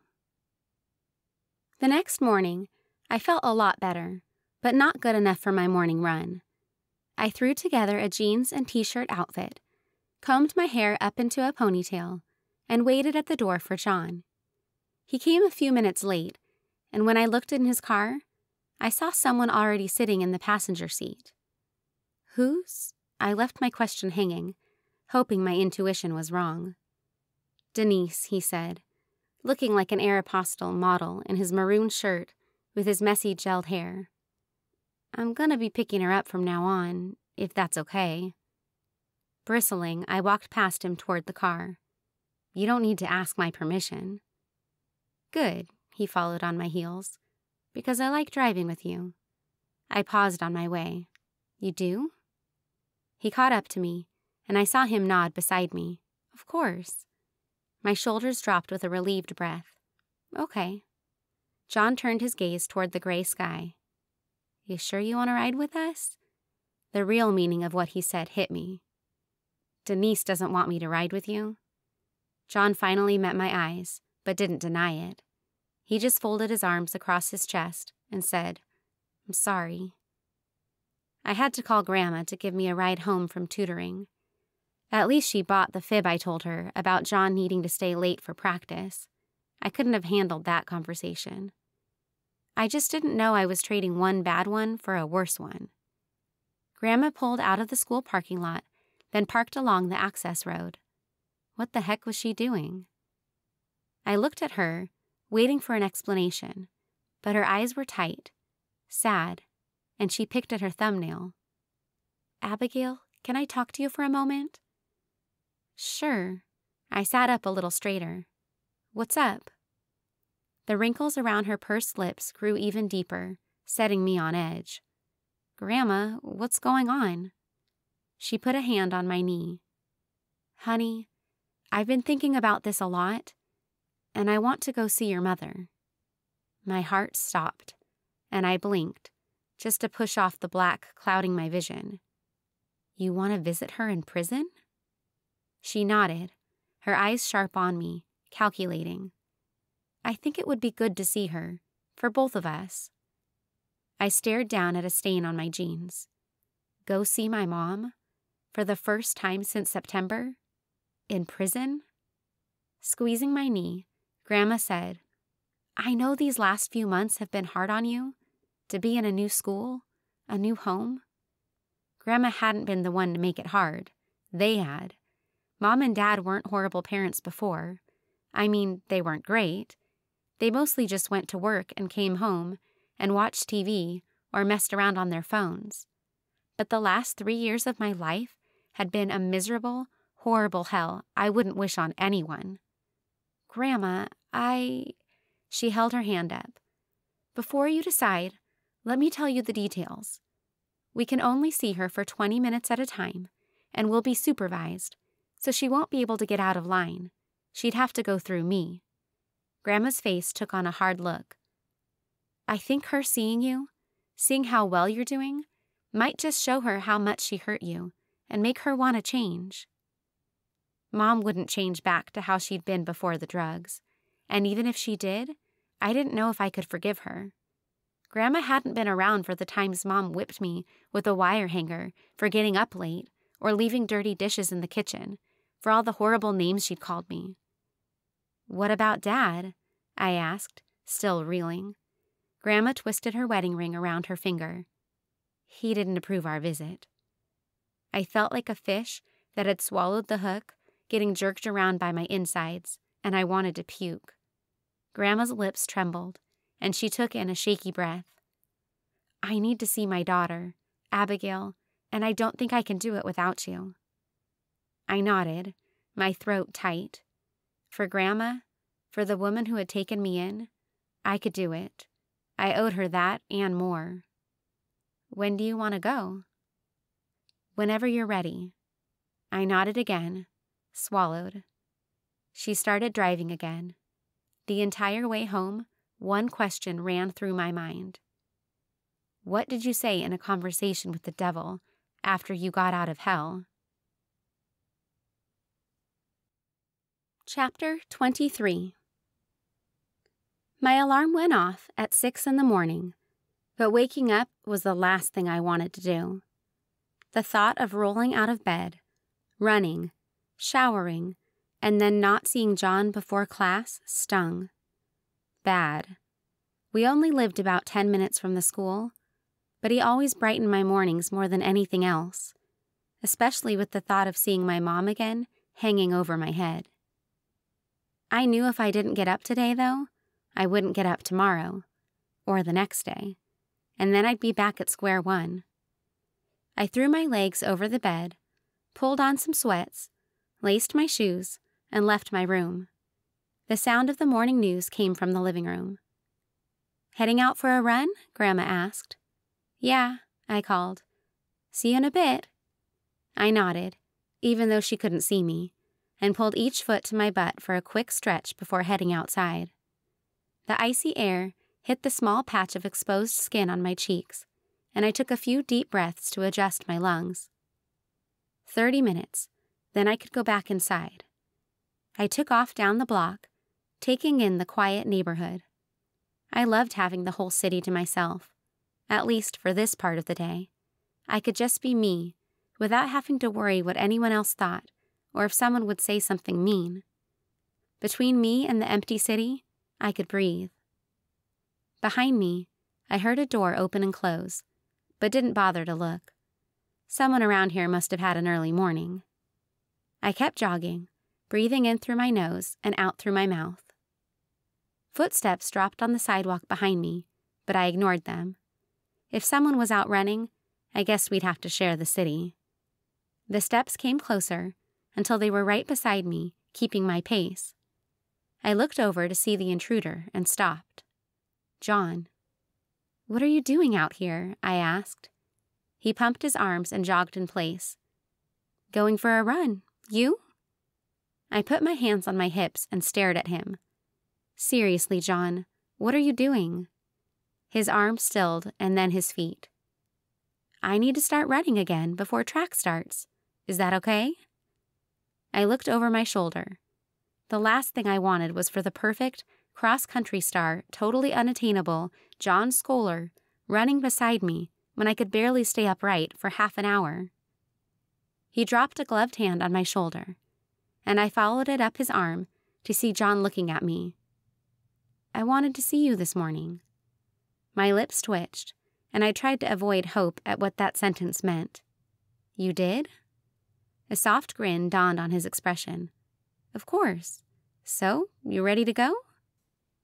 Not the least bit sure my jello-y legs could carry me, I nodded, turned, and started my slow pace down the sidewalk. Jon ran beside me for the rest of my 30 minutes, stopping to walk when I did, and never going a step ahead or behind me. We didn't talk, but we didn't need to. Him being there said so much more than words could. He jogged with me to my door. "See you tomorrow," he said, and I knew I'd never skip a day running again. Chapter 24. Our last day of school before Christmas break was Thursday, and it seemed like the day had inched toward me like molasses. Riding the bus every day sucked, and knowing I would be visiting my mom at some point was fraying at my nerves. If I ever wanted a vehicle of my own, I needed to get serious about my job search. The Scollers would be in Colorado for a snowboarding trip, and even though I'd miss Jon, I'd finally have some time to sort things out. But I had to have my meeting with Grandma and Mr. Pelosi first. He wanted us to get together to talk about my progress and the next semester. I waited inside the school doors for Grandma so I could show her to his classroom. Around 10 minutes after the final bell, Grandma hurried up the sidewalk to the school, hugging her bright red coat tightly around her. It didn't snow often in Texas, but today, little white flakes fell to the ground before promptly melting. I held the door open for her, letting a cold gust of air into the hallway. "It's colder than Scrooge's heart out there," she said, shaking her shoulders and sending droplets of melted snow everywhere. I laughed at the strange expression. "Come on, Mr. Pelosi's classroom is this way." We walked down the hall, past students clearing their lockers of the last semester's junk. I probably needed to do the same, but it could wait. Mr. Pelosi said he'd have my biology final graded, and my stomach wouldn't settle until I found out whether I'd passed or not. Mr. Pelosi's door was propped open, and Grandma and I peeked into the empty classroom. "Abigail." I looked behind us down the hallway and saw Mr. Pelosi walking in our direction, carrying 3 styrofoam cups in his hands. "Do you need any help?" I asked, walking toward him. He shook his head. "If you pull one thread, the rest of this will fall apart. Good to see you, Eleanor. Come in." We followed him into his classroom, and he walked to his desk, carefully setting the cups down. "Hot chocolate?" he said. "Extra marshmallows." "How lovely," Grandma said. "It's frigid out there." "Still snowing?" He chanced to sip at the cup and jerked back. She nodded. "And melting." "Ah, no snowmen this time, then." She laughed. "I guess not." "Abby," Mr. Pelosi turned toward me. "Want a cup?" I eyed the chocolatey drink with a thick, gooey, melting layer of marshmallows on top. My stomach growled, but I shook my head. Sweets were absolutely off limits, especially in liquid form. "Well, more for me," he said. "Go ahead and sit down." Grandma and I picked a couple of seats in the front row and sat down. While Mr. Pelosi paged through papers on his desk, Grandma blew on her drink. I tapped my fingers against the desk. If I failed this semester, after getting one-on-one tutoring 2 days a week, there was no hope for me. "Okay," Mr. Pelosi said, pulling another desk around to face us. He dropped a folder on the surface and sat down. "So, I'm done going through Abby's final, and I have her grade calculated. As you know, Ms. Johnson, Abby and I have been working hard to get her caught up on the things she missed, and you should be proud of her. She's done twice the work of the other students." "I am." Grandma squeezed my forearm. "I'm very proud of this young lady." "Don't speak too soon, Grandma." "So," he continued, "I'll show you your final first." He drew a stapled packet of paper from his folder and set it in front of me. Almost too afraid to look, I glanced down, and my mouth dropped open. "You're kidding me." "Well," he shifted in his seat, "an 89 is a very good grade. The average was only 78. A relieved grin broke out across my face. No, I know. My grade had to be good enough to pass the class. It's great." Grandma wrapped a bony arm around my shoulders and gave me a hug across our desks. "Good job, sweetie. I knew you could do it." "She's a smart girl," Mr. Pelosi agreed. Smiling so wide, his blue eyes looked like ocean-colored almonds. "And that's why she managed to get a B in the class overall. Congratulations, Abigail." Seriously? I asked. I thought I'd get a C at best. He shook his head. That extra credit assignment bumped you up, 80% even. I looked to Grandma, whose grin matched my own. Can we give him the present now? Of course. She bent to dig through her purse, then looked up at me with a conspiratorial grin. Now that we know you passed. She handed me the small envelope, concealing a gift card to a local coffee shop. I had to borrow some money from Grandma to buy it, but Mr. Pelosi had helped me so much this semester. Plus, he always had a cup of their coffee on his desk. I knew he'd use it. With a surprised look, he took the card from me and opened it. His eyes flitted from left to right, reading my note. Thank you very much, Abigail, he said. It's been a pleasure having you as a student this semester. Grandma set her purse on her lap. We're just so thankful for you, Mr. Pelosi. If there's anything else we can do for you, please, let us know. He dropped his head and smiled abashedly at the desk. Well, unless you can find someone who wants to buy an old VW Bug, you've done plenty. I'll keep an ear to the ground. She held up 2 fingers. Scout's honor. Chapter 25. Grandma and I knocked on the Scollers' door at 6 on the dot for our goodbye supper before their trip. Jon opened the door for us. If he was on a poster, I'd pin it up on my ceiling. His wet hair stuck out in messy angles. A black shirt, made of some kind of athletic material, hugged his frame, and his bright green eyes glinted in the glow from the twinkling Christmas lights hanging around the porch. Santa, if you're out there... Come on in, Jon said, stepping back to let us by. Grandma went toward the kitchen, but I stopped in front of him and put my hands on his shoulders. I passed biology. Showcasing his perfect teeth in a wide grin, he said, No way. I got a B, I squealed, jumping up and down. He put his hands on my shoulders, too. Abby, that's awesome. His fingertips suddenly felt very warm on my arms, and I couldn't get a handle on my thoughts with all the static electricity bouncing from him to me. Yeah, well, I stepped back and crossed my arms. At least I didn't flunk out. He scoffed. Abigail Johnson, flunk out? You're the only reason I passed home ec. I scuffed the toe of my shoe against the tile. Aw, shucks. He tapped my shoulder with a loose fist. You're too modest. I couldn't be modest enough. It wasn't like I had anything to offer other than a slightly above average grade in biology, and that was after getting hours of tutoring a week. Still. Thanks, Jon. Come on, he said. I think the food's almost ready.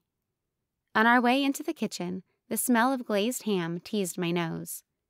I hadn't had ham since the last time my parents and I went to Grandma's house for a holiday.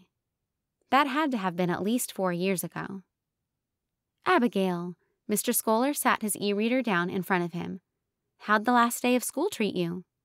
Great, I said, settling into my usual seat at their table. Ready for the break. Cheers to that. He lifted his glass of wine in a toast, reminding me of my official acceptance into the friend group. Any plans for the holidays? Grandma's and Marta's laughs came through the door to the kitchen. If Grandma had it her way, we'd be going to the pen, and not in some zany B-rated movie kind of way. Just job hunting, I said. Jon slid into his seat and rested his elbows on the table. Dad's looking for someone at his law firm, aren't you? Actually, Mr. Scoller leaned forward, steepling his fingers. We do need someone to come in and do some filing part-time. I can file, I said, probably sounding like the grade B+ idiot I was. I mean, I could file, but I didn't even know about the job. What sort of work is it? Mr. Scoller folded his arms and chewed on the end of his glasses like he was mulling it over. The partners took on a new case, a big one, and that means extra paperwork for all of us if we can't get someone in. A few hours after school every day'd probably do it. The kitchen door opened, and Grandma and Marta came in, carrying pots and pans that smelled more like heaven than food. Marta set her 2 pans on pot holders. "What are you all talking about?" "Well," Mr. Scoller said, shifting forward to look at the food, "I'm offering Abigail a part-time job at the firm." He met my eyes over the ham and added, "If she'll take it." "Absolutely!" I clapped my hands together. This night really couldn't get any better. Grandma sat in the chair next to me. "Really, Glenn? That'd be great of you." He nodded. "Abigail's a great girl. We'd be lucky to have her." "When are you starting?" Grandma asked. "What kind of work is it?" I looked to Mr. Scoller. We hadn't discussed the details yet. He dropped a spoonful of mashed potatoes on his plate and winked at me. "We'll talk about it at her first day. The second Monday after New Year's?" I grinned. Perfect. Still smiling, I caught Jon's gaze, and he nodded his congratulations. I could see it in the way his eyes crinkled at the corners. We spent the rest of dinner talking about the Scollers' snowboarding trip. They'd gone every year at Christmas time since Marta and Glenn got married, and it had become a family tradition for them to watch what Marta called a torchlight parade on Christmas Eve. Apparently, people skied down the mountain carrying torches while a fireworks display went off behind them. It sounded crazy to me, but hey, who was I to judge? Just some kid who streaked through cemeteries. No big deal.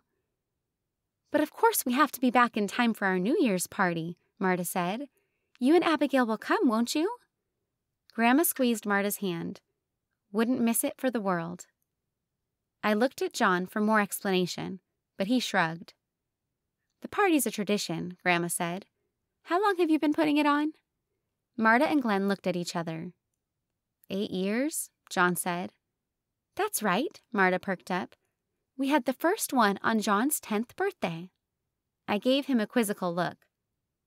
"Your birthday's New Year's Eve?" He nodded. Glenn gripped Jon's shoulder. "The whole world celebrates my boy." Jon grinned down at the table, brushing off his dad's affection. "When's your birthday, Abby?" Marta asked. "October 5th, I said. "Well, shoot," Marta said. "Guess we'll have to throw you a party next year." "If she's home from college," Grandma added. College? I hadn't even thought about it. I mean, I had, but there was no way I could afford it. Mom and Dad had put all their savings toward their addiction, and now, well, I had about -$40 to my name, if I counted the money Grandma gave me for Mr. Pelosi's and Jon's presents. "Wouldn't it be great if Jonathan and Abigail went to the same college?" Marta folded her hands under her chin like a dreamy schoolgirl. "We could all go visit them together." My eyebrows flew up my forehead, and I turned to see if Jon was having the same reaction as me. Not even close. He wore an amused smile and shrugged. "We'd save on gas for visits home, too." Mr. Scoller tipped an invisible cap at him. "Smart thinking." "Well," Grandma said, "that's still several months off." "Coming up soon, though," Marta said. Just so I wouldn't have to say anything, I stuffed a big chunk of ham in my mouth and nearly choked. How ironic would that news story be? Porker dead, choked on pork. God, I was a mess. Thankfully, the conversation turned to Christmas for the rest of the meal. Afterward, Marta had Jon and me clear the table and load the dishwasher while she left the room to get our presents. In the kitchen, Jon and I went about rinsing off the dishes. I sprayed them down, and he put them in the dishwasher. "Can you believe that?" I asked. "The college thing?" "They're basically planning our future for us," I said, handing him a plate covered in jovial snowmen. He laughed. "I don't even know where I'm going to college." "Well, you're a step ahead of me. I don't even know if I'm going to college." He dropped a fistful of silverware, and it clattered to the ground, scattering across the tiled floor. We got on our knees to pick them up, and Jon paused in his search, eyeing me. "You're joking with me, right?" I gathered up a stray butter knife, but stayed on my knees so we were at eye level. "Not everyone has a full ride waiting for them, Jon." He moved from his knees and sat on the floor, leaning against the island. "Nothing's official yet." I rolled my eyes and sat back against the cabinets opposite him. You know it's coming, though. Looking straight at me, he said, You have to go to college. In that little space in the kitchen, hidden from his parents and my grandma, it was easy to buy into that make-believe world where people could do anything they set their minds to. But I knew that wasn't my reality.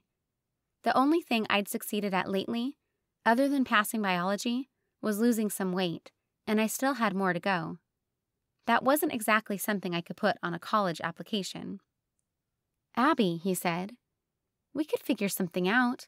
My parents have a college savings for me. If I get that scholarship, you could have it. Let them help you get on your feet. I ran my thumb over the tines of a fork. How could he suggest such a thing?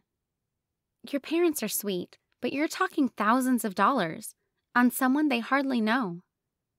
The law firm gives scholarships all the time, he continued. It's all a tax write-off anyway. Jon, stop. My hands were shaking, my heart racing, and I could barely string 2 words together in my mind, but I did my best. Look, this life that you have, it's great, but I just got my life together. I'm getting it together. I might go to college, but I need time to heal. His eyes softened, and he reached across the gap between us. His hand, still slightly wet from the dishes, cupped my cheek. My heart leapt from my chest, beating underneath his fingertips. The gesture felt so intimate. I didn't know how 2 people could get any closer than I felt to Jon in that moment. It was like we were connected by this strand of light and hope and everything good I'd ever wanted to be in the world. Abby, he said, you're amazing. You think so?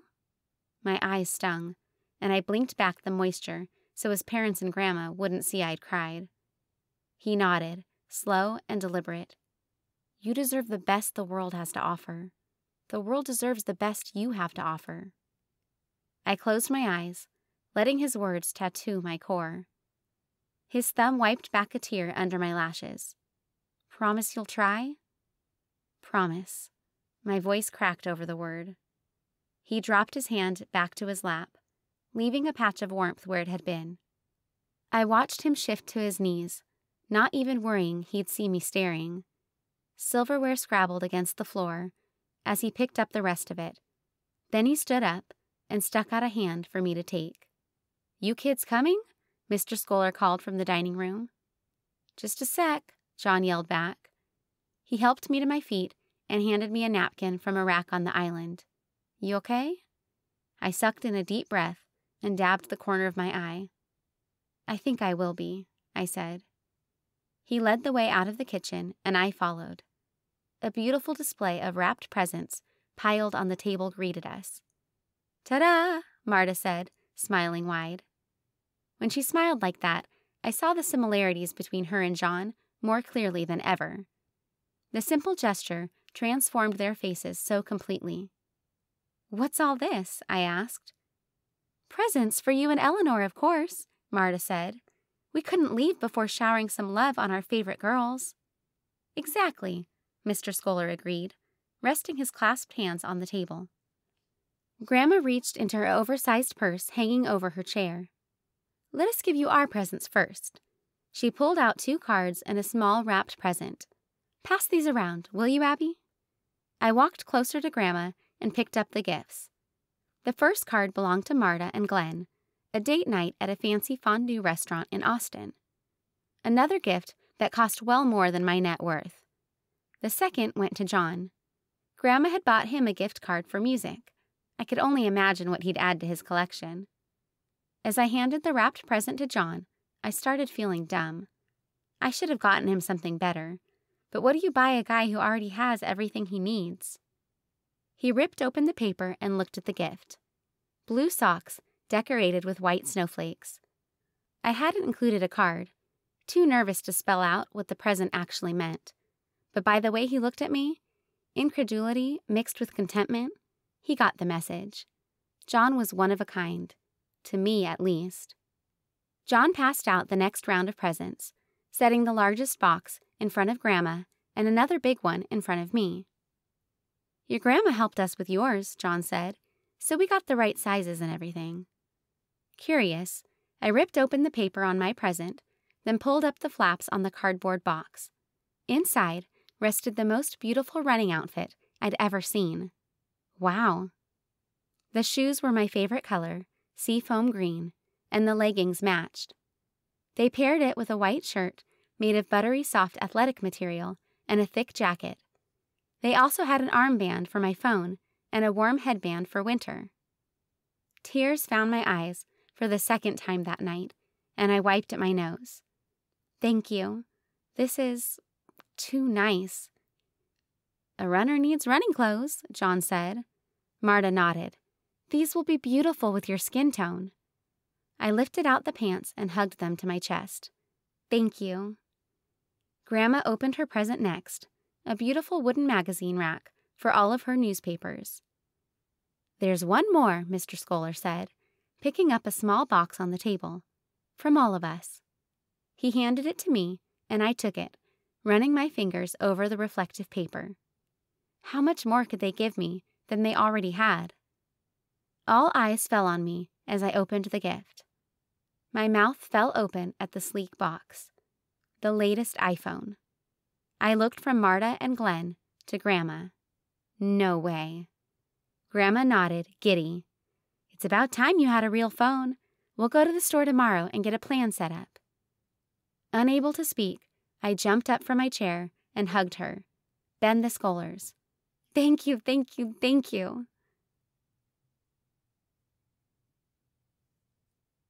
Chapter 26. Hello? Evan's voice came through the phone. I sat down on my bed and scooted back until I could lean against the wall. Hey, you. May I ask who's speaking? A teasing smile found my lips, even though he couldn't see me. So formal. I heard him chuckle softly. Abby? That's the one. New number? Yeah, Grandma got me an iPhone.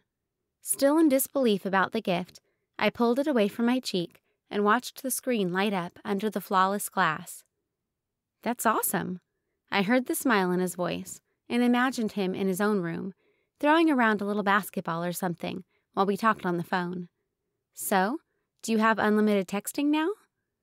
Grandma pulled out all the stops. I cringed a little at the expensive plan she got for us, since she upgraded her phone too. At least I could start chipping in after I got a couple of paychecks. I knew I liked her. I laughed. So, how's break? Bored already? Nah, Mom's making me pack for our trip. Trip? Yeah, we're leaving for St. Louis tomorrow. A door slammed in the background, and wind crackled through the earpiece. Evan, are you outside? It's freezing. Just for a second. I shivered thinking at the weather outside. Below freezing and 15-mile-an-hour wind. I'd needed 2 layers of sweatpants just to go for my run. You're gonna get a cold. I wanted to ask you something, he said, his voice shaking. He must have been shivering too. How long does it take to get frostbite? He laughed. No, I was wondering, do you want to see a movie with me tonight before I leave? My mouth opened and closed, but nothing came out. Not even a breath. I might have forgotten to breathe. SOS. Abby, did I lose you? I shook my head. Abby? I sucked in a breath, and it all went to my head. I'm here. A movie? Yeah. Surely his teeth had to be chattering by now.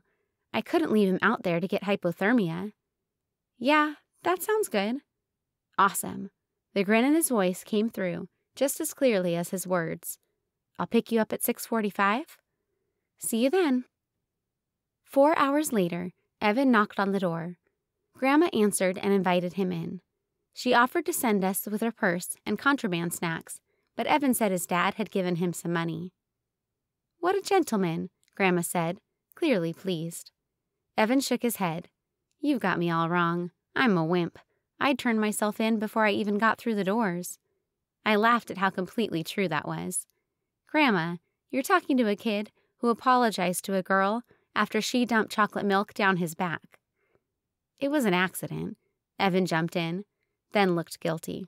I'm not a sadist or anything." Grandma's red lips formed a small smile. The way she looked between the two of us, her eyes shining, made me blush. "Well," I said, "I think we better go." "Of course," Grandma said, following us to the door. "You two have a good time." "We will," Evan said. I followed him down the sidewalk, this time to his mom's van. "Couldn't get your grandpa's car?" I asked, bumping his arm. He grinned at me, his breath coming out in puffs of steam. Maybe for prom. We reached the car, and he opened the door for me before I could get it. "Thanks," I said, feeling awkward. "No problem." I settled into the seat, and he shut the door behind me. This had to mean it was a date, right?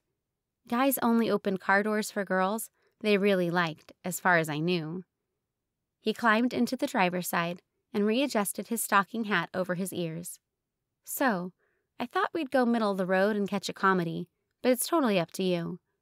There's a new Christmas movie out, and an animated movie, for kids, I think, and a horror movie, and then an action movie. And I'm not sure how you feel about 3D, but we could do that if you want. Personally, I'm not a huge fan. Technology's just not there yet, but I'm fine either way." We'd already made it to the end of the block and onto one of Woodman's main roads when he paused for a breath. His hands wrapped around the wheel so tightly his knuckles looked red around his white skin. "The comedy's fine with me," I said. "Are you all right?" He moved his head in a jerky sideways nod, looking from me to the road. "Fine. I'm fine. You?" "I'm great." I looked at the houses, passing the window behind him, each decorated with multicolored lights. The sky wasn't totally dark yet, but getting there, and the heater sent warm air over my face. It was nice. His shoulders seemed to loosen a little at my response, and we talked about our final grades and classes for the next semester until we got to the theater. Apparently, everyone else had the same idea as us, because the parking lot was packed. "I could drop you off and find a place to park," he offered. My heart melted a little bit. "It's no big deal. I'll walk with you." "Well, it looks like this is it." He steered the van in an empty spot on the far end of the parking lot. "Ready to freeze?" "Lead the way." I got out of the car before he could open my door, but he met me on my side, and we walked toward the theater. The wind was even colder without the sun, and I dug my chin into my scarf, letting my breath mingle with the fabric to warm my face. Evan did hold the door to the building open for me, and we rushed in, packing in behind the people in line. Son of a nutcracker. Evan bit the finger of his glove and pulled it off, then used his free hand to get the other. He looked at me, catching my smile, and blushed. My dad says that sometimes. I shrugged. It's kind of funny. Way better than my dad's version. We finally reached the ticket taker, and he handed us a pair of flimsy paper passes. Evan bought us a tub of popcorn to share and 2 drinks, but held off on the candy at my request. I'd already have to go longer on my run the next day to make up for the buttery popcorn. We stepped into the dark theater, and Evan leaned over to whisper, "Where do you want to sit?" "Wherever you want." I shuffled to the side of the aisle so another couple could get by. "Front, back?" I looked over the rows of seats. "Looks like there's a couple over there." I led the way across the row, and we finally got sat down. I wished he would just relax. He didn't need to coddle me like this. He was going to the movies, too. At least we'd made a good choice in the film. It was funny. Evan and I laughed so hard we were both crying. We waited for all the credits to scroll up the screen and watched the extra scene at the end. By the time the lights came on, we were the only 2 left in the room. "It's weird to be in here like this," Evan whispered. "Why are you talking so quietly?" I asked. He broke out in a shy grin. "Just seems right, you know?" "Sure," I whispered back. We walked out, but Evan paused in the lobby. "I don't want to go back out there." I glanced out the glass doors. Small white flakes swirled outside, almost invisible. "Is it snowing?" He stepped forward, pressing his face close to the glass. "Yeah, I think so." "Come on." Shrugging my coat over my shoulders, I stepped outside. It never snows. Evan stared at the dark sky. Can you imagine streaking in this? I whipped my head around the parking lot to see if anyone heard. It was just us and cars leaving their spots. Don't get any ideas. He laughed. Not even close. I started off the sidewalk toward his van. Snow, even nearly invisible swirling flakes like this, made me think of Jon. They'd left for the mountains this morning. By now, they probably had settled into some beautiful log cabin that smelled like cedar and cinnamon and hot chocolate. You got any plans for Christmas? Evan asked, keeping step with me. Nothing really. Grandma and I haven't gone into specifics. Ah, he nodded. We reached his vehicle, and he opened the door for me again. Inside the van was nearly as cold as outside, but at least it shielded us from the wind. He cranked the ignition the second he got in and rubbed his gloved hands together. Hey, Abby? Yeah? I wanted to give you your Christmas present. My heart sank lower than the temperatures outside. It must have been as cold, too, because I hadn't even thought to get Evan a gift. Something wrong? He asked, leaning forward and getting a better look at my poorly concealed frown. It's just, I didn't get you anything, and I should have. I didn't even get Stormy or Andrew or Roberto presents either, and I should have. I should have thought about it. His hand landed on my shoulder in a comforting gesture. I didn't get you a gift because I thought you were getting me something. My heart seemed to still with his touch, and I nodded. So, can I give it to you? Again, I nodded. What could Evan have gotten me? From the nervous way his hands shook, this wasn't just some box of candy from the dollar bin. But then again, it was pretty cold outside. He leaned forward and retrieved a small, wrapped box from under his seat. Sneaky, I said, pointing at him. So sue me, he shrugged, extending the beautiful little package. Looking at him, I took the gift, and then pulled off my gloves so I could rip through the paper. I lifted the lid off the box and saw a delicate gold necklace inside. A small, gold A hung at the end of the chain, and I ran my fingers over the pendant, reveling in the feel of cold, smooth metal. Evan leaned his elbow against the steering wheel and scratched at his neck. It's not anything amazing. It's beautiful, I breathed. His eyes lit up. You like it? I held the chain between my thumb and forefinger to get a better look. I love it. Chapter 27. Are you ready to go? Grandma asked, standing in my bathroom doorway. I capped my mascara. Are you still not going to tell me where we're going? The whole plan had been to stay in on Christmas Eve and watch The Grinch while drinking sugar-free hot cocoa. But Grandma had different ideas. I told you I have an errand. She smiled at me like the idea of doing a chore on New Year's Eve excited her, and I did my best not to roll my eyes. Okay, I'm ready. I followed her out of my room and to the door, grabbing a coat and scarf on the way. We stepped outside, the cold instantly turning my nose into a dripping spigot. I sniffed and wiped at it. Even after the snow melted, the chill had stuck around. Grandma already had her car running, and I hurried into the warm interior. The second I got in, I held my hands in front of the vent. She got in the driver's side and turned down the blasting heat. So, any intel on where we're going yet? I asked, sitting back in my seat. She brushed her nose with her pointer finger. You'll see. Grandma wasn't one to be cryptic, and it half annoyed, half intrigued me. So I guessed. We're going to get Jon another gift? She shook her head. You finally decided you like Milky Ways and want to get one from the gas station? As if. Fair, I laughed. Oh, I know. You're getting a little pre-Christmas Botox? For a 70-something woman, Grandma was really good at rolling her eyes. Nice try. Beer run so we can spike the cranberry juice? Abigail! Her tone was sharp, but she laughed. You'll find out soon enough. She turned the car off the main drag and turned into a residential neighborhood. The houses looked a little less nice than Grandma's and the Scollers, but they were cute. At a stop sign, she pulled a note out of her purse and glanced at her scrawled handwriting. Directions. She turned the car to the right, then down a couple of streets. Further down the road, I saw a bright yellow VW Bug parked along the street, and something clicked. "You didn't," I gasped, staring between her and the car. She smiled. "Give me a second." We pulled up behind the Bug, and she put the car in park, then turned to face me. "Abigail, I am so," she began, but closed her eyes and took a deep breath. "I am so sorry."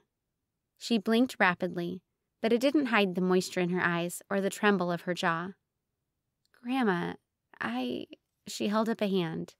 "No, let me finish. You've missed out on so much of your childhood." A tear spilled over Grandma's cheek, and she put a hand over her mouth as she stared out her window. I'd never seen Grandma act like this, and it jerked my heart around in my chest. I reached out and put a hand on her knee. "Grandma, you didn't know." "I never knew. Couldn't believe it until—" She squeezed her eyes shut, and more water streamed down her cheeks. When she opened her eyes, they looked brighter than their usual pale blue. "I'm sorry for everything, and I know a car doesn't fix everything you've been through, but maybe it's a start." Instead of speaking, I leaned across the console and hugged her. Nothing, not even a cute car, or good friends, or Jon suddenly deciding he wanted to date me, would fix everything I'd been through. I'd have to do that on my own. But I wouldn't turn down a car either. "Looks like he's ready for us," Grandma said, and I pulled back to see Mr. Pelosi coming out of the house. She pulled out a Kleenex from her purse, dabbed at her eyes, then got out of the car to meet him. I watched her for a second, her shoulders straight under her peacoat, and took a deep breath. I stepped out of the car in time to hear them exchange a greeting, suggesting this had been in the works for several weeks now. "Well," Grandma said, "Mr. Pelosi has agreed to ride with you while you get accustomed to the car. It's a stick shift, so there very well may be a learning curve." I launched into her arms, taking her in another hug. She relaxed her stance and wrapped her arms around me, rubbing my shoulder. "Enjoy it," she whispered in my ear and stepped back. "See you at the party." "See you." Mr. Pelosi and I stood in silence until her car was halfway down the block. "Big surprise?" he asked, rocking on his feet with his hands tucked in his coat pockets. "Total surprise," I said. He nodded, burrowing his chin into the gray knit scarf wrapped around his neck. His blue eyes looked even more electric than usual, like the cold sparked them to life. "Well," he said, "I have something for you too." From his pocket, he produced a set of keys with several keychains attached. I reached out and examined them with frozen fingers. When I fumbled over a small tube in a pink case, he said, "Pepper spray. You might never need it, but better safe than sorry." I nodded. He didn't need to tell me that. I came from a world where the worst things that could happen did. You could never be too prepared, and I felt a little better knowing I wouldn't be so defenseless anymore. The next keychain was a small square plaque with that quote on it: "A fish trying to climb a tree will spend its whole life thinking it is stupid." I ran my thumb over the engraved words and sniffled. I didn't know what I had done to deserve such good friends, or an iPhone, or a car, or a neighbor down the street who had become so much more than just a friend. Still staring at the keychain, I breathed, "Thank you." His hand softly landed on my shoulder. "Merry Christmas, Abby." No moment, no matter how wonderful, could last forever. So I said, "Are you going to show me the ropes? I know how to drive a stick shift, kind of." He laughed. "Let's see what you've got." I took the keys to the car and unlocked the door. It was old enough that it didn't have lock buttons, so I reached across to the passenger side and pulled the lock up. He got in and rubbed his hands together. "Go ahead and fire it up." Pressing in on the clutch, I made sure the car was in neutral and turned it on, using the gas to bring it to life. "Good. Now let off the brake and gas it a little to get it into first gear," he instructed. I did as he said, and we pulled out onto the street. He guided me through each of the 5 gears and reverse and taught me how to use the tachometer and the sound of the engine to make sure I shifted at the right time. According to him, the bug would get over 40 miles to the gallon if I shifted gears appropriately. We'd added 30 miles to the odometer by the time we arrived back at his house. "See, you're a pro," he said, releasing his belt. "Thanks for the help." He shook his head. "Don't mention it." "Still, thank you." "You're very welcome." I thought he'd open his door to get out, but he stayed seated. "See you at school?" I asked. He ran a hand through his hair. "About that." A gust of wind hit the car, shaking it slightly, and I felt like the breeze had come in and gotten caught between my ears. "What?" I asked over the rushing sound. "I'm not going to be teaching at Woodman anymore," he said, looking at me evenly. "My girlfriend got a job in Kansas City, closer to her family, and I'm going with her." My mouth fell open, and the trees around me swayed without the breeze. Mr. Pelosi couldn't leave. I took a deep breath like the doctor in the emergency room had suggested I do when feelings like this came on. "Can't you do long distance?" I managed. With a sad smile, he shook his head. "That only works in the movies, Abby." "But what about your parents? They live close, don't they?" I was grasping at straws. We both knew it, but the thought of him hurt more than I ever could have imagined. "She's my future, and it's time to start putting that first." One corner of his lips lifted. "You'll understand someday, when you meet that guy who treats you like you deserve to be treated." "But," I stared out the window, shoving down the shakiness in my voice, "what about the people who need you, who need your help?" "You're going to do fine," he said. "High school will be over before you know it, and you're going to make a life for yourself, one on your own terms." "Yeah?" I looked at him through my tears. "How do you know?" "Because I know you." And just like that, I knew. I was going to see my mother. It was time to start living life on my own terms.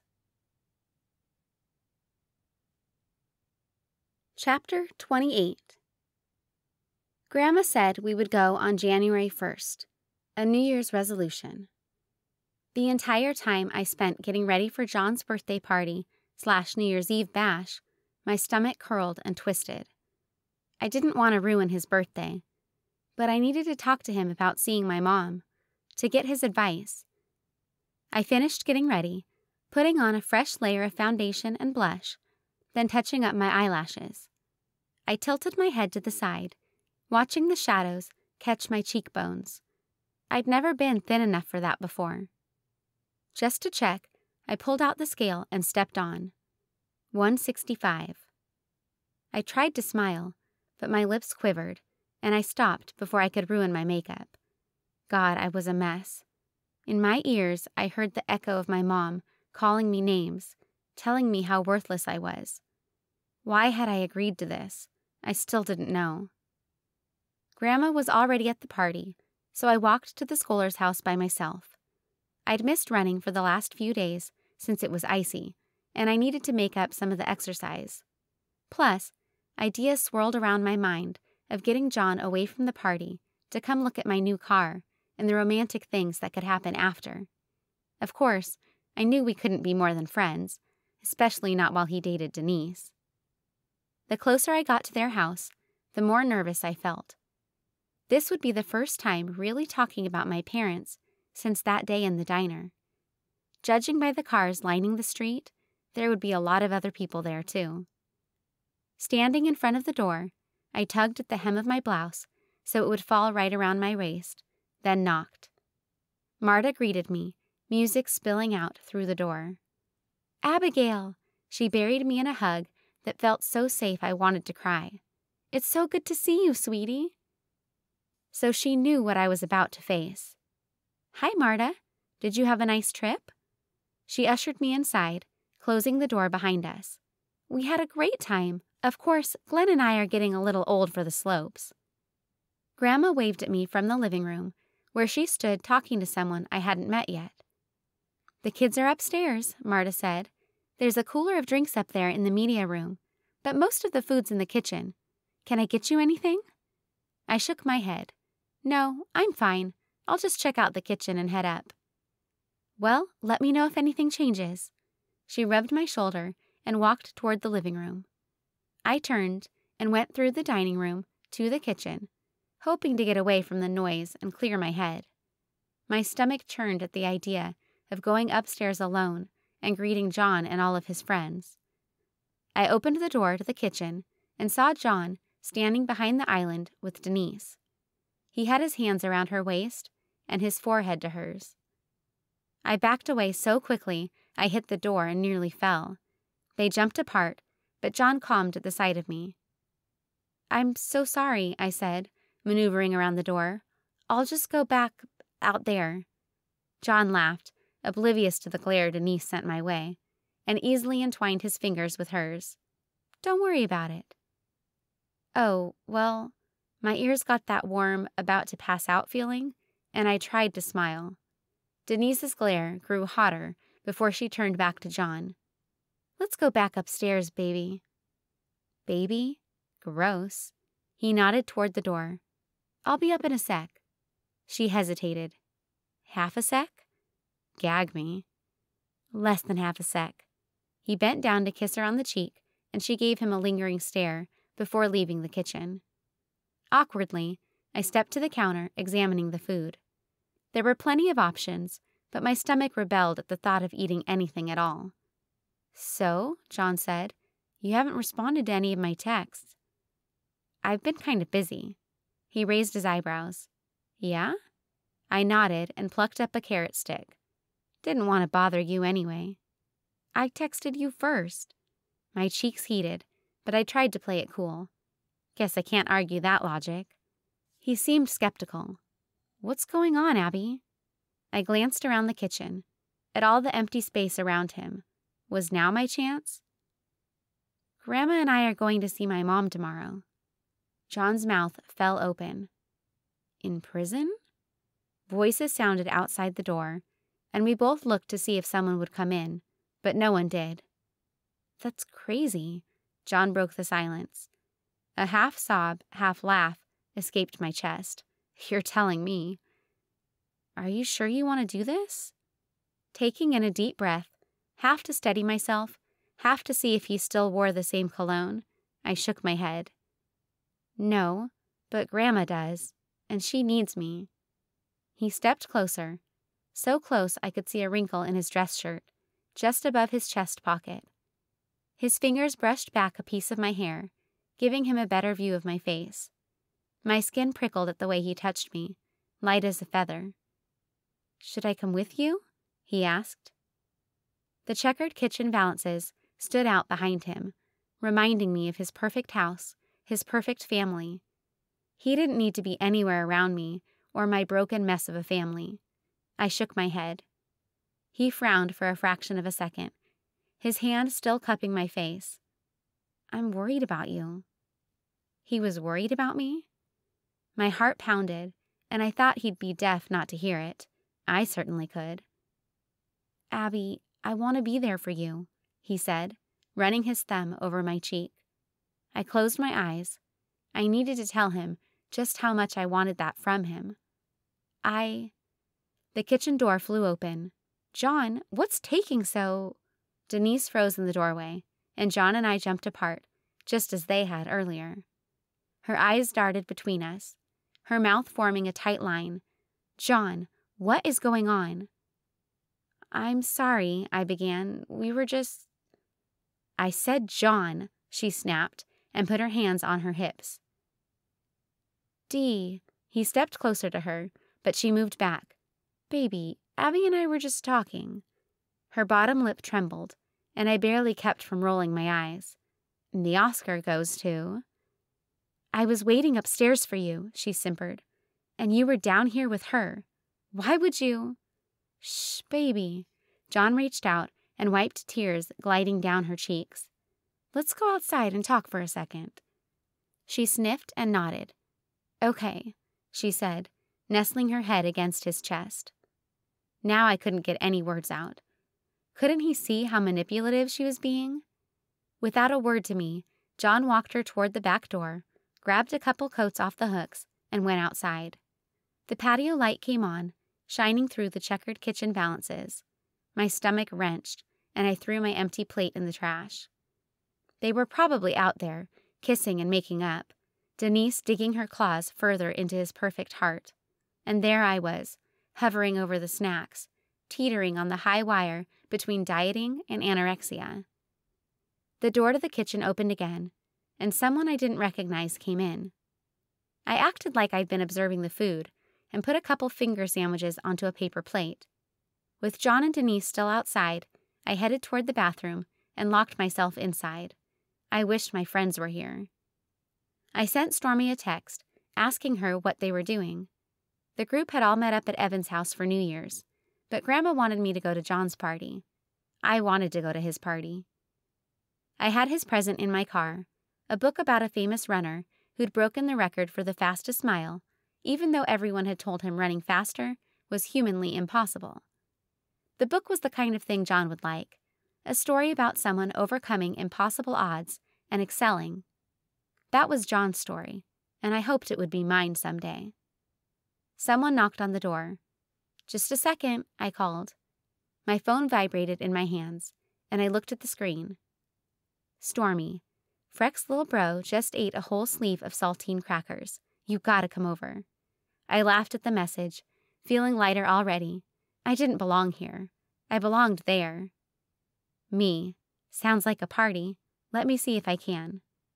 I flushed the toilet, even though there wasn't anything in the bowl, went through the motions of washing and drying my hands, and left the bathroom.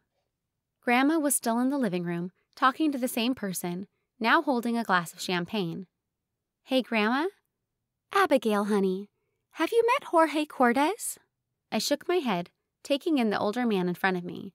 He had thick, trimmed eyebrows, the color of steel, and wide lips framed with smile lines. "Nice to meet you, Abigail." He shook my hand, enveloping it in his massive grip. "Your grandma's told me a lot about you." "Good things, I hope." He laughed. "Is there anything else to tell?" "You don't know the half of it." Grandma patted my shoulder. "Of course not. Abigail, Jorge is a dear friend of mine. Your grandfather used to do his accounting." "He did?" I wished I could have worked with Grandpa. He had a funny sense of humor, witty like mine, and he always kept caramels in his jacket pocket to put in his coffee. When Mom wasn't looking, he used to sneak them to me, even before meals. Jorge nodded. "Yes, and I wish he still could. No one knew tax code like he did." "Well, he had 40 years of practice when he retired," Grandma said, her eyes gleaming. For a second, I imagined myself in Grandma's place.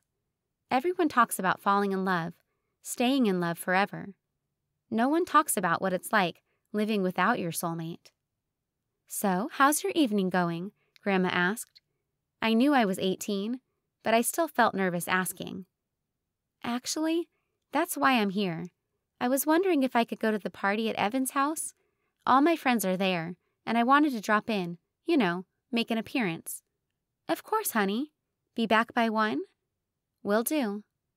I said my goodbyes to Grandma, Marta, and Glenn, but didn't see Jon. Not that I wanted to run into him and Denise again. His present would have to wait. Now that it was dark outside, the air felt even colder. On the walk to my car, I wrapped my coat tighter around me and tried to get rid of the thoughts stabbing at my brain, tangled with the fresh memory of Jon and Denise together.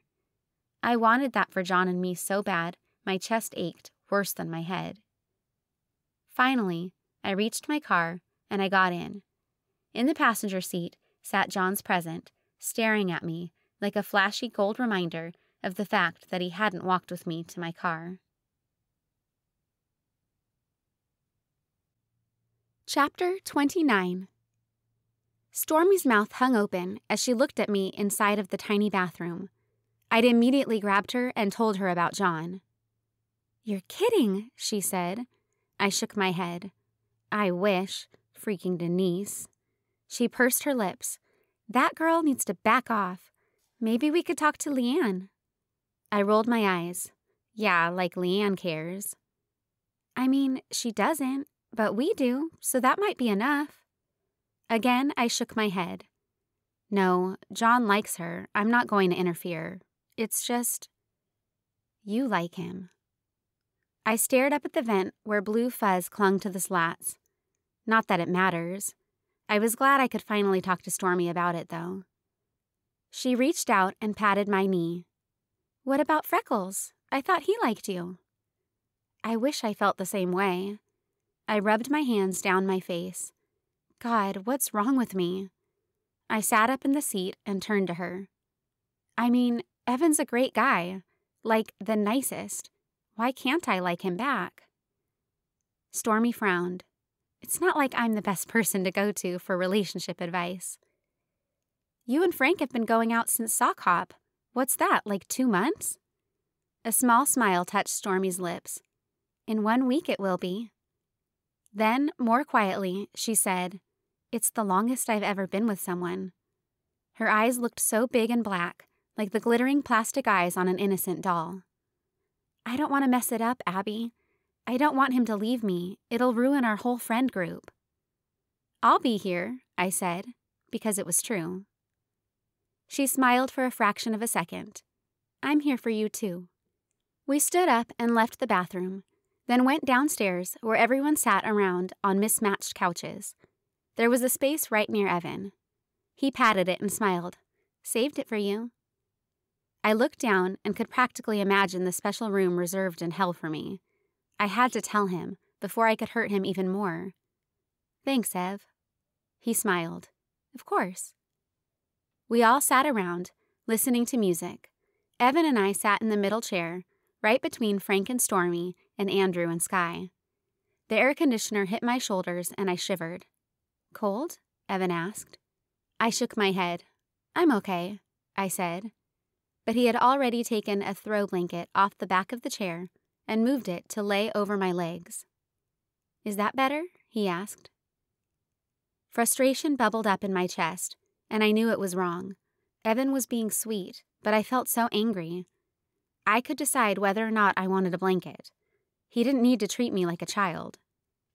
I glanced at the time projected on the wall, and a terrifying thought crossed my mind. New Year's kiss. I stood up and handed the blanket back to him. I'm going to the bathroom. Without waiting for him to say anything, I walked out of the basement and back to the restroom. I was spending a lot of time around toilets tonight. Maybe because I was being a giant piece of crap. I put my back to the locked door, leaning my head back against the wall. Now I felt mad and embarrassed. What was wrong with me? I moved to the toilet seat, sat down, and folded my head into my hands. Images of Dad locking me into my room for a business deal, and Mom telling me which clothes to wear flashed through my mind. I could choose what I wanted to wear. I could leave if I wanted to. I didn't like relying on anyone else, but Grandma was just a phone call away if I needed her. Everyone in the basement started counting down from 10. I sucked in a deep breath until my belly grew as big as it used to be. Then I blew it all out. In less than 10 seconds, it would be a new year. It would be the day I'd see my mom for the first time since moving away. I went back and sat by Evan, ignoring his quizzical look. He frowned like he wanted to know more. I didn't want to talk about it, not in front of everyone else, preferably not ever. I looked around Evan and saw Frank and Stormy mouth to mouth. There was no way they'd come up for air anytime soon. No one wants to go out and do anything? I asked. Andrew made a thumbs down. I've got to get Sky back so she can drive home. Curfew, Macy said. Same, Leanne said. Roberto? I looked at him hopefully. Roberto never had rules. Surely he'd be up for hanging out. He ran his hand over gelled hair to the back of his neck. My brother's visiting. Should probably see him. Evan turned to me. We can hang out. I plastered on a smile. I guess I'm kind of tired. He frowned for a fraction of a second, then recovered. That's okay. I can walk you to your car. We walked outside with everyone else, and they hurried into their cars, freezing cold. When we reached my car, parked further down the block, he opened the door for me. I got into the seat, sitting my purse on my lap. "You in?" he asked. I nodded. "Yep." "Good. Can I talk to you a sec?" Nervous, I nodded. He shut the door and jogged around to his side. "Ready for school?" he asked. I shook my head. "No. You?" He shrugged. "I don't know. Wouldn't mind getting out of the house. Things have been really loud over break." An image popped into my mind of his little brothers and the Saltines. Personally, I thought it was fun, but I could see how it'd get overwhelming. "Last semester of high school," I said, hardly able to believe it myself. I had missed out on so much in the last 3 years. Evan nodded.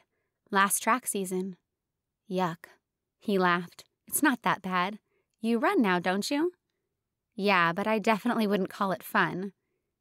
"There's nothing better than runner's high," Evan said. He was starting to sound like Jon. Jon. My heart twisted, dangling from whatever tiny, unshattered vein held it up. Jon, the guy who couldn't even be my friend in public anymore. Evan leaned forward and looked over at me before looking back out the windshield. "What you thinking about?" "Huh?" I tried to gather my thoughts. "Oh, I have an appointment tomorrow." "Like at the doctor's?" For whatever reason, I couldn't tell him. At least somewhere in my life, I was a normal senior, not some pity case. So I just went with it. "Yeah, I'm a little nervous." Evan rubbed my shoulder. "It'll be great, Abby." "You think?" He smiled a small smile and nodded. "Abby?" "Yeah?" Evan gripped the steering wheel and stared down at the floor. "I know," he met my eyes again. A nervous laugh bubbled out of my chest. "You can say it, Evan." He cocked his head and looked at me. "I think we should just be friends." A breath blew through my lips, and I didn't know whether to laugh or cry. What on earth was going on with me tonight? "You okay?" he asked. Even though my eyes were watering and my throat felt tight, I cracked a smile. "I'm great." He furrowed his brows together. "You sure? Because you look a little crazy." I laughed and nodded. "Yeah, friends?" He stuck out his hand. "Friends." We shook on it, and I reached back to unclasp the necklace he gave me. I'd seen this sort of thing in movies, and it kind of felt like returning it to him was the right thing to do. He put his hand on my shoulder, stopping me. "Keep it, Abby." I kept my hand on the clasp. "You sure?" "Yeah," he smiled. "That's what friends are for." Chapter 30. I stood in front of my closet, clothes strewn across the room behind me, trying to decide what to wear. Grandma had given me a list of rules. No wire bras, no clothes with logos, no jewelry. Even though I hated my mom, I wanted to look good. "Abigail," Grandma's voice came through my door. "Yeah?" She stepped into the room and looked around, eyes wide. "I thought I had another hour," I said. Jon stepped through my bedroom doorway behind her. "Hey, Abby." My eyes flew open between the two of them, and then at the state of my room, especially the laundry littered on my floor, period-stained granny panties and all. "Jon," I tried to make my face look semi-normal, while moving to stand in front of the offending pile. "I wasn't expecting you." Grandma tucked her hands in her pockets and looked down. "Well, I'll leave you kids to it. Can I get you hot cocoa or cookies or anything?" I shook my head. "No thanks." Jon smiled. "I'm good." Grandma stepped back toward the door and shot me a thumbs up behind Jon's back. I wanted to roll my eyes, but that would lead to questions from Jon, which would eventually lead to why my grandma was encouraging me. "So," I said, shoving my laundry back into the basket. "What's up?" Jon shrugged. "Haven't been able to wish you a Happy New Year yet, or tell you good luck." "Happy New Year," I said. I sat down on my bed and tucked my knees to my chest. People usually kissed on New Year's, couples at least. I thought how differently my night could have gone if Jon had been the one to kiss me, instead of me hiding out in the bathroom. "Happy New Year." He sat down next to me. "I heard you got a new car." I smiled. That was a safe subject, one that didn't point out the obvious bomb about to drop. "Did you see it?" "On my way here. It's very..." "Cute?" I asked. He shook his head. "Fuel efficient." He looked up to the sky and tilted his head like he was thinking. Spunky? I suggested. He laughed. Yellow. I shoved him on the arm. It's perfect. Of course it is, he laughed. It's yours. Do you want to come check it out? I actually left your birthday present out there. Aw, shucks. He covered his heart with his hand. You got little ol' me a birthday present? Laughing, I stood up. Y'all know even Johnny Boy deserves a birthday gift. I'm mighty thankful, Abby. Don't be too thankful yet. I ran out of roadkill squirrel soup, so this had to do. He chuckled under his breath. That's a letdown. Whatever. I walked out of the room and threw on my coat and a scarf. How could he make me laugh even with a million doubts and fears racing through my mind? I wanted to tell him how I felt, today, but I couldn't risk our friendship. Not right now. I grabbed my keys off the hook with a special keychain from Mr. Pelosi. I ran my finger over the engraved quote on the way outside, with Jon right behind me. This is it, I said, using my arms to display the car. I liked it more every time I looked at it. He moved closer and ran his hand over the slope of the roof. What year is it? 78. He nodded appreciatively. Vintage. I laughed. I guess. You gonna take me for a spin? I looked toward the house. Surely Grandma would be all right with that. Sure. I unlocked his door first. And they said chivalry was dead, Jon said. I rolled my eyes. Someone has to have manners around here. Touché. He got into the car, and I walked around to my side. The car came to life, and I turned the heat to full blast. It's not even warm yet, he said. So? He laughed. It's blowing colder air than outside. I shook my head and started driving. I don't want to waste any hot air. That's a precious resource, especially in January. We came to a stop sign in our neighborhood, and I shifted into neutral. The car shifted easily back into first, and we pulled out onto the main road in town. Nice, Jon said. I blushed. I'm still learning to drive stick. The speed limit was only 35, so I didn't have to worry too much about traffic or shifting all the way up. That was good because Jon sitting next to me was distracting. Whenever I rode to school with him, my mind could wander freely without our car careening into someone else's. Now, well, I couldn't cross any lines, literally and figuratively. So, where's my present? He asked. I nodded my head at the back seat. Wait, though. He folded his hands in his lap. Fine, if you insist. I do. Jon fiddled with the radio. It had one of the old systems that you had to twist the knob and hope for the best. He stopped on a crackling station playing a song from the 90s, Wonderwall. I took in a breath of warm air and tried not to smile. With the open road ahead of me, Jon beside me, and this car under me, I felt better than I thought I could today. Like everything that I needed was within reach, and I could go anywhere I wanted. Jon ran his hand over the dash. Your car actually does pretty good on the highway. I gave him a look. What does that mean? Usually older cars start shaking when they go faster, especially old ones. Oh. Have you named it yet? I gave him another look. I'd heard of people naming their vehicles, but it always seemed kind of dumb. Did you name your car? No, he gestured around the interior, but a car like this deserves a name. I glanced away from the highway to see Jon smirking at me, one eyebrow raised, daring me to argue. I couldn't. Fine, you name it. Yes. He brought his arm down by his side like Napoleon Dynamite. I burst out laughing. Pull over there, Jon said, and pointed at a small dirt path going off the highway. I did as he asked, and my car rattled as we hit the trail. It had been cut into a hill to go into a pasture, so my car was almost hidden from the road here. Now that we weren't being whipped by the wind, driving 65, the radio seemed louder. Jon twisted in his seat and waggled his eyebrows. Now, how about that present? Laughing, I hit his shoulder. You have no patience. He smiled like he was pleased with himself, and I reached into the back seat to get it. He took the gift from me and ran his hand over the golden paper. Happy birthday, I said. He looked up at me, his expression more serious now. Denise got me cologne. She doesn't want me to use mine anymore. I shook my head, not able to find words to tell him how wrong that was. But I couldn't. Couldn't take any chances with him. Not now.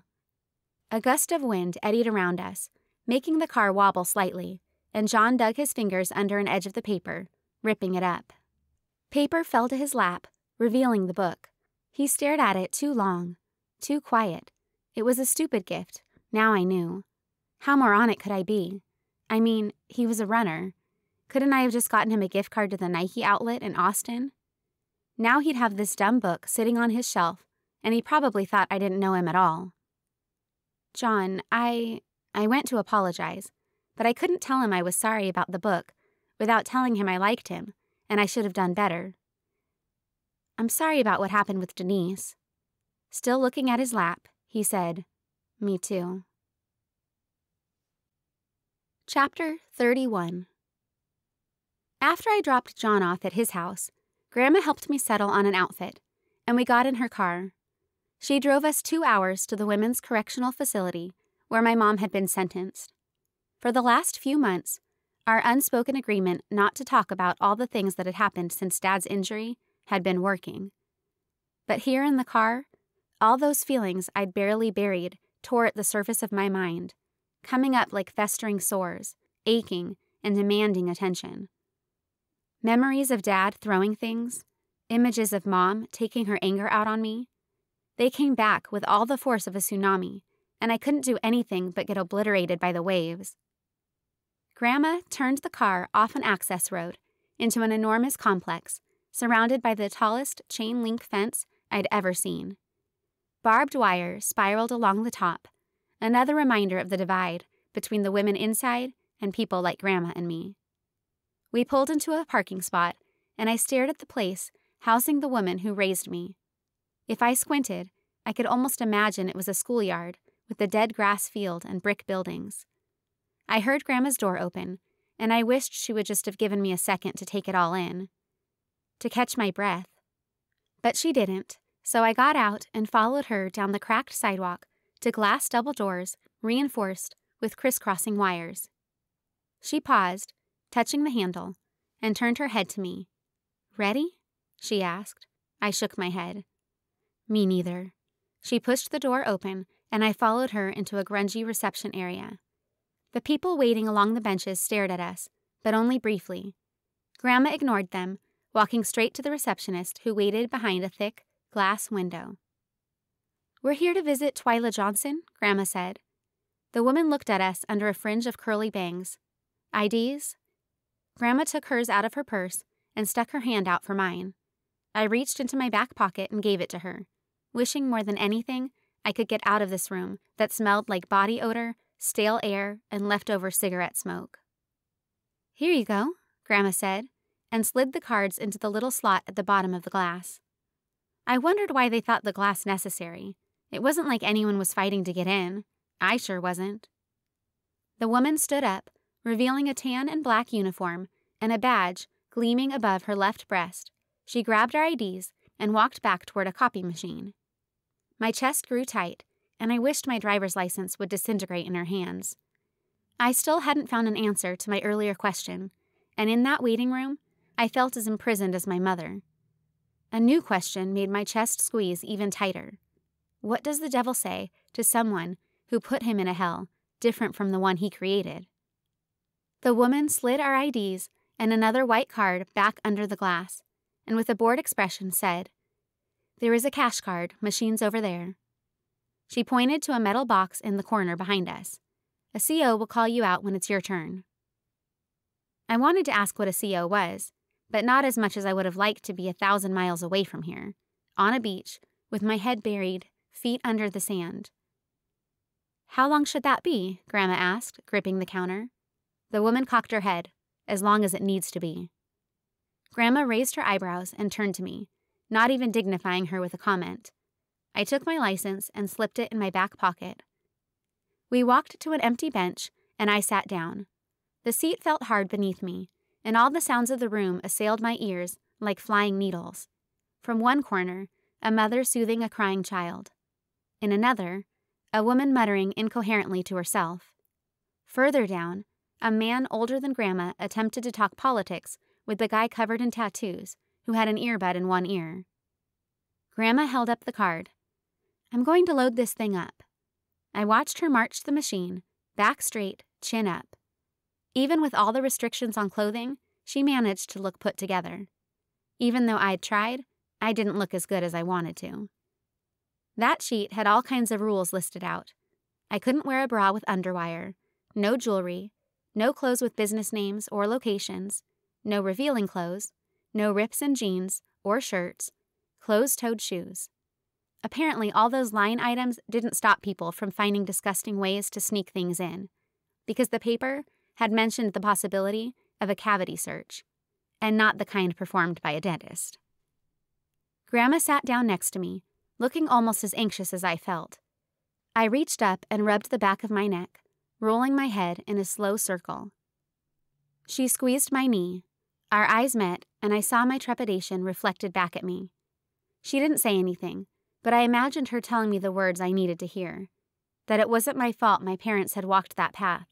That I wasn't like them, not in the slightest. That I was safe. Half an hour passed, then an hour, and then another one. The CO, correctional officer, I learned, came into the lobby every so often, leading a person or group back with him. Each time he brought a harsh feeling with him, like it was us versus them. Finally, he called our names. Grandma and I stood up. My muscles felt tight from the time spent sitting, and I was so tightly wound that I didn't know whether to scream, run, or pass out. Maybe all three, in that order. The CO didn't say a word as he led us through a set of double doors and shut them behind us. He locked those doors before opening the next set and leading us down a hallway colder than the air outside. We came to a stop in a different waiting area with a locker-lined wall. The receptionist there stamped our hands, and another officer inspected us to make sure we didn't have any contraband and waved a metal-detecting wand over us. They looked at us like we were scum and didn't say a word unless they absolutely had to. Even without words, they sent the message loud and clear.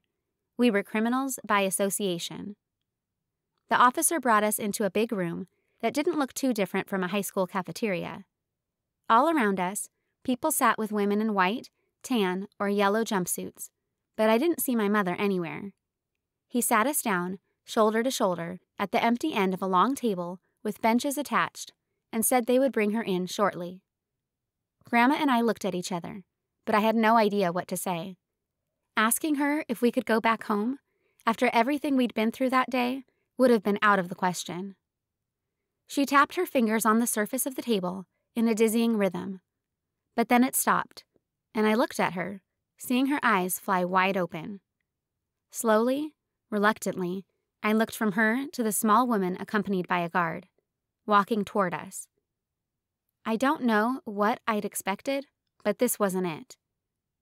Mom didn't have cuffs around her wrist, but she looked so small. Her hair fell lank around her hollowed-out cheeks. Her shoulder bones stuck out under her white uniform, even thinner than before. Her eyes, so dark brown, looked like hawk eyes, darting anywhere but in our direction. Grandma stood up, and I clumsily followed suit, feeling the seat dig into the back of my knees. "You can hug or hold hands briefly," the guard said. Faltering, Grandma sat down, and I did too. The guard guided Mom to a seat opposite us, then left us in this triangle full of repressed hurt, resentment, and anger. "Hello, Twyla," Grandma said, like we were sitting down for tea. I stared at her, at Mom, dizzy from a sudden lack of air. I heaved in a breath, but the air came in like sand, and it took a few more breaths before that fuzzy feeling eased. "Hi, Mom. Abigail," my mother said. She finally met my gaze, and I shifted my eyes back down at the chipped laminate tabletop. She sounded the same, sharp, like her voice could saw through a redwood in 3 seconds flat. My words caught in my throat with my breath, and I stayed silent, hearing Grandma ask Mom about how she was doing. Mom made chit-chat with her, talking briefly about the food, her bed, what she does in her free time. She made it sound like it was any other day, getting a visit from her daughter and mother in prison. Grandma told Mom about the cash card for the vending machine, and Mom's eyes lit up for a second before she veiled her excitement. "Why don't you go pick something out?" Grandma suggested. Mom nodded and raised her hand. One of the guards came back over and escorted her to the vending machines nearest us. Mom took her time, gazing at the glass, and selected several different treats. She carried them back in her bony arms, then sat down and immediately dug into the food.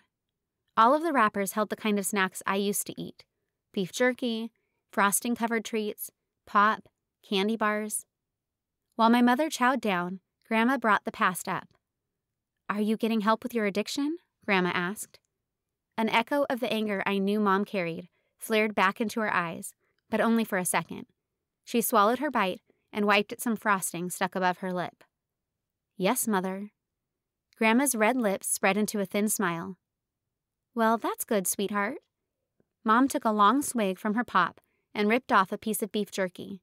For a while, crinkling wrappers and crunching food were the only sounds at our table. A few feet behind me, I overheard a couple saying graphically suggestive things to each other, making my stomach roil. "How is school?" Mom asked, her voice turning as sweet as the frosting coating her lips. I lifted my gaze from her elbows on the table to her black hole eyes. "What?" "School," she repeated. "How is it?" "Oh, fine." I crossed my legs.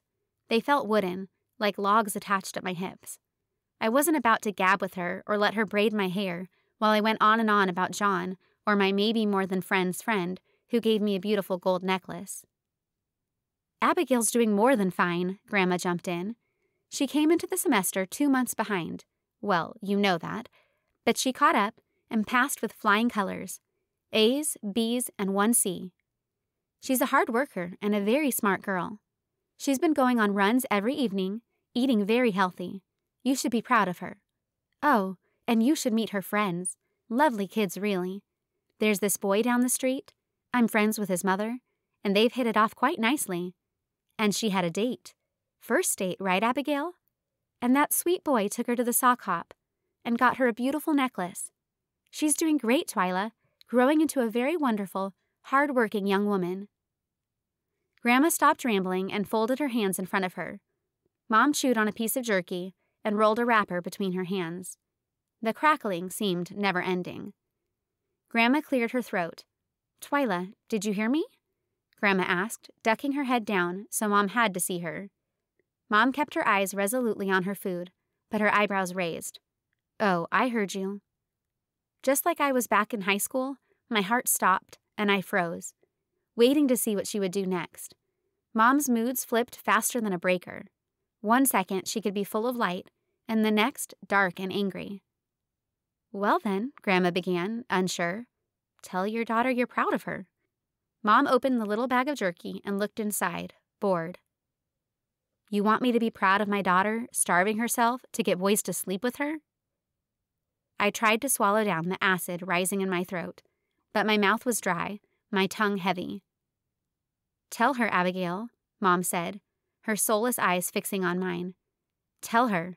You're just starving yourself to get attention." "Mom, that's not—" "I know you, darling daughter. Don't act like I don't know you." She put both of her hands on the table. "You couldn't wait to get me thrown in here, could you?" My mind screamed at me to call a CO, to get up, to run, that she was the one stuck here, not me. But my legs stayed just as frozen as her cold stare. "And that boy," she said, "what's his name? Josh? He doesn't care about you. You'll always just be a fat little bitch, ready to stir up trouble wherever you can find it." "Twyla," Grandma snapped, shocked, like she was coming out of a trance. "You stop it right now. I'd think you'd want to see Abigail after all this time.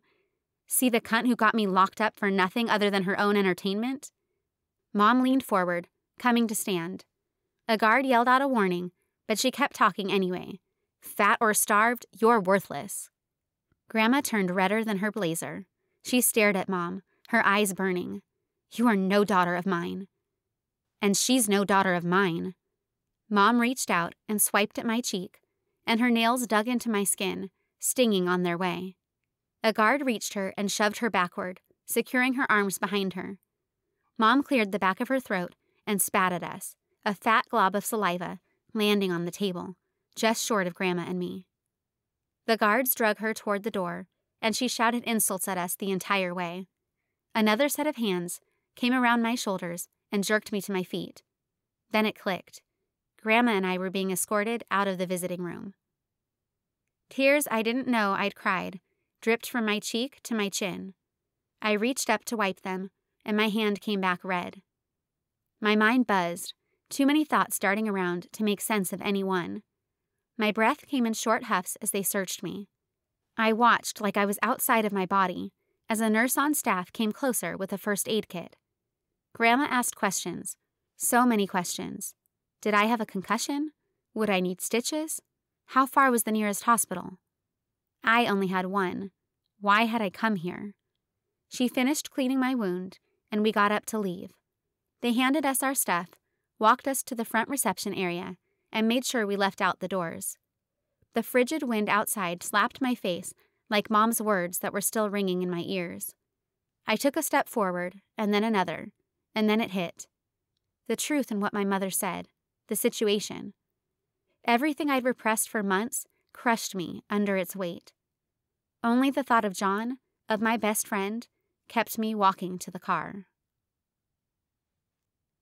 Chapter 32.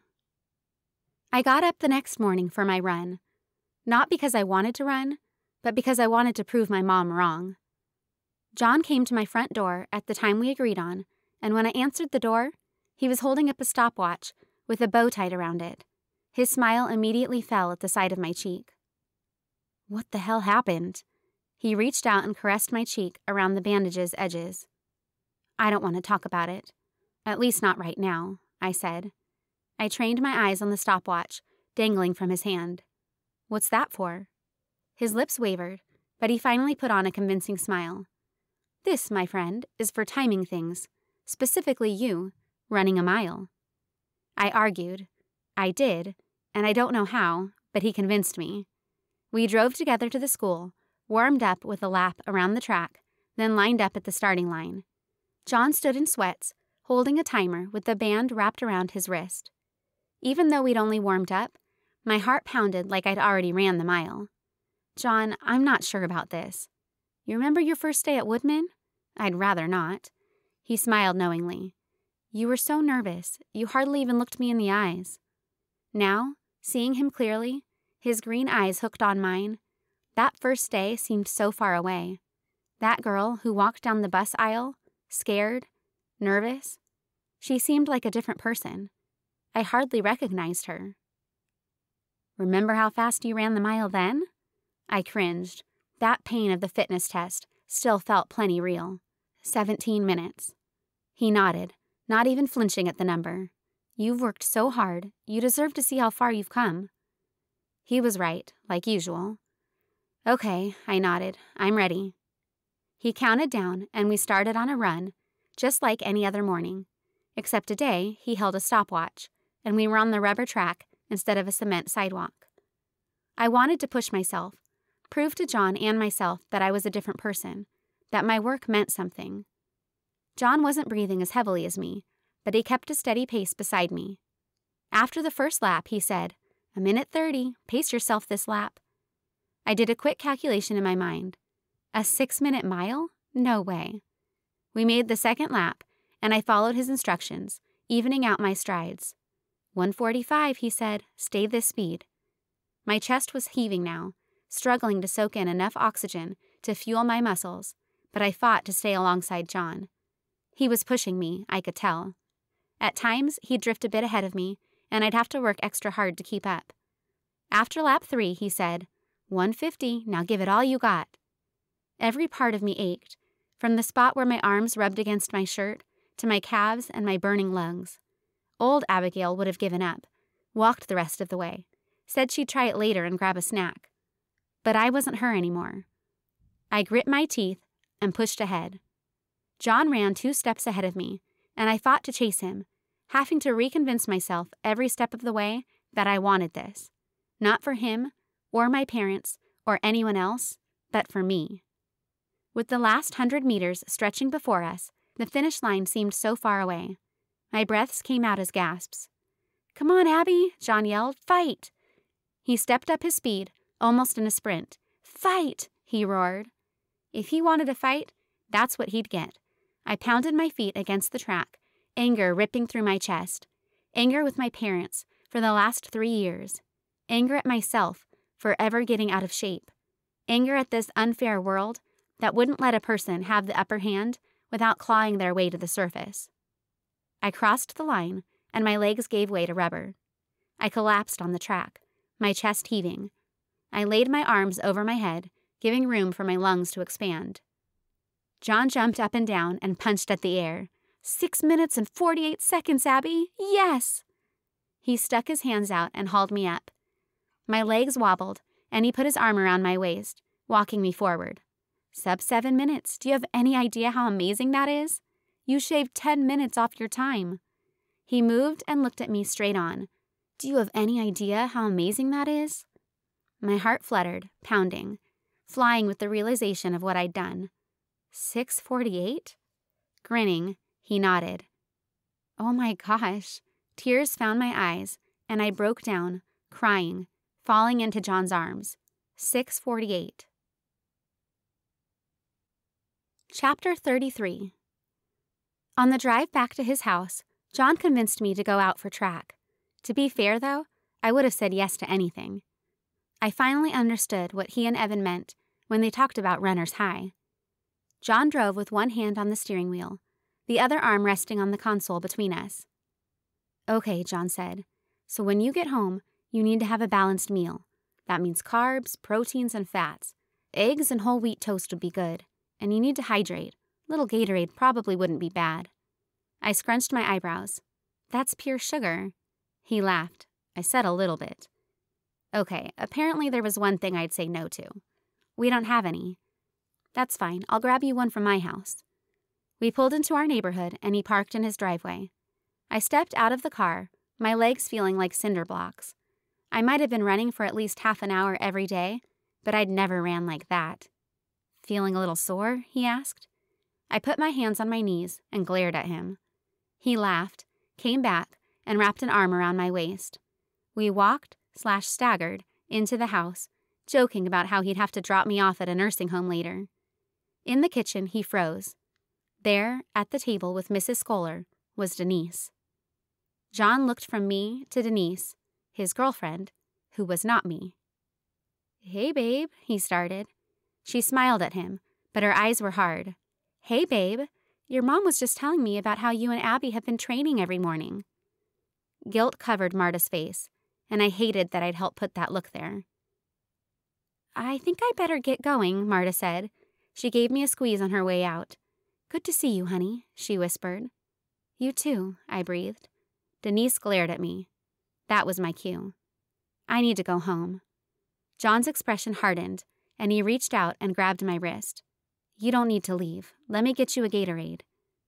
I scratched my arm, feeling more awkward than I ever had before.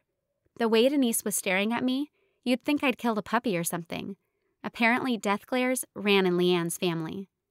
Jon walked past Denise and into the kitchen. Her mouth fell open, gaping at the swinging kitchen door. Wordlessly, she followed him. Even through the door, I heard her inquisition. What is going on? Jon mumbled something. So you've been sneaking around with that cow behind my back? Ouch. Now his voice rose, an angry edge to it. No, I've been spending time with my friend. Your friend? You told me you only hang out with her because your mom told you to. My heart jerked. Blood rushed into my ears, and I didn't hear Jon's response. I had to get out of there. I left the dining room and ran right into Marta. I wasn't the only one eavesdropping on Jon and Denise. Sympathy deflated Marta's features. Honey, I shook my head, jerking a few tears loose. It's fine, my voice cracked. I'm fine. I ran out the front door, all the way to Grandma's house. Didn't stop until I was sitting down in the shower. I let the water pour over me, sweatpants and all, and I cried. Because everything my mom had said about me was true. Chapter 34. 2 knocks sounded on my bedroom door. Grandma, I told you already, I do not want to talk, I yelled, trying to keep my voice from cracking. I threw my arm over my swollen eyes, just in case she decided to come in anyway. It wouldn't have been the first time she'd entered uninvited in the last few days. The metallic sound of a twisting doorknob came, followed by the latch clicking open.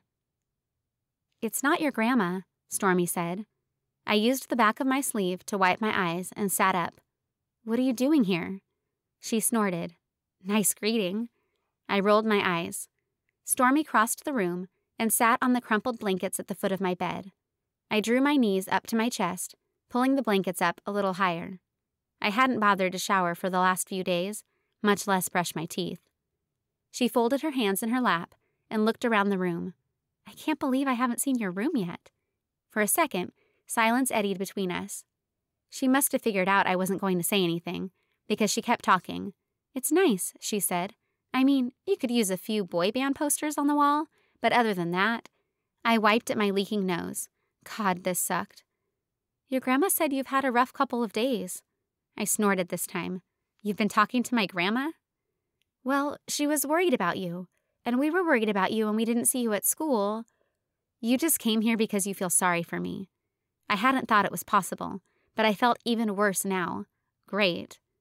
"Abby, that's not it. I hadn't heard from you in days." She rubbed one of my feet through the blanket, but I pulled them back. "You didn't even reply to my text." "You mean the 'what's up' you sent me Monday?" Her lips fell into a frown. "You know what I..." "No, Stormy. I'm just some stray you picked up because you felt sorry for me." She shook her head, her curly ponytail swinging behind her. "It wasn't like that, Abby. You were new. You looked like you might want someone to talk to." "I didn't, though," I lied through clenched teeth. "I didn't need you or your pity or for you to shove me on people who are better off without me." "Abby, we like you," she said, her brown eyes wide. "Freckles especially likes you, and Andrew, and Macy, and Roberto, and Frank. We think you're great." Of course, she hadn't said Leanne. Tears stung my eyes and dripped down my nose. I wanted to believe her, though. So badly I wanted to believe her. But my own mother didn't love me, hated me even.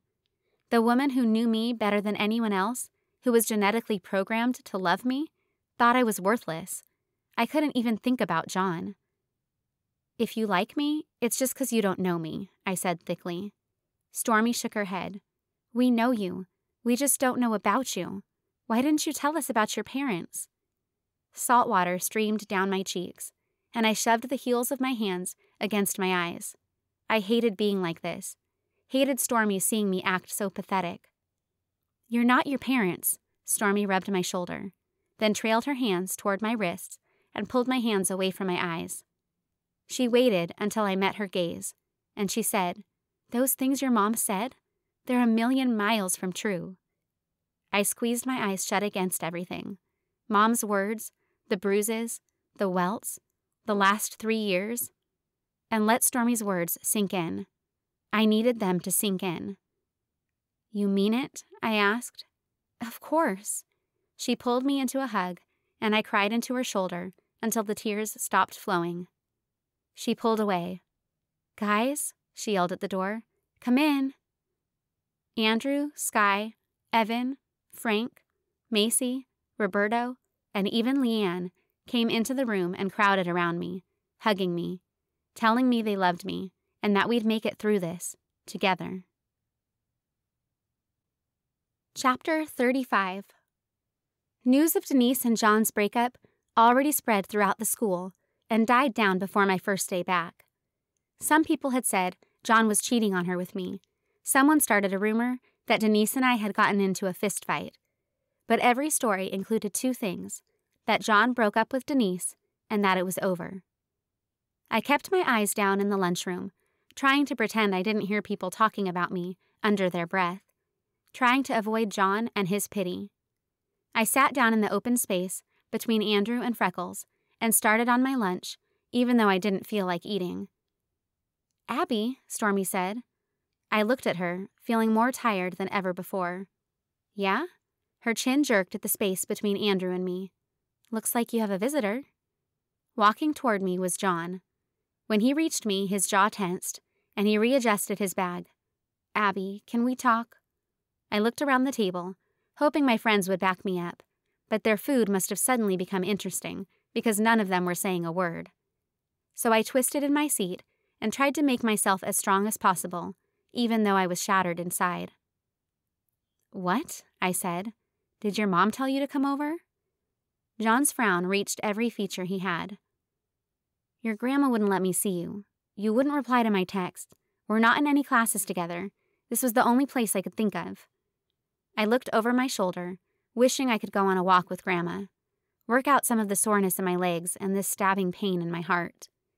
I was tired of this day, tired of not knowing where I stood with Jon, tired of being a charity case.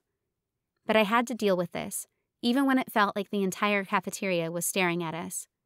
Why are you here, Jon? Abby, can we go to the parking lot and talk? Just hear me out. I shook my head. I didn't want to go anywhere with him. Not anymore. This is fine.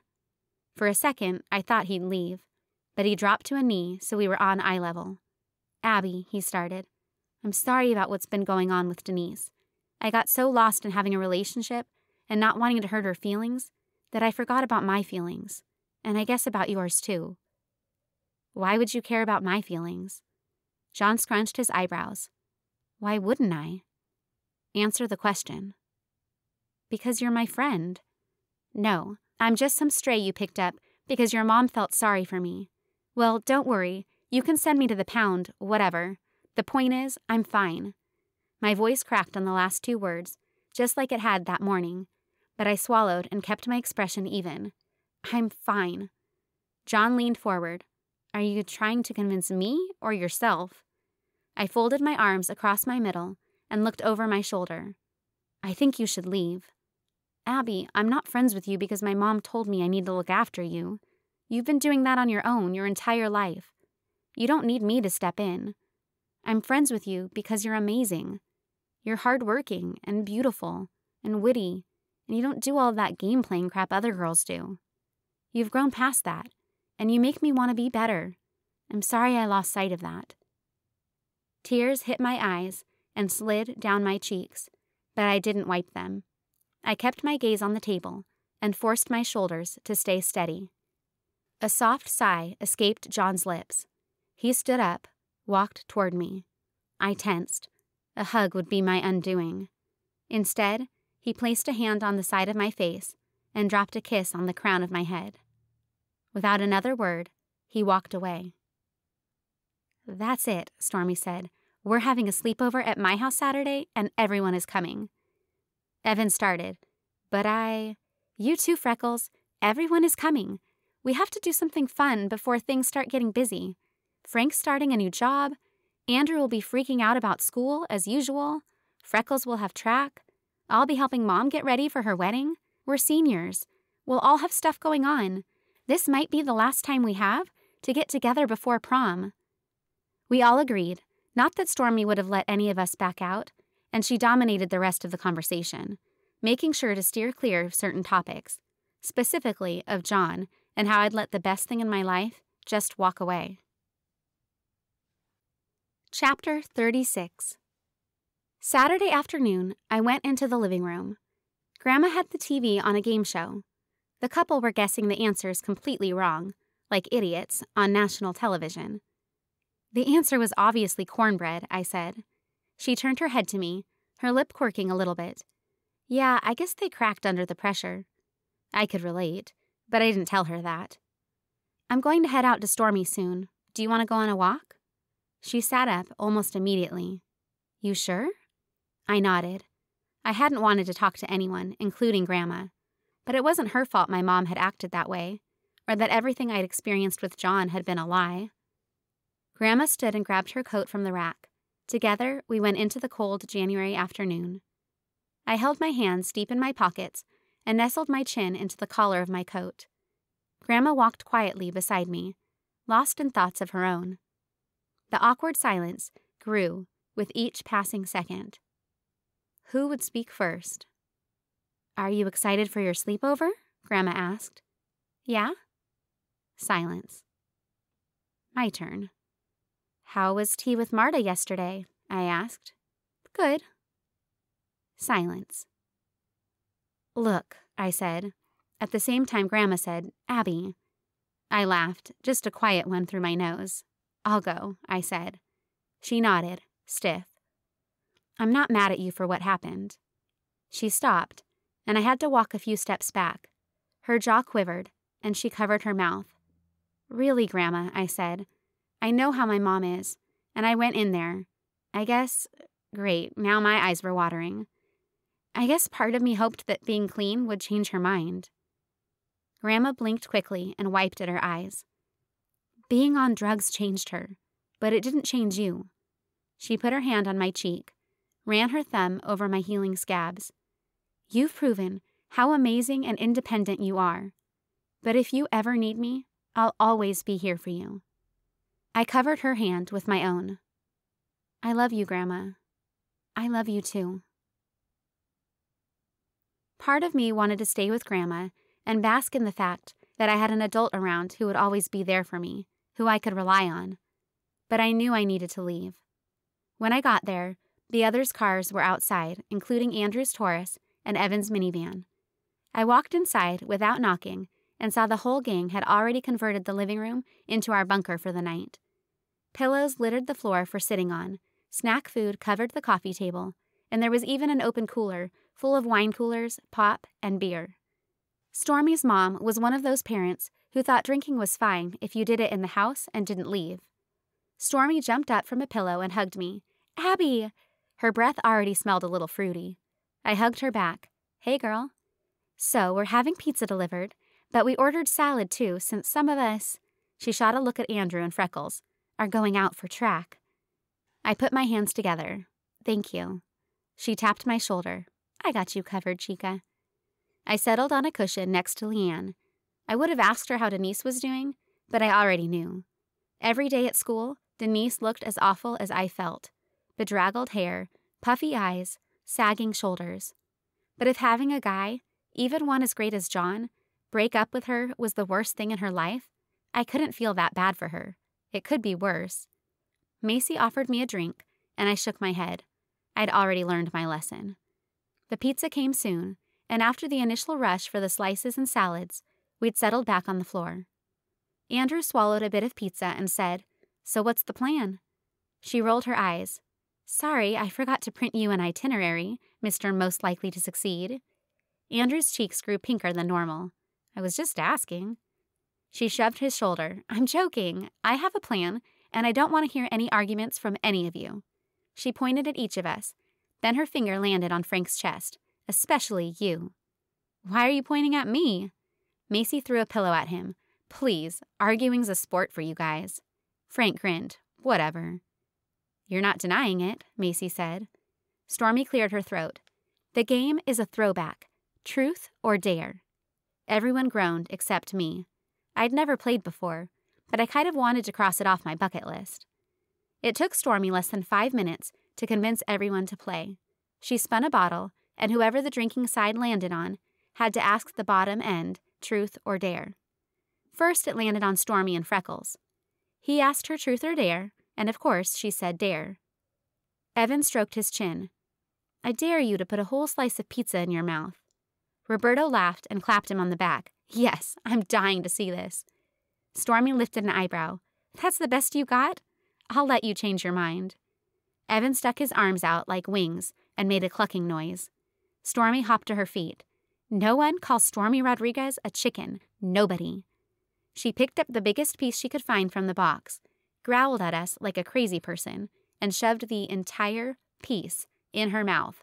Her lips couldn't close and actually stretched wide so you could see the crust in her mouth. How she got it in there was a supernatural feat, on par with bees flying. She yelled something incoherent with the pizza still in and beat on her chest. I laughed so hard I cried. The dares got more ridiculous from there. Running around the house naked, taking a shower fully clothed, making a hat out of something in the fridge, sending a goofy-faced picture to a random number in my phone, sorry, Grandma, and even impersonating Spider-Man with spray cheese. But then Macy chose truth. Andrew leaned back against the couch, a thoughtful expression on his face. "Tell us something no one else knows." Macy looked at Leanne, and Leanne nodded. Macy took Leanne's hand in hers. "Leanne and I are a couple." The whole group sat in silence, looking at each other. Stormy spoke first. "And? What's the part we don't know?" Leanne gaped at her, and Macy threw a pillow. That's it. Stormy smiled. We knew. She got on her knees and went to hug them both. Love you guys, no matter what. And that was it. We were all hugging them. Then someone started a dog pile, and we all got on top of Macy and Leanne. And I didn't know about them, but I'd never felt so much love in one little space before that moment. Their honesty spurred the rest of us. When the bottle landed on Stormy, she chose truth. Evan smiled at her. Tell us something no one else knows. She closed her eyes. Damn it. Then she opened them, got on her knees in front of Frank, and held his hands. The gesture was so intimate, I shifted my eyes down. Frank, she began. Then she sighed. I love you. He was quiet for a second. So long I worried about what would happen if Frank didn't say it back. I looked back at them and saw he had a hand on her cheek, stroking her cheekbone with the most tender expression in his eyes. I love you too, he breathed, and they kissed, hard. Stormy, the slept with 5 guys, children have crushes girl, in love? Amazing. Evan started clapping, and then I joined in too. We all applauded them like they'd won the lottery or something, and in a way, they had. Roberto confessed he was joining the military after graduation. Evan said he had started dating the girl who spilled chocolate milk down his back. Andrew told us he was proposing to Sky on their anniversary this summer, and when it came my turn, I froze. What could I tell them? They knew my mom was in jail. Stormy had guessed I was in love with Jon. I'd told them about my hopeless dream of becoming a lawyer, and the rest? Well, it wasn't that interesting. I don't know what to say, I admitted. Stormy groaned. Come on, I said I love you for the first time in my life. Macy and Leanne are letting their rainbow flag fly. You have to have something. I looked down at the carpet. I pushed the guy I love away because I said I was mad at him. But the truth is, I'm broken. And then I cried because I had no idea how to get Jon to see me as anything but. Chapter 37. Jon didn't approach me again after that day in the lunchroom. We just went back to how the social order was supposed to be. Me with my friends and him with his. He ran at the school in the mornings. I took over our neighborhood again.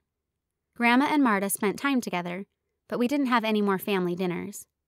It was all right. Not great. Not bad. Fine. I missed him, but I couldn't tell him that. Couldn't even tell myself that, or I'd start thinking things I shouldn't. When track season started, I didn't know why, but I went out. Maybe because it made me feel connected to him, even though the girls and guys teams ran separately. But finally, we made it to our first meet. I was going to throw up, and I hadn't even started running yet. What kind of idiot had I been to sign up for track? People milled all around the track, getting ready for the first running event of the day. My first running event ever. The distance coach said he usually gathered all the runners before the 2-mile race to go over strategy, but today was different. Today, the track coach from the college Jon was planning on going to was there to watch him run, and our coach was busy talking with him. "Runners, over here!" a man standing near the starting line yelled. I walked with a group of other girls to the line, my stomach doing just as many warm-ups as I had earlier. The girls beside me looked like runners. Long, lean limbs, tight muscles, determined expressions. But I couldn't worry about that. I just needed to run my race as well as I could.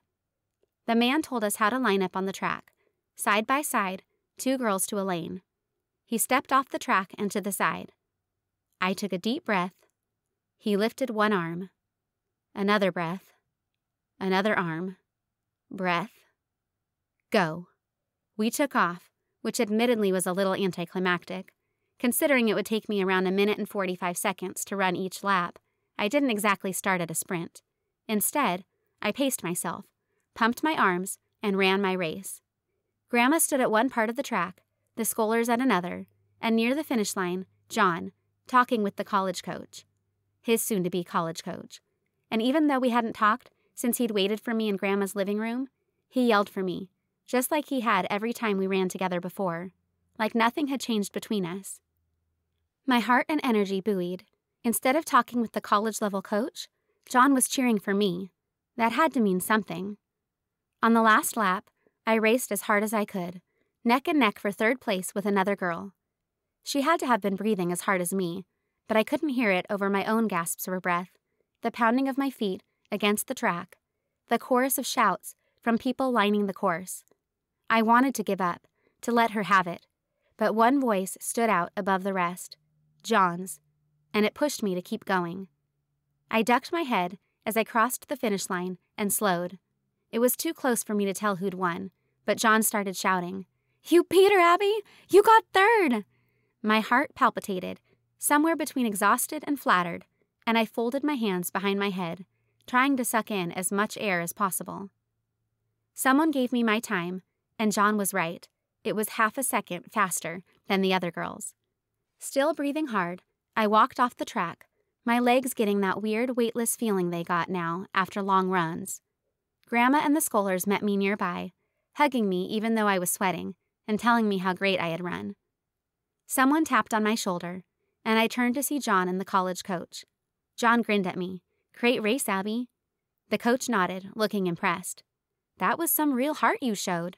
He looked to Grandma and the Scollers. "Mind if I borrow Abby for a minute?" My jaw dropped. A college coach wanted to talk to me? They all said some version of yes, and he nodded over his shoulder. I followed him a few feet away. "Better keep walking for a bit. Cool down," he said. I nodded, still shocked as we walked around the grassy interior of the track. "I'll cut to the chase, Abby. I'm impressed with what I saw in you today. You have a long way to go as a distance runner, but I think we could get you there." My running brain couldn't comprehend. College? Coach? Track? Me? Runner? What? His eyes were intense. "I think you'd make a great addition to our track team next year, and depending on your needs, we could work out a very competitive scholarship package." I stared at the logo on his jacket, and the tiger stared back at me. This, college, my life, everything was falling into my lap. Why? "You're a great runner. Jon was right to ask me to come watch you." Chapter 38. I went straight from the track meet to the restaurant where Stormy worked, right up to the table she served. "Stormy, I need your help." She looked from me to the couple. "What's up?" I scooted her away from the table. "How do you feel about stealing a bus?" She looked up. Of course." She started untying her apron. "What now?" I don't know," I laughed. I hadn't thought it would be so easy. She laughed out loud like this was ridiculous, and it was. I hadn't even changed out of my track outfit.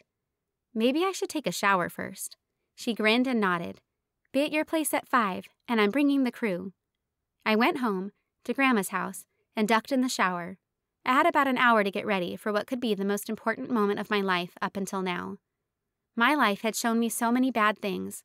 I knew what was good, and I couldn't miss out on this. Couldn't miss out on Jon. "Abigail," Grandma called from outside my bedroom door. I went over and yanked my door open. All 7 of my friends were huddled around her. Grandma looked at me. "I don't want to know." We all started laughing, and I hugged her. "You're the best." The 8 of us cruised toward the school in Frank's Suburban. I sat in the middle row, with my arm out the window, letting the cool spring breeze flutter through my fingertips, like nerves flitted through my stomach. Stormy had taken all of this excitement to heart. She twisted around in the front seat. "Abby, we've got the keys to the bus. What's your plan?" Get Jon to the bus? Now that I said it out loud, it sounded kind of lame. Frank slammed on his brake and pulled over along the road. I had to put my hand against the seat in front of me to keep from flying forward.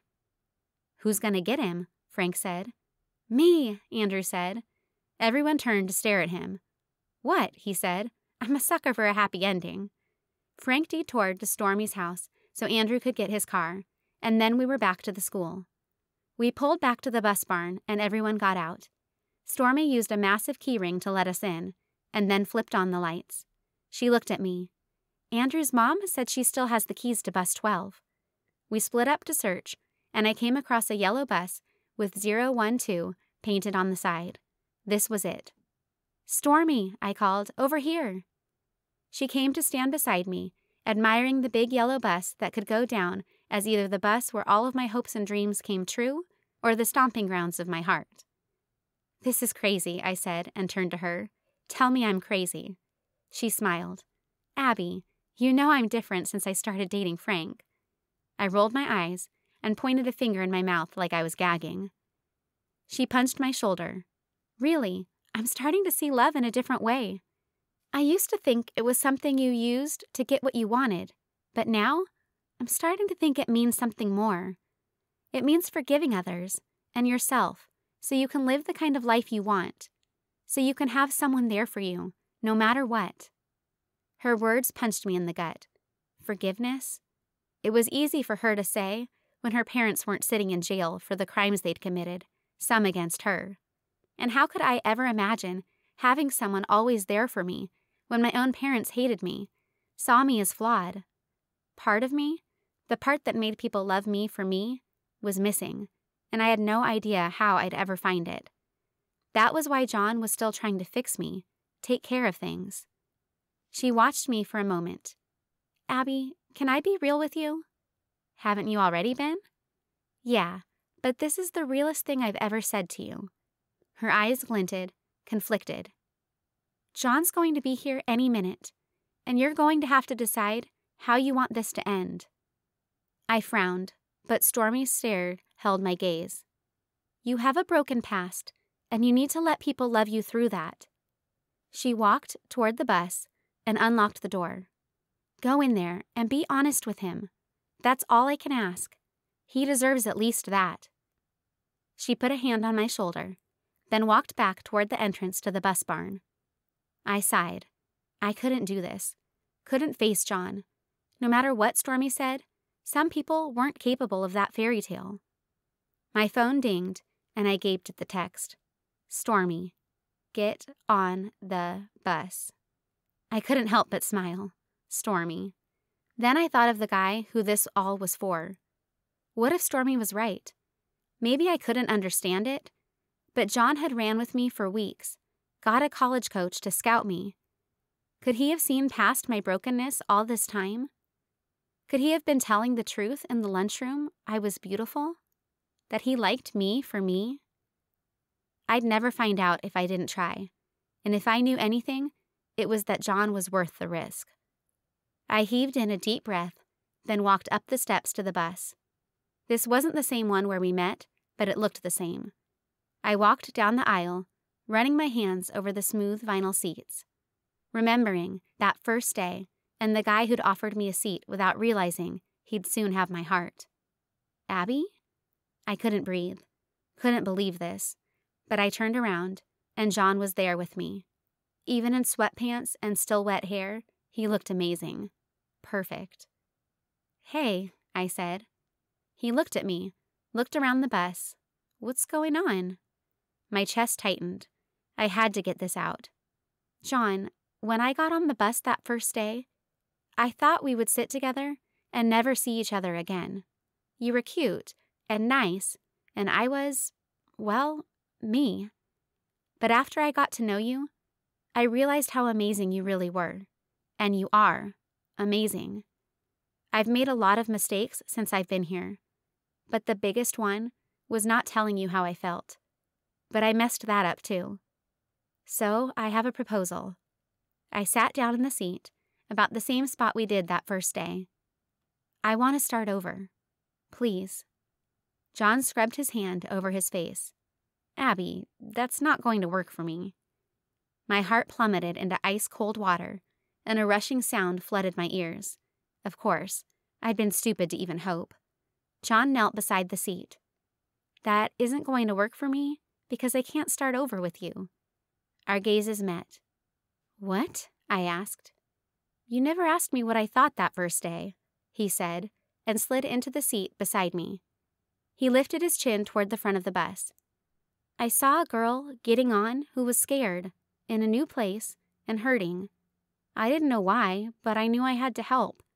And then I got home from practice, and you were there, and you hated me." A pang went through me at the memory of the note. Wide load. "I don't know why," he said, "but I had to make you like me. I couldn't stand you being mad at me. And ever since that party, I wanted to spend time with you, any chance I could. I told Denise that my mom was making me hang out with you because she was jealous, and it was the only thing I thought she would understand. He sighed. Not that it was okay to lie, I just got lost in it all, you know? Getting lost was the one thing I could understand. So that means... He ran his hand through his hair and met my eyes. It means I love you, Abby. Stormy's words about love from earlier assailed me. It means forgiving others and yourself so you can live the kind of life you want. And then her other words, you're not broken. Your past is. Stormy was wrong. I was broken. But that was all right, as long as I was also healing. As long as I had my friends. As long as I had Jon. I leaned forward until I was in his arms. I couldn't bring myself to say the words out loud, so I thought them with everything I had. I forgive you, and I forgive me. Then I said 3 words truer than any others. I love you. Epilogue. A knock sounded on Grandma's door. Whose is it? Grandma asked us. She pointed at Leanne and Macy. I know it's not you two. My friends and I burst out laughing. Sky, Stormy, Macy, Leanne. Getting ready for prom together had been so fun. Sky pointed at me. Her date lives closest. Yeah, I agreed, but Andrew shows up 15 minutes early to everything. Grandma shrugged, a sly smile on her lips. We'll see. She walked to the door and opened it wide. Andrew. Aw, man, Sky complained at the same time I cried, yes. Jon stepped through the door behind him. What are you yelling about? Sky pointed at me. Ha! Frank came in behind them. I smell a bet. Us girls burst out in giggles, and the guys looked to one another, confused. Shrugging it off, Jon came next to me and folded me in a hug. Back up, I said. He stepped back, looking hurt. Did I do something wrong? I grinned. No, I just wanted to look at you. And man, was he worth looking at. He wore a tux that fit him perfectly, accentuated his long, lean frame, and a seafoam green vest that brought out the color in his eyes. Spin, I ordered. He laughed, but obliged. The view was almost as good from behind, but I wasn't going to tell him that. You look amazing, I said. I could say the same about you. His eyes raked from the floor-length hem of my mermaid dress to the beaded neckline. You're just missing one thing. He held up a corsage, a beautiful mix of ribbons and flowers. Gently, he slid it on my wrist, and I held my arm out to examine it. Perfect, just like him, like this night would be. We all took pictures together before sliding into the limo and going to pick up Evan, Roberto, and their dates. Just like I'd hoped, the night was flawless. The only way it would get better would be if Jon and I had left on that Mexican fantasy I'd been dreaming up for months. But I could wait. Great things took time after all. When the music came to a close and the lights came on, a little of the magic was gone, but Stormy had an idea to keep it going. Want to do something crazy? She asked. We all looked to each other and at Jon. Now I knew what that meant. I grinned evilly. Let's do it. The limo driver dropped us off at Frank's Suburban, and we all piled in, a crowded group of arms, legs, tulle, and taffeta. He drove us out into the country, music blaring through the speakers, and I leaned back into Jon's lap. You were so beautiful tonight, he said. His breath tickled my ear, and I smiled. I can't believe I was the guy who got to go with you, he said. My smile grew wider. The Suburban slowed, and Jon stared out the window. The cemetery? He asked. Sky and I looked to each other, grinning, and I nodded. We all piled out of the car and started stripping. Jon stared at us in horror. Roberto put a hand on his shoulder. Someday, you're going to look back at this night? Do you want to say you chickened out, or do you want to say you lived? I saw the battle in Jon's eyes, but he took off his jacket and dropped it in the grass. We all howled at him, making this night more alive than any other. Stormy and Frank took off running, and then the others started running, and it was just Jon and me. All this time, I'd only thought of the things I'd been running from, but I never thought of all the things I'd be running toward. toward friends who let me be wild and crazy like never before, toward this beautiful guy who saw through all my broken pieces, toward the adventure of a lifetime, better than anything I ever could have dreamed. Hi there, my name is Kelsie Stelting, and I'm the author of Abby and the Boy Next Door. Thank you so much for listening. To learn more about my books, visit www.kelsiestelting.com and sign up for my email newsletter. I can't wait to connect with you. Acknowledgements. As always, I have so many incredible people to be grateful for. In the last year, I have learned much about writing, editing, and publishing. And there is a long list of people who have helped me get my 6th young adult romance book out into the world. First, I'm grateful for my family who are constantly supporting me as a writer and telling everyone they know about my books. Ty, Mom, Dad, Dakota, Savannah, Tucker, grandmas and grandpa, aunts and uncles, thank you. So many writers feel alone in their art, and I never feel that way with you by my side. To all my readers who email me, comment on my social media posts, spend time in these pages, and review my books online, you are amazing. I am so grateful for the time you give my characters and me. You have no idea how precious it is to me to hear from you and to share my stories with you. Every week while writing Abby, I met online with the YA chicks, who are Sally Henson, Yesenia Vargas, and Cindy Ray Hale. Not only are they amazing writers, you should check out their books if you haven't yet, they are amazing friends who pushed me to do my best. I work with multiple editors to help me with various aspects of craft. Sally Henson, thank you for reading this book and helping me improve on structure. Your feedback changed the story completely and helped bring Abby to life. Trisha Harden, thank you for understanding my voice and carefully editing my work. You are a master of bringing out the best in my words. Since I began writing professionally, I have listened to hundreds of hours of podcasts. There are too many to name, but I am grateful to the independent author community that works hard to serve each other and the readers. I also want to thank the narrator of this story, Courtney Encheff. I am so grateful for all the work you did to produce my first audiobook. This year, I attended 2 conferences, the Midwest Conference and 20 Books Vegas. Both places I learned more than my brain can hold, and I have more than 30 pages of typed notes to prove it. Thanks to the organizers and speakers for putting on wonderful events. One of my favorite quotes is, "What if you only had today what you thanked God for yesterday?" As a Christian, I believe my talents are owed to God to serve Him and others. I'm thankful He blessed me with the passion for writing and learning, and I'm thankful that He connected me to you. I pray over my work, that it touches your soul how it needs to be touched, and that you find warmth and comfort in these words.